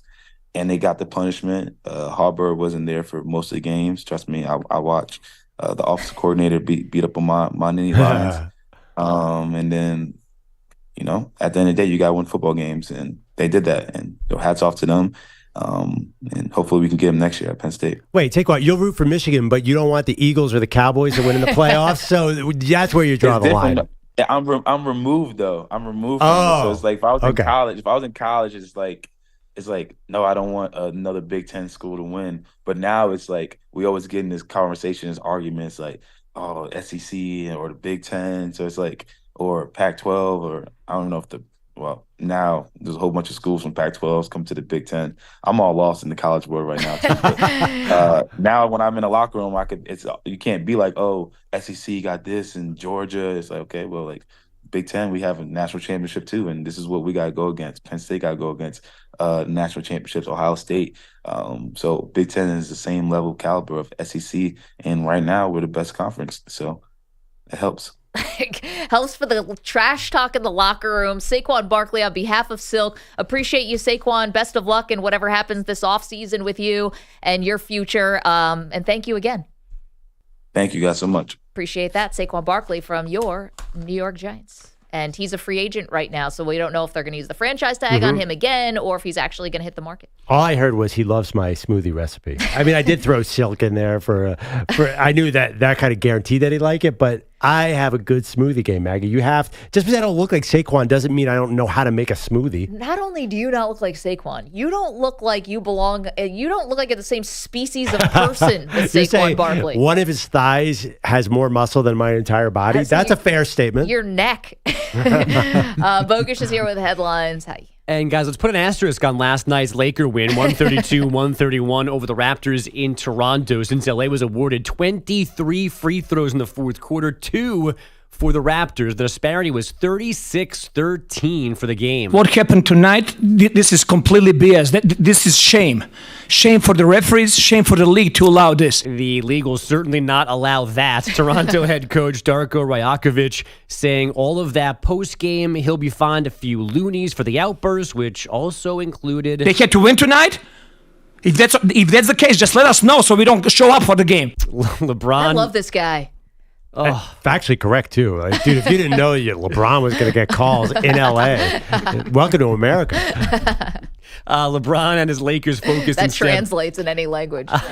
on Anthony. What are you, an idiot? On Anthony Davis's 41 points. The T-Wolves rolled through Orlando 113-92 with Karl Anthony Towns scoring 28, and the Kings 131-110 winners in Detroit after erasing an early 20-point hole and then blowing a 15-point third-quarter lead. Domantas Sabonis, 37 points, 10 boards, and 13 assists. The top two teams in men's college basketball lost to unranked opponents last night, the first time that's happened since 2016. Nebraska took down number 1 Purdue in Lincoln, 88-72, and Iowa State gave number 2 Houston its first loss of the season, 57-53. So, again, the latest reports from Jersey say Giants D coordinator Wink Martindale cursed out head coach Brian Daboll Monday after Daboll fired Martindale's 2 favorite assistants. Wink maybe stormed out of the facility, went to the airport, and flew home to Florida. NFL Network now adding on that the Giants are not actively looking for a new DC yet. So this is a high-quality staring contest. The Giants want him to resign. He wants them to fire him, and we'll see who blinks first. You know who wants him in their booth? The Philadelphia Eagles. Yeah. Desperate. I mean, immediately that trouble started, and every Eagles fan was on the internet saying, give us Wink Martindale. Yeah, I mean, that's a good way to checkmate the Giants, too. Like, if you are really that upset. Now, Saquon Barkley of the Giants literally just joined us and said if there was this tension that was reported, he never saw it. Yeah. So didn't say there wasn't. That sounded like a bit of a diplomatic answer. Well, he said they hid it, and that's their jobs to hide it. I see. I'm dubious about this. Brian Daboll doesn't look like he can hide anything. Or Wink Martindale. Yeah, if he stormed out of the meeting. Daboll, though, wears his emotions on his sleeves. He's one of these Western New Yorkers. Yeah, him and Sirianni. They're both upstate New Yorkers. And Maggie Gray. And me, but this is part of, maybe it's part of all of our jobs. You're a fiery people, Maggie. You should embrace it. Bogusch sent me an article yesterday. I was just going to get to that you want. Yeah. I want to hear it. More good news for upstate New York. Maggie's glorious hometown of Binghamton. Not the Lost Hampton. Apparently, the sleepwalking leader of New York State. All right. Experts at Mattress Next Day went through Google searches and determined that Binghamton had 2,243 searches per 10,000 residents for sleepwalking, more than any other city in the Empire State. So First congrats of all, to Binghamton. That's a lie. Not that many people in Binghamton have the internet. And secondly, that's just what we look like, guys. That's called the nightlife in Binghamton. We're not sleepwalking. That's just what our faces look like. We're just zombies. Well, isn't sleepwalking one of the causes like the stress or in your head, something you're holding on to? Yes. So maybe there's a lot of that. Listen, you try to live in the place in the United States with the second most cloudiest days in the country, only second to like Seattle. And Seattle at least has like Seattle, you know? Yeah. Binghamton is, I'm telling you, I love it there. I love my friends. You guys know I did the show from there recently. I'm a member of beautiful hotel. The Sports Hall of Fame. Looking at the window on your Zoom almost sent me into a state of depression. Made you want to sleepwalk right out of the studio. I love it there. It's my hometown. I love my friends and my family there. But it is beyond depressing to live in a valley that's cold and gray from October to Memorial Day. Sounds like it. Yeah. See, chance to relax. I was wondering if it was the problem actually was on your end, in Binghamtonians' end, that they thought they were sleepwalking. They actually were just awake in this crappy atmosphere. My wife does not sleepwalk, but she wakes up in the middle of the night every night in a state of panic, says, "Where are the kids?" Every night. It's like 2 o'clock in the morning. "Where are the kids?" And I say, "They're in bed, hon." And she goes, "Okay," and goes to sleep. That's all she needs is a little reassurance. Have you ever encountered somebody sleepwalking? Like kind of, not like my kids have like come in and they're still kind of asleep. Right. It's beyond scary. It's weird. Because everything associated with kids is a little like a horror movie anyways, like their toys and stuff. It's a Japanese horror film, definitely. All of a sudden, someone's just standing there with their eyes closed. Yeah. Like, hello? No, thank you. Yeah, my daughter, her bangs would come over her face, so she would literally look like that Japanese horror character. But my brother-in-law, as a kid, would like really move around the house. Like he went outside one time. They were on a vacation. Ooh. He was outside, like in the front grass of their like rental house. Okay, do you remember when? I don't know if this is specifically this drug, but when Ambien first came on the market, this sleeping drug, and people were sleep driving, and they would go sleep and binge eat in their kitchens and wake up and have no recollection that you ate like a whole pint of ice cream. No, that's you, Maggie. I don't take Ambien. Excuses. Yeah. None of us ever heard that story. If I took That one was Ambien, not in I'd the never news. wake up. Do you remember when Ambien came on the market? Everyone was accidentally eating ice cream. Good excuse, Mag. What are you talking about? Do we have LexisNexis here? I'm going to search out the news. You guys all remember when Ambien came on and I downed that Guys. Ben and Jerry's. Oh my gosh, am I slandering Ambien? Bogusch. Don't you all do it? Thank you. Yeah, no, thank you. I'm going to find this. Thank you so much for those headlines. Thank you to Saquon Barkley, who joined us as well. Coming up, we do have the piece of news you have to hear because is one major name on the move? We'll get to that in a moment. Maggie and Perloff, CBS Sports Radio. You're in a 5-minute break.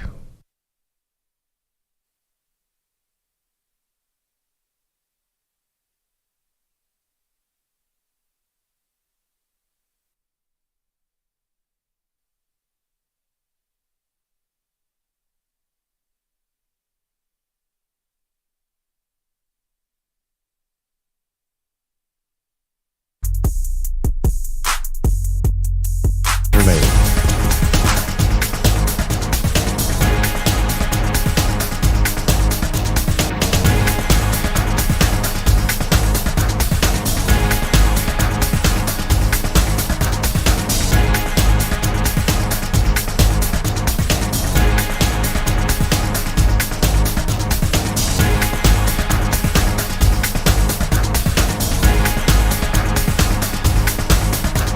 Four minutes remaining.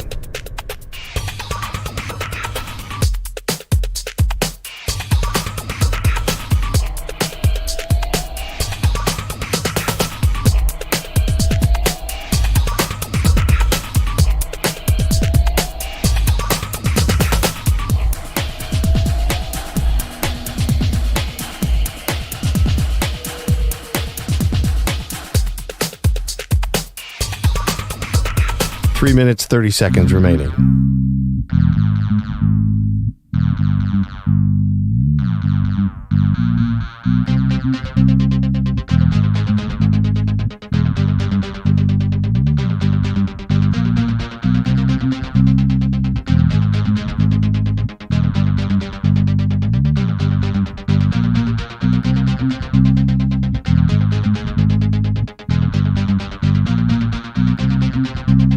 Three minutes remaining.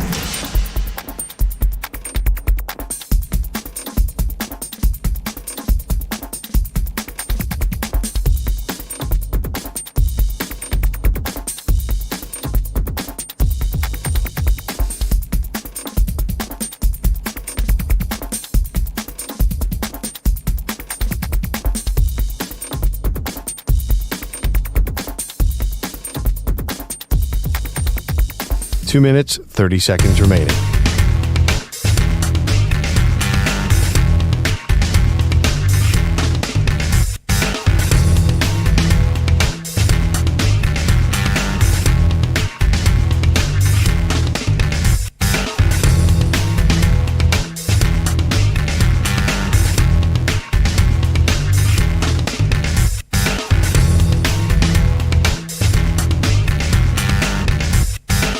Two minutes remaining.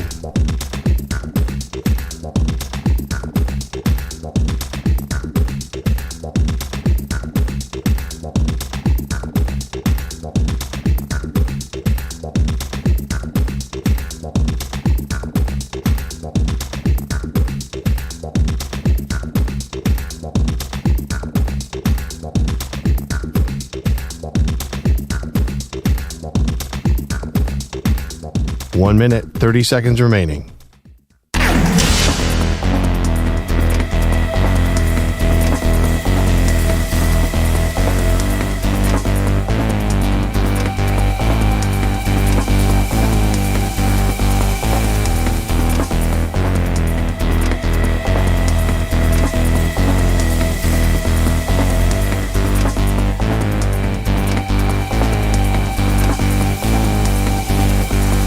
One minute remaining.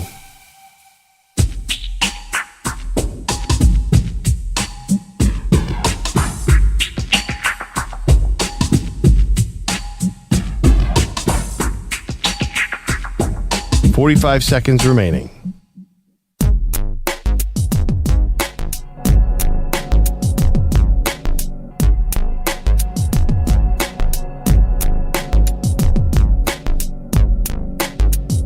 Thirty seconds remaining.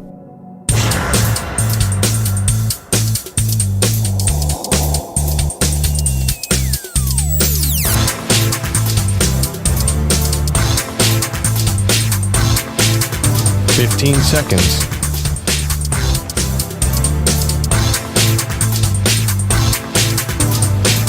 Break ends in 5 seconds.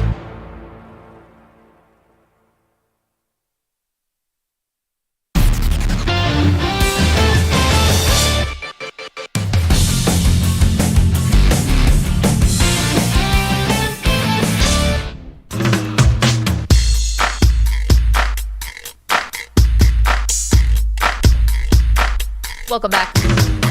Maggie Gray, Andrew Perloff here on CBS Sports Radio. I did a little research, or as Aaron Rodgers will say, I did my own research in the break, and I was right. A study did link Ambien to unconscious food forays. That the sleeping pill seemed to unlock a primitive desire to eat in some patients. You guys didn't believe me that sleeping drug made people had some wacky side effects. It's not that we didn't believe you. You said, you guys all remember when Ambien came out and that people were eating in the middle of the night? Yeah. When did Ambien come out, by the way? This is an article in the New York Times from 2006. Night eaters remember nothing about their foraging, but they wake up to find telltale clues. Mouthfuls of peanut butter, Tostitos in their bed, kitchen counters overflowing with flour, missing food, even lighted ovens and stoves. Oh, I mean, that gets a little scary. That sounds like an excuse. Oh, I don't remember pigging out late at night. Or I don't remember when I came downstairs to the kitchen, turned the stove on, and then went back to sleep. That sounds kind of crazy. Okay, one thing I want to keep on the radar here, while there's coaching vacancies and while things may move around, Pete, can we get cut number 11? This was yesterday. Aaron Rodgers actually asked about a football topic, which is Davante Adams. And the reason why they asked this is because Garrett Wilson is changing his number from 17 to 5. And some sleuths out there thought, could he be paving the way for Davante Adams, who wears 17, to maybe ask for a trade to the Jets? Here's what Rodgers said. None right now. Absolutely none. There's a lot of time. I think first part is to let the emotion get out of it and get away. Everybody involved, from Woody and Christopher to Joe to Robert to all the players. Just kind of let the emotion out of it. And get away from it. But yeah, obviously, creating a championship team is the goal for Joe, and obviously that's what Woody wants. Okay, and Rodgers said that he will be, recruiting not free agents. Davante Adams would be a trade, obviously. But if Rodgers wants Adams, and if Adams actually wants to come to the Jets, I think this gets done. So would you have to give up a first for Davante Adams? He just turned 31 on Christmas Eve. I don't think so, because you'd be taking on the salary. Yeah, so why would the Raiders do that, though? Well, it depends. Do they want to start tearing things down? I don't know how close they actually feel. And maybe the coaching hire will kind of signal what they think about the team. If it's Jim Harbaugh, Davante Adams isn't going anywhere. If it's a lesser-known coordinator, or maybe you stay with Antonio Pierce, then maybe they try to rebuild a little. Yeah, I wonder if the Raiders, look at it from the Raiders' point of view, if they do want to trade him, they want the biggest market possible. I'm not sure the Jets, unless Davante Adams is really going to put his foot down. If you're the Raiders, what do you care? If somebody's offering you the 25th pick compared to a third rounder. I would say, look at all the great wide receivers that are out there. Maybe I start this over and I find my next Jordan Addison or something. Anyway. Absolutely.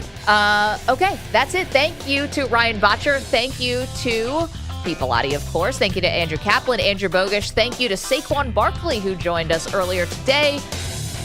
Weedos, coffee drinkers, callers. Bye.